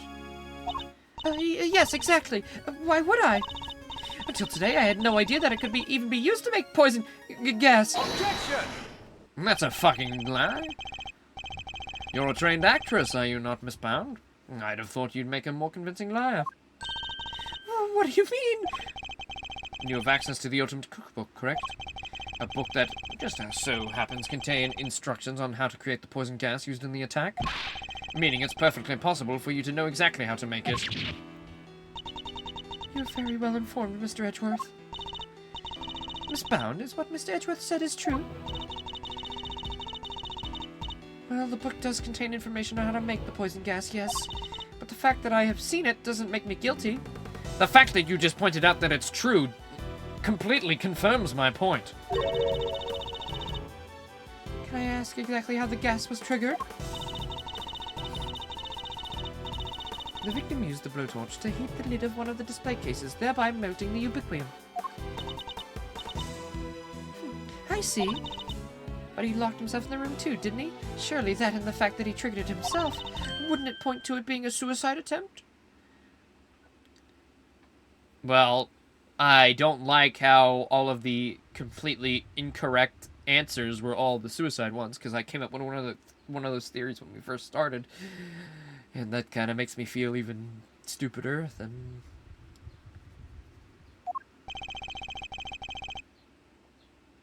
So she's not willing to admit anything. Furthermore, where would I have gotten hold of Infesticide Ultra? Oh, I don't know. Perhaps you stole it? You know, I did bump into Moody Judy a week or so ago, and that very evening I noticed my Infesticide Ultra had gone missing! Judy, surely you didn't! You sure you carry your bag of pharmaceuticals with you everywhere, don't you? There would have been a number of opportunities for someone other than myself to steal it from you. That's true. I don't have any hard evidence that it was definitely Miss Bound who stole it. Judes, there's clearly something you're not telling us. Why did you just come clean? We all know you never hurt anybody for no reason, so... Not you too. You think I'm guilty as well, Mr. Fender? Can you blame me? We've got one wing disguised as another, a gas trap in one of the display cases, and you're the perpetrator of the... You're the proprietor of the establishment. It's looking a lot like you did it, kiddo. Got this all wrong. You have to remember the gallery doesn't have any security cameras, nor security personnel. If some ill-intentioned person or other wanted to get undetected, I don't think they'd have much of a problem. Wow, you're practically asking to be burglarized. You need to be more careful. A great thief could have a field day in here. I don't think she's joking. And actually, it seems that Mr. Gusto did in fact enter the gallery before it opened. Sheesh. You're just one tough cookie. She's not budging an inch. Maybe it's time we rock a little technique Gregory taught me back in the day. What technique might that be? So hear me out. Everything's connected to what happened 18 years ago, yeah? And since we're not getting anywhere by focusing only on the here and now, maybe we ought to approach this from a different angle and look to the past for clues instead. A turnabout in thinking. So my father used this method as well. Alright, let's run this through the old Thinkatron. How was Jude's involved in what happened back then? According to Miss Bound, it was because of her that Mr. Frost's flavored ice sculptures melted. And yet, his sculptures are here on display at this very gallery today. Is it possible that she Stole them? And froze them inside one of them? Thank you, Fender. I think I know what I need to ask Miss Bound now. There's no way she actually froze him in the past, too. Could she have? Maybe... Well, she did find him. Oh. So Gus killed him, and then she froze his body. Maybe. Or something. I don't know. I'm 100%... I guarantee that he was frozen at this point. Well, let's keep going. Don't thank me, thank your pops. Now take it away, Mousy. Grab the popcorn. Miss Bound, you say that you were the one who caused Mr. Frost's creations to melt 18 years ago, correct? I'm afraid so. I was young and foolish, and it was a terrible accident. And yet, what you did allowed you to open this exhibit, no? What do you mean? Yes, what do you mean, Mr. Edgeworth? If you're going to ask such questions, perhaps a formal testimony from Miss Bound might be best. Oh, is it more sinister than I thought? Yes, perhaps it might. I'd like to know a little more about Zodiac Hall. About why Miss Bound decided to dedicate this space to Mr. Frost's works. Very well, if you believe it's relevant to the case, I'll allow it. Miss Bound, would you mind? Not at all. I'll do whatever it takes to prove that I'm innocent. And please, if you give us some background on Zodiac Hall and the pieces on display here.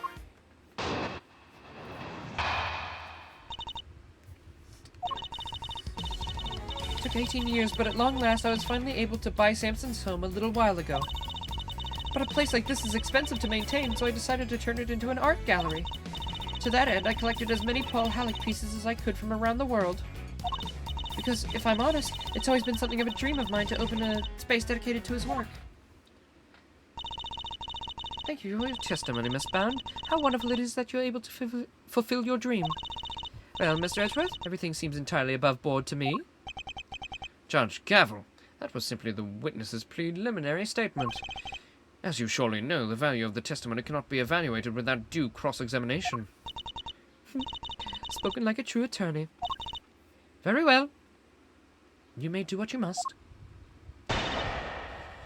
Alright. I'm guessing there's no outward contradictions yet.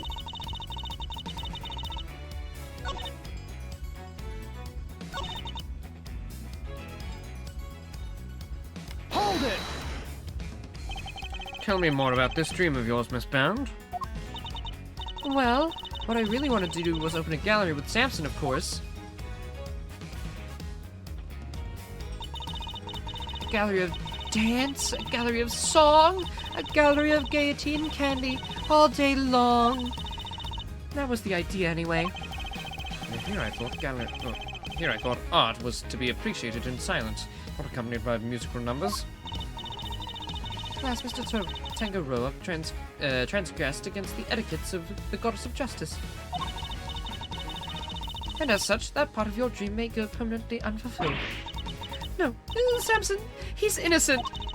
That awful prosecutor refused to listen, but it's true. He'd never hurt anybody. Mr. Tangaroa gave a false confession in order to protect Miss Bound. The two of them really did what they could to protect one another, didn't they? The sculptures in the Winter Wing weren't replicas, they're the very ones from 18 years ago. Yes! She stole them! It's alright, Laser. We got really stuck on a part because I missed one piece of evidence, and the game put a tick mark over the thing we were missing, so I didn't find it. Had to look at a little bit of a guide to jog my memory of what we were missing. But even Big Boss was confused. We couldn't find what was wrong. I need to show her I'm aware that... I need to show her I'm aware of that, or I'll never get the truth.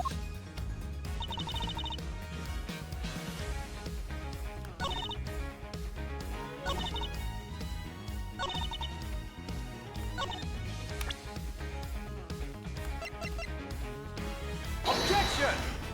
Dang it.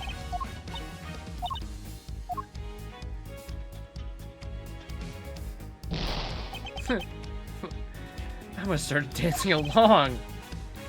Let's try for an encore, shall we? If you wouldn't mind.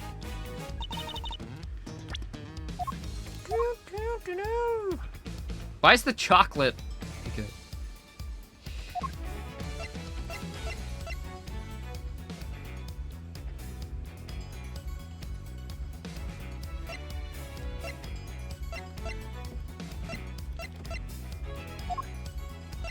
So if that isn't allowed, or maybe I press it. Paul Halleck. That was Mr. Frost's pseudonym, correct? Yes, he adopted it while he was working as a sculptor in France. I see. I'm curious about some of the pieces in your collection. More specifically... Ah, there we go. How you were able to acquire the Taurus and Gemini sculptures. It was my understanding that Mr. Frost died before he could complete them. Yes, I was able to create replicas for the Winter Wing based on the photos of the sculptures he made. Really? Perhaps you could go into more detail on that?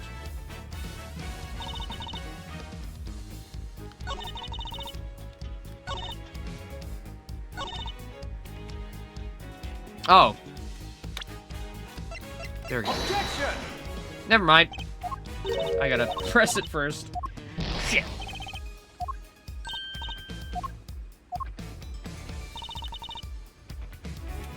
Boom. Hold it! These photos you mentioned. You mean the ones you yourself took in Mr. Frost's room 18 years ago? Yes, you certainly know a lot about what happened back then, Mr. Edgeworth. So the statues in the Winter Wing were just copies? I didn't get to see them before they melted. No. The sculptures in question were definitely not replicas. Which means Miss Bound is lying. I know, it's such an awful shame. After we went to the trouble to recreate them, too. The sculptures in the Winter Wing weren't replicas. The very ones from 18 years ago. Da-da-da, da-da-da.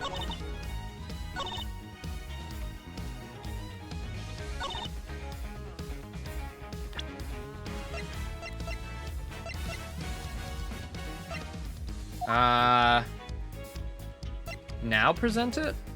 Or maybe this one? Objection! There we go. I'm afraid you've run out of road, Miss Bound. You can lie all you like, but you cannot deny the results of the tests conducted on the sculpture's remains. And those tests leave no room for ambiguity. What you had on display weren't replicas. They were the very statues Mr. Frost carved 18 years ago. Ooh, I can probably help explain how they worked it out if you like, dear. It's the sugar, you see. You might think sugar is sugar, and sugar is sugar is sugar. But the composition is actually very unique. You could probably recreate the statues, but the sweet secret of their chemical makeup? No chance. Thank you, Miss Scone. I don't recall asking for your help, but still. To put it simply, the statues didn't disappear back when they had melted. They disappeared because you spirited them away and kept them hidden for these long 18 years. What?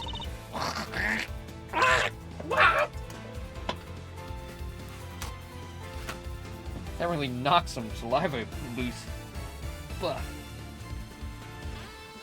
She kept a pair of flavored ice sculptures around somewhere for all that time? It's not the most out there idea in the world, assuming you had a big enough ice box. Overruled. Quiet, all of you. Miss Bound, have you anything to say in your defense? So you've already learned that much. Should I take that to mean you admit to having hidden the flavored ice sculptures in question? No, I admit to no such thing. You haven't proven that I was the one who took those statues away. And you won't, because it would have been impossible for me to do so in the first place. The police were already here when they disappeared. How could I have done it without them noticing? How indeed. I don't yet know exactly how you did it. Yes, we did. She used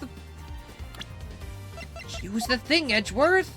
Come on, she used the dolly. It was there in the picture. Come on.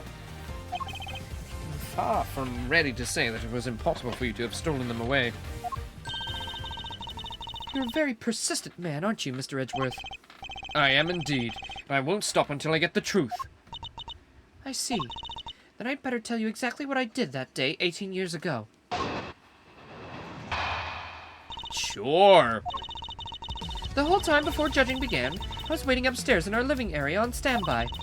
During the judging, I had to go change the camera's film cartridge for Samson. But before I could take the camera back to Samson, I discovered Mr. Frost's body. Later, around when your father arrived, I began to make the rounds and serve tea to everybody present. That was when I saw Mr. Gusto entering Mr. Frost's room.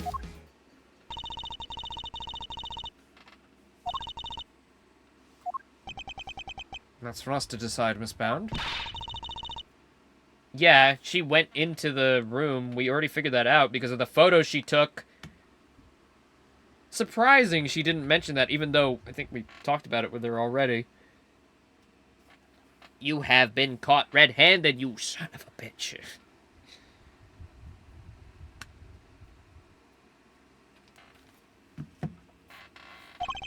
I'm more focused on proving the fact that she did indeed steal those statues. The question is, when she would have had the opportunity to do so. If I can pinpoint that, I might be able to prove exactly what she got up to.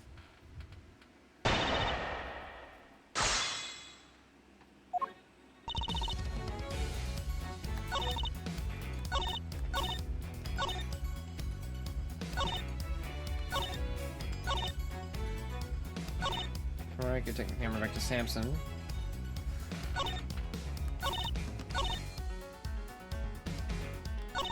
So what would it be, this one? Hold it!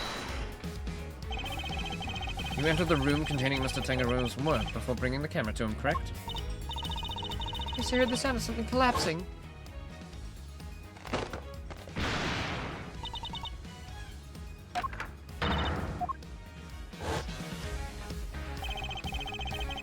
Sound of the chocolate chip falling over after a certain someone took a bite out of one of the supports. And Mr. Tangaro was still in Mr. Gusto's room when you found the body?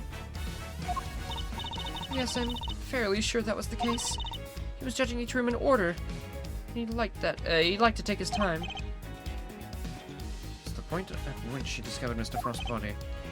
Was this the moment when Miss Bound stole the sculptures?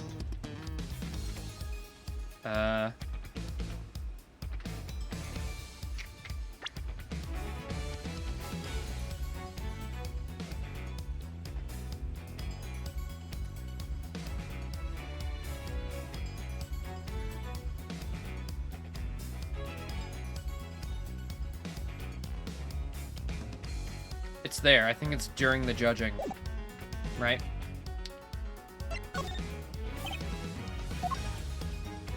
I think so.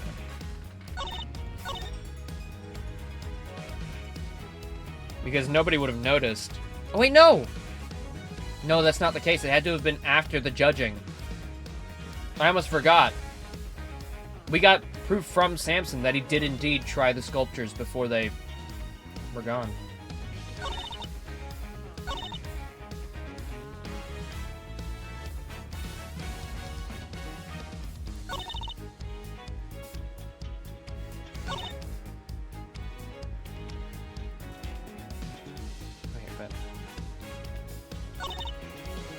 Yeah, serving tea. I think so too, but...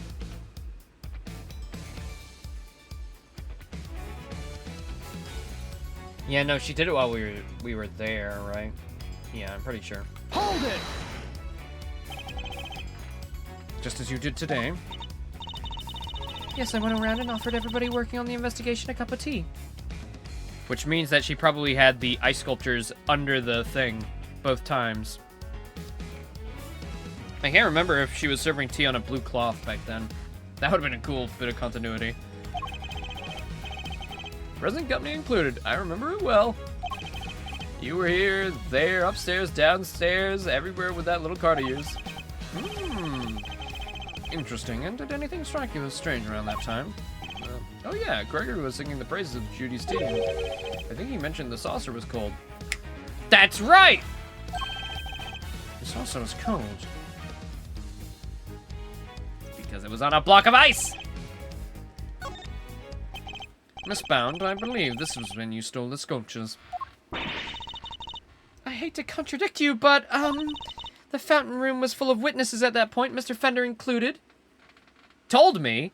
What do you mean, told me? I literally said it before you did. I was just contemplating it. You didn't tell me shit. I figured it out on my own.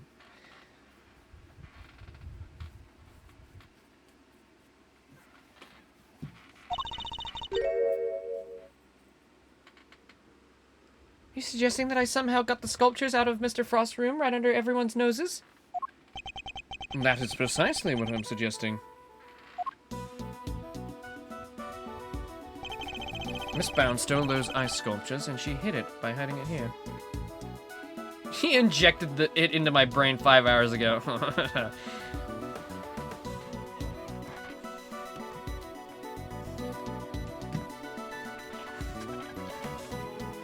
It's a funny idea.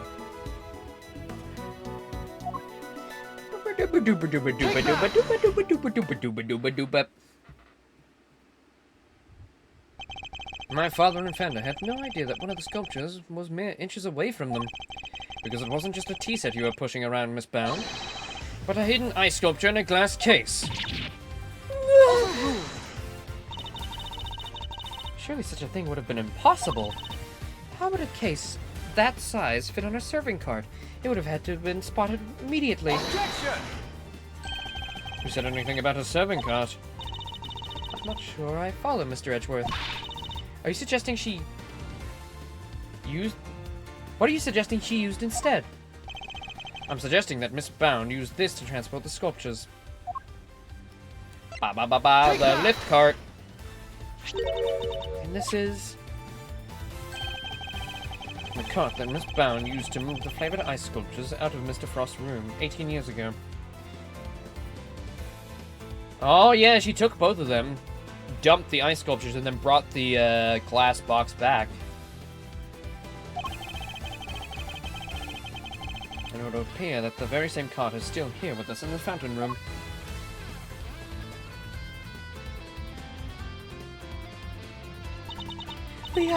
We originally bought it for use in the contest. You're saying that Miss Bound loaded Mr. Frost's sculptures onto this cart and carried them off? I am.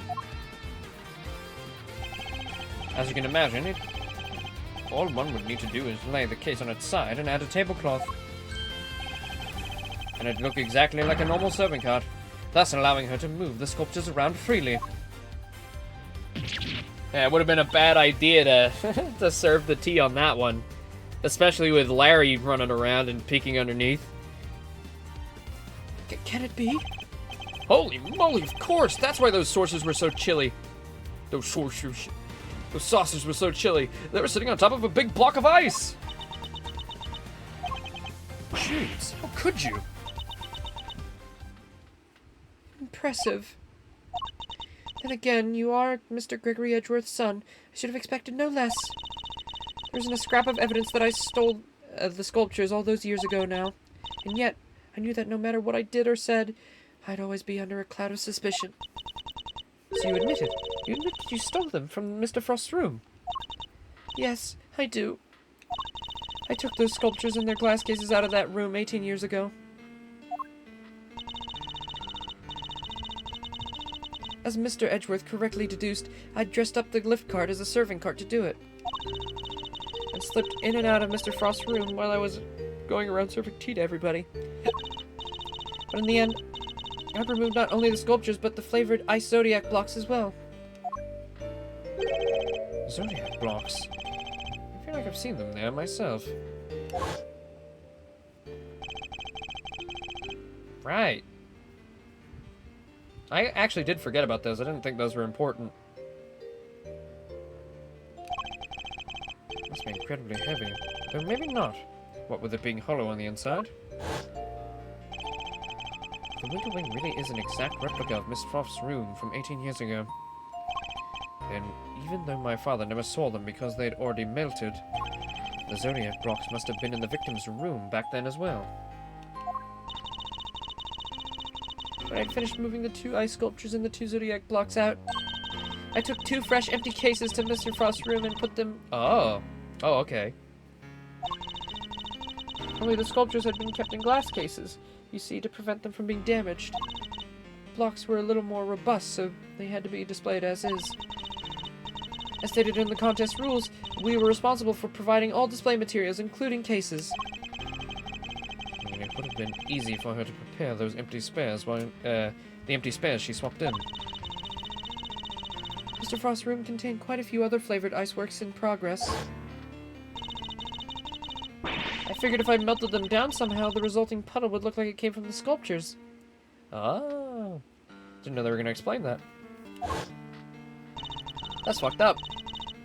And that's how the ice sculptures from 18 years ago came to be in the Winter Wing today. Well, I have to say, Mr. Edgeworth, that's quite the confession. Indeed. And I think she offered it so willingly because she knows there's nothing we can do with it. That's all I have to tell you. However, despite everything I've shared, you can't charge me with anything now, can you? What? How'd you figure that? Oh my. Would have thought you might know at least this much, given you're at the crime scene. I suggest you memorize the various statutes of limitations outlined in this book. Statutes of what? Statutes for dummies. I need to read that. Simply put, Kay, prosecutors only have a certain amount of time within which they can put a suspect on trial for a given crime. Let's take a closer look, shall we? Theft is 7 years, and murder is 15. So it's different for every crime, huh? Murder, 15, theft, 7. Ah. Yes, Miss Bound stole the ice sculptures 18 years ago. But it's too late to have her arrested for that crime. I don't believe it! Theft is a serious matter, especially when it involves the removal of evidence from a crime scene. However, as you yourself just pointed out, Miss Bound, Miss Bound can no longer be prosecuted for a crime. Rendering your revelation rather pointless, wouldn't you say, Mr. Edgeworth? Objection! Well, actually, I wouldn't be so sure about that. Well, you see, the theft of the ice sculptures isn't my principal interest here. I find the body that reappeared 18 years after the theft to be of considerably more interest. Are you suggesting that I also hid Mr. Frost's body? I am indeed. How do you keep a body hidden for 18 years without anybody finding it? Putting it in an ice sculpture, perhaps?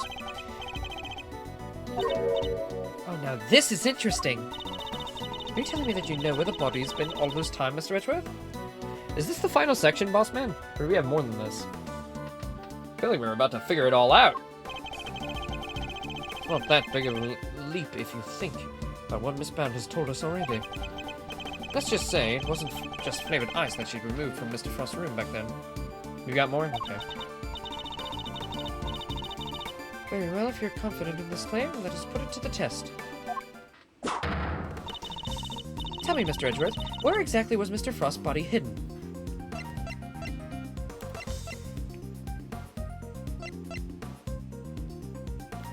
Well, probably the Pisces statue.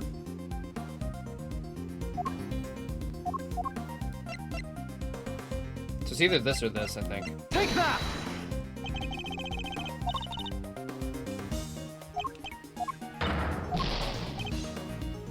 Well, I guess I picked the wrong one. Take that! Photograph of Mr. Frost's work. And of the victim's body, Your Honor. You will have to forgive me, but I don't see what you mean. I was right. It's into ice. It's pretty obvious after the body was revealed, though, to have not decayed. It's pretty obvious. It's pretty obvious at that point. And his name is Mr. Frost. Like, come on. Come on. It's only natural. It's a good bait and switch, though, because you're like, oh, his name's Mr. Frost because he makes ice sculptures. Yes. And...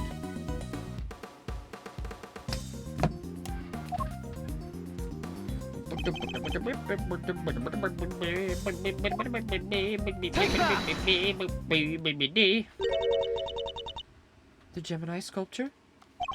Yes, it may look like a sculpture at first glance, but it is in fact Mr. Frost's corpse. The murder was 18 years ago, nobody can be charged? Ah, Laser, but the poisoning can be! That was a very real right now crime. I don't see anything in the photograph to support such a wild claim. Objection! That's because a certain piece of evidence was used to hide the body in plain sight. What piece of evidence might that be? The murder? Well, we have to figure out the original murder. We never figured out the actual killer, remember? Of course, Edgeworth is going to want to find the truth. Nothing we can do about it, but they want to find the truth anyways.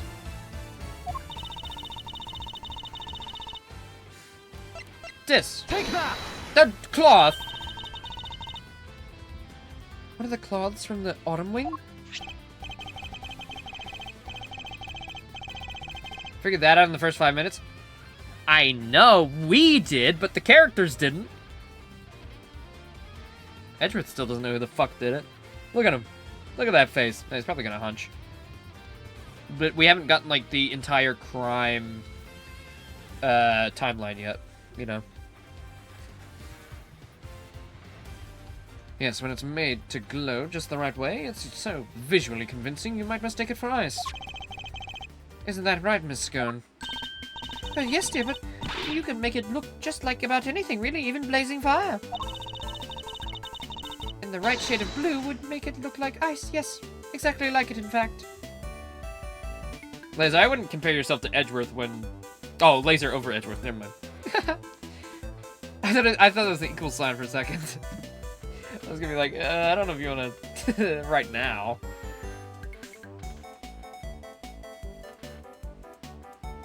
Overruled. Is it not the case that a certain special device is needed to generate these colors, though? Objection! If you would care to take another look at the photograph of the Winter Wing, Your Honor, you'll notice that there's a small box connected to the bottom of the Gemini case.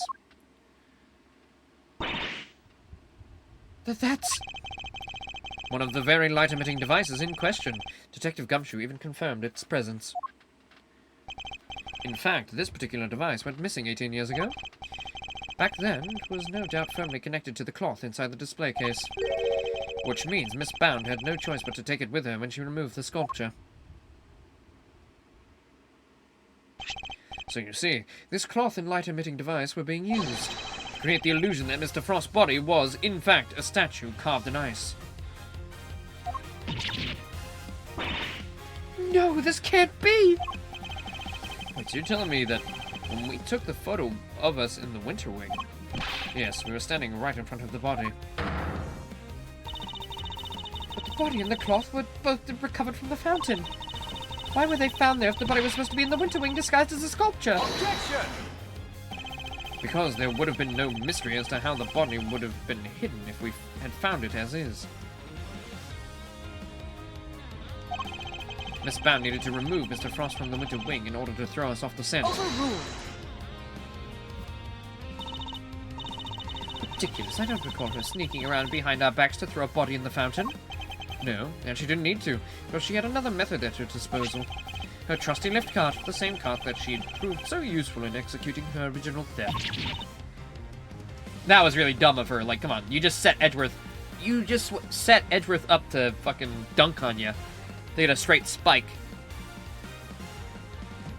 I believe she wheeled the body into one of the other wings and floated it down the stream into the fountain.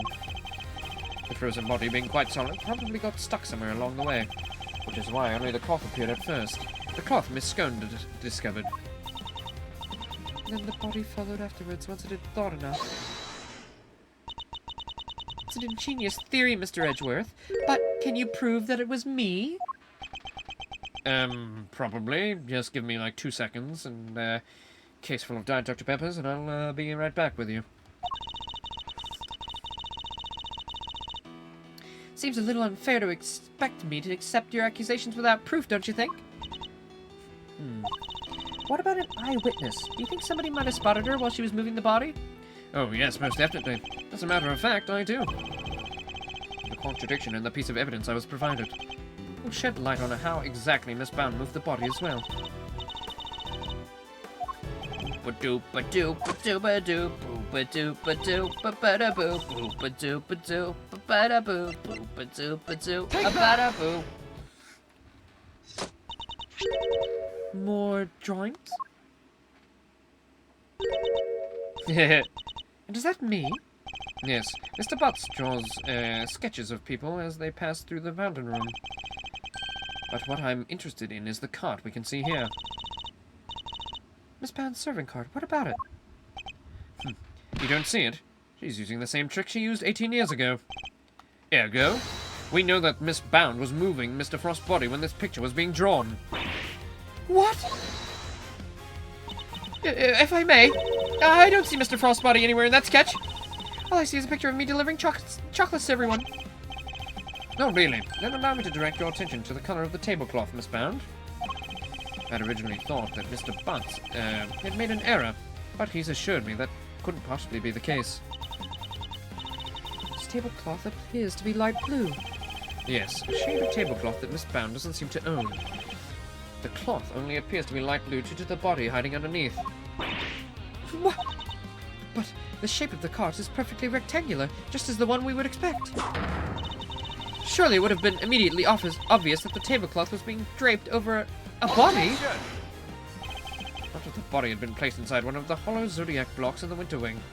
Wow, okay, I didn't expect that. Place one of those on the lift cart, and it's easily enough to pass.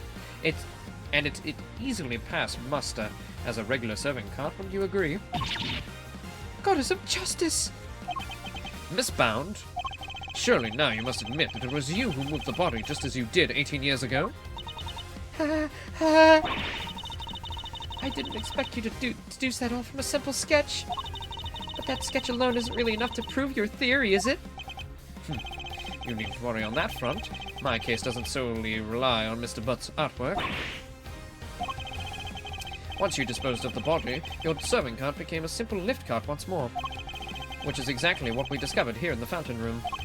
And without a serving cart, you had to find some place to put your chocolates. My chocolates, the ones I was handing out? As we saw in the sketch, you had originally placed them on top of the cart. But the chocolates you gave us came from your pocket. Oh yeah, mine was half melted. It was still super sweet and tasty though. Why did you suddenly feel the need to put the chocolates in your pocket, Miss Bound? It's because you no longer had a serving cart to put them on, that's why. That is, I mean, that logic's a little faulty. She could have been saving it for later, Mr. Edgeworth. One moment, please. You've explained what Miss Bound did with the chocolates and the lift cart, but what about the tablecloth? Where did it go? Indeed, if stashing the chocolates in her pocket was the only solution she could think of, I doubt Miss Bound had the time to dispose of an entire tablecloth. Well, Mr. Edgeworth, do you have an answer for me? Miss Bound didn't hide or dispose of the tablecloth, Your Honor. In fact, it's right in front of us. Perhaps you would care to enlighten us? What exactly is the tablecloth Miss Bound used to hide the body? Wait, on her person? Maybe? I don't actually know. I guess it would make sense if it was on her or in the fountain. They already checked the fountain, right?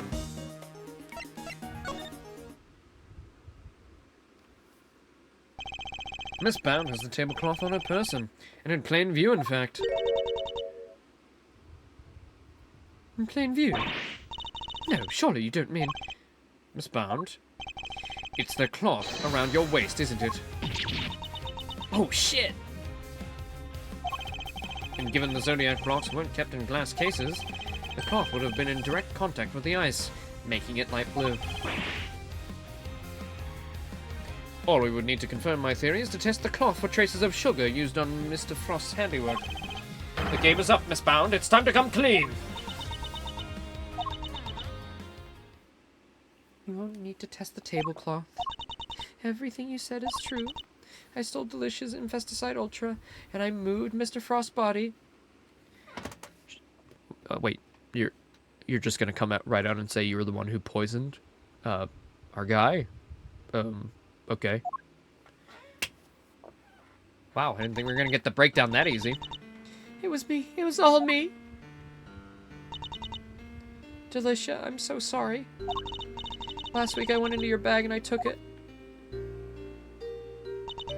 And then I put it in his pocket, hoping to make it look like he had tried to do himself in.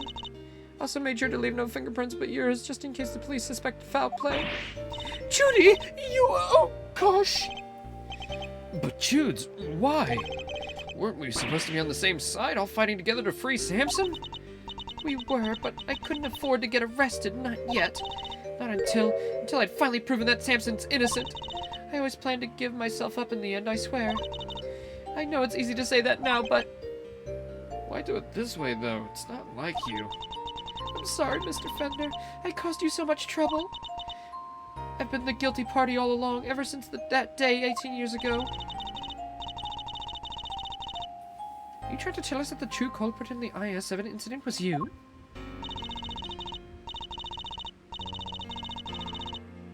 Okay, she stole them. I was about to say, is she about to confess for the murder? Like, wait a minute. Wait a second. I committed a terrible crime. I took those sculptures. I stole them for purely selfish reasons. And then you froze his body in them. The moment Mr. Frost died, they became more than mere entries in a confectionery contest. They became the final works of Samson's favorite artist. I couldn't allow them to just melt away, not before he came home. And that meant I couldn't let anybody near them, not even the police. So I hid them. I knew it was wrong, but I just had to. I put them in cold storage room for safekeeping. What I had actually done was far worse than anything I could have possibly imagined. Because who would have thought that Mr. Frost's body itself was posing as one of the sculptures? Wait, she didn't know? But I thought you put it in there. So she didn't know about the body when she stole the sculptures. Damn it! Damn it, Gusto! Von Karma did that? No, I thought Von Karma didn't know about it. And he was just, like, fucking embarrassed. He forged it? He forged the point that there was no body found. But it would make sense if he did it as well. Because she did find his body and took a picture, so we know it was there when she found it because she has photographic evidence. So it could have been his little fucking detective, you know? His little detective that was in his pocket. So you're right, it could have been Von Karma. But I think Gusto's also a good culprit too. If he had found out that the body was discovered so soon, you know.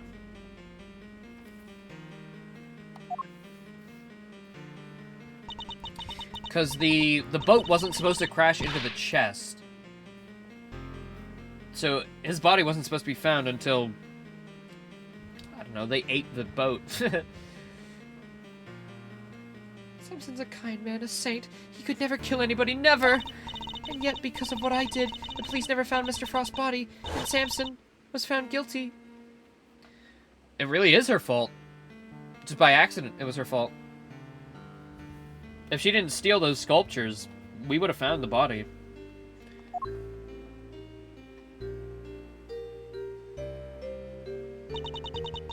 After all he'd done for me, he was my family, the only family I ever had. He was the most important person in the entire world to me, and I... Jude's. After his conviction, I was forced out of our home. I was finally able to return only a few days ago, and when I did, I went to the cold storage room to check up on the sculptures, and that's when I saw it. Mr. Frost's body. It had been there the whole time. Of course, by that point, the statute of limitations had expired, so I did what I did today. By the way, several times they have done statute of limitations. Is that a misspelling, or can you say statute and statute? Because I was starting to think about it, but I didn't mention it. Because I remember catching myself, because I kept trying to say statute, and it said statute. I swear it did. It's either a spelling error, or you can say statue either. As well.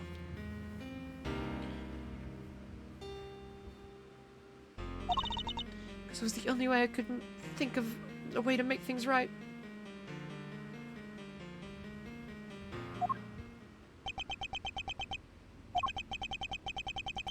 Seems I've misunderstood her intentions. Everything she's done really has all been for Mr. Tangaroa's sake. Hey, what are you thinking about, Mr. Edgeworth? Something that's been puzzling me. Well, good on us. High five, Laser. We figured out that she was the one who did all this fucking shit. Poisoned him. Did all that. And I'm pretty sure it was Gusto. Had to be. Now that I think about it, it could very well be Von Karma who hit the body, too. Why did Miss Bound use poison gas, and why not a more reliable method? And why disguise the autumn wing as the winter wing? The only reason I can think of is to confuse someone who was here 18 years ago. Yeah, Mr. Gusto. She was trying to do it because I guess she found out that Gusto was the one. If she was trying to prove that Mr. Tangaroa is innocent, Miss Bound's ultimate goal must be to Find the true killer! Could she have been trying to discover the identity of the true culprit? Miss Bound, your ultimate aim was to see Mr. Tangaroa cleared of all charges, correct? And to that end, you had to expose the real killer and have the police find the body from 18 years ago. Is my understanding of your intentions correct? Exhibiting the sculptures was sure to force the killer to return to the crime scene. After all, they were the only person apart from you who knew that the body was hidden in the icework. So they would have freaked out thinking the body was about to be discovered and came running, yeah? Okay, so no, I was right. It was Gusto. Yeah, because when we were interrogating, interrogating him, he seemed completely not knowledgeable that the body, you know, wasn't found. Or he was trying to hide the fact that they didn't find the body. More so. Exactly, but Miss Bound ran the risk of the killer that the killer might successfully cover their tracks. In the worst case scenario, they might even have been able to remove Mr. Frost's body from the scene. So how could she lure the true killer into revealing themselves without putting vital evidence at risk? Oh, I see what you're getting at. You're saying that's why the autumn wing was all winter wingy. Also, the reason that Gusto went into the winter wing after the thing was to dispose of the body. You know, classic. So she must have known. She was the only one who saw it. I am. You were betting on one thing, Miss Bound, weren't you? That whoever opened the Pisces case, you had so carefully disguised as the Gemini case, would be the real perpetrator of the IS-7 incident. Oh, she used a different one. So it'd be disguised, so yeah, okay. No. That would mean the real killer was... Enough! Not another word!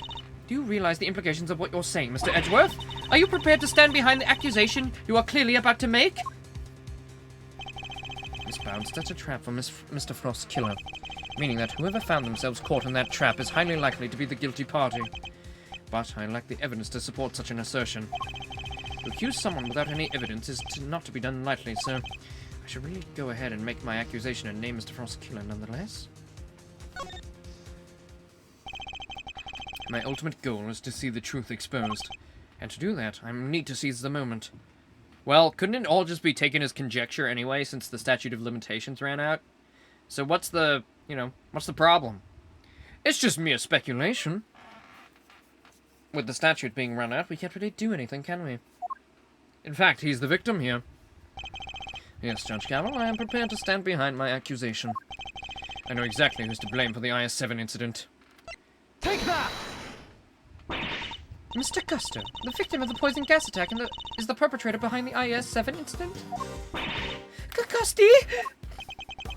Mr. Gusto. Misbound. Donkey! As we have established, you knew that the opening of the gallery would lure the real culprit. And you set up the poison gas trap in order to catch them. You dispute the facts thus far. You're a very impressive man, Mr. Edgeworth, just like your father.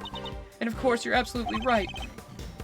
Then perhaps you could tell us exactly what happened in your own words. Of course, I have nothing to hide anymore, so I might as well tell you everything. As you said, I set a trap here in the gallery to try and catch Mr. Frost's killer. Before we opened, I made sure that the door to the autumn wing was the only one that was unlocked. When opening time came, I went around to unlock the doors of the various rooms, and found that the autumn wing had been locked from the inside. The killer's on the other side of the door. The thought, well, it frightened me. And then she simply walked away, leaving him to fall victim to a poison gas trap. When I heard that Mr. Gusto was being treated for gas inhalation, and that's when I knew he was the murderer. All that was left was for the police to find Mr. Frost's body, and then Samson would finally be proven innocent. At last. Jeez, why don't you just tell me? You know I'm always here for you, right? We could have found another way. It didn't have to be like this. Thank you, Mr. Fender. You've been very kind to me all these years. But I'm the one who created this mess, so it was me. It was me who had to try and clean it up. I didn't care what it took, as long as I could get Samson out of that awful place. Judy. 15 years ago, the police managed to cover up the fact that Mr. Frost's body had gone missing. If I went to them now and said it had reappeared, I was afraid they might have tried to cover things up again. So I worked to set off a very public incident here in the gallery, in front of as many witnesses as possible. I'm so sorry, Judy. You, Samson, Gregory, I let you all down. Fender, this can't be easy for him. No, I'm the one who should be apologizing. Mr. Edgeworth, Mr. Fender, I hope one day you can forgive me. And whatever punishment I have to face, I'm ready to accept it. Well, you know, attempted murder really isn't like, isn't a great look. But perhaps, maybe they'll go easy on you because you're trying to, although with extreme measures, you're definitely going to see some prison time, but since you were trying to solve a case in a really unorthodox way, maybe you'll get a little lighter sentence, but hopefully still a sentence. I mean, you still tried to murder somebody. But please, if I may ask one thing of you, it's simply that you must clear Samson's name. The way the truth of these 18 years had come to light was unexpected, to say the least. And yet, it had only set us down a path towards an even more shocking end.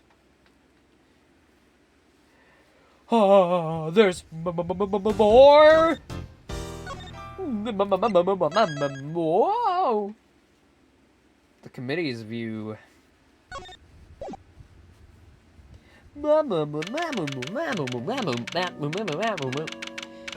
Oh my god, 851.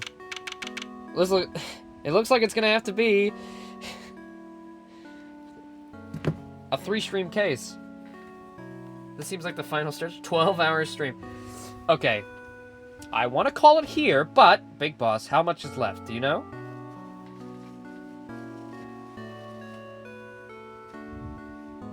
Because if it's under 30 minutes, then maybe I'll keep going. But if it's another 2 hours, then might have to save this one.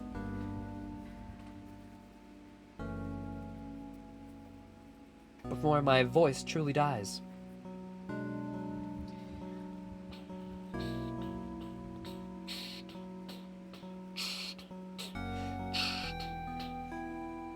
It's 30 minutes if you have a slow clock. Okay. That's your way of confusing me to get me to stream more. Well, you did it. I have no idea if that's good or not.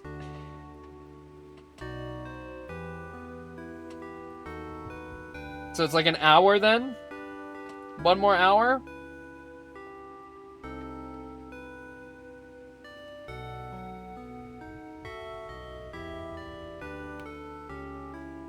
Don't know exactly, okay. But it's more than 30 minutes, is what you're saying.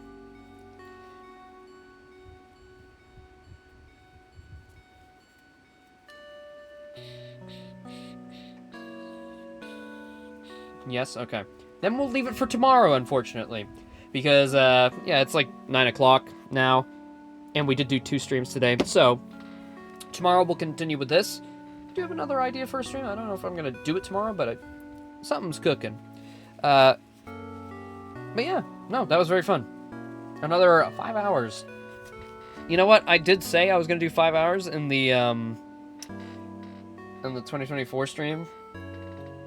But I didn't actually think I was going to. I was like, nah, maybe I'll just do 3 or something. Here we are, 4:41. But yeah, thank you, Big Boss and Laser, for joining. And everybody just chilling, hanging out. It was very fun. Of course, gonna keep going. I kind of want to just, right after this one, hop into Apollo, but I don't know if I should. At least the cases in the league, our league's better than Turnabout Ablaze. Yeah, true. Bye-bye, everybody. Happy New Year, by the way. It should be about New Year for all the Americans as well. And possibly the whole world. I don't know if anybody's still in 2024 right now, but yeah. Happy New Year, everybody. Hope you all enjoyed. And we'll be back for more Ace Attorney tomorrow. I can't tell you if it's going to be the first or second stream, though. Alright. Bye-bye.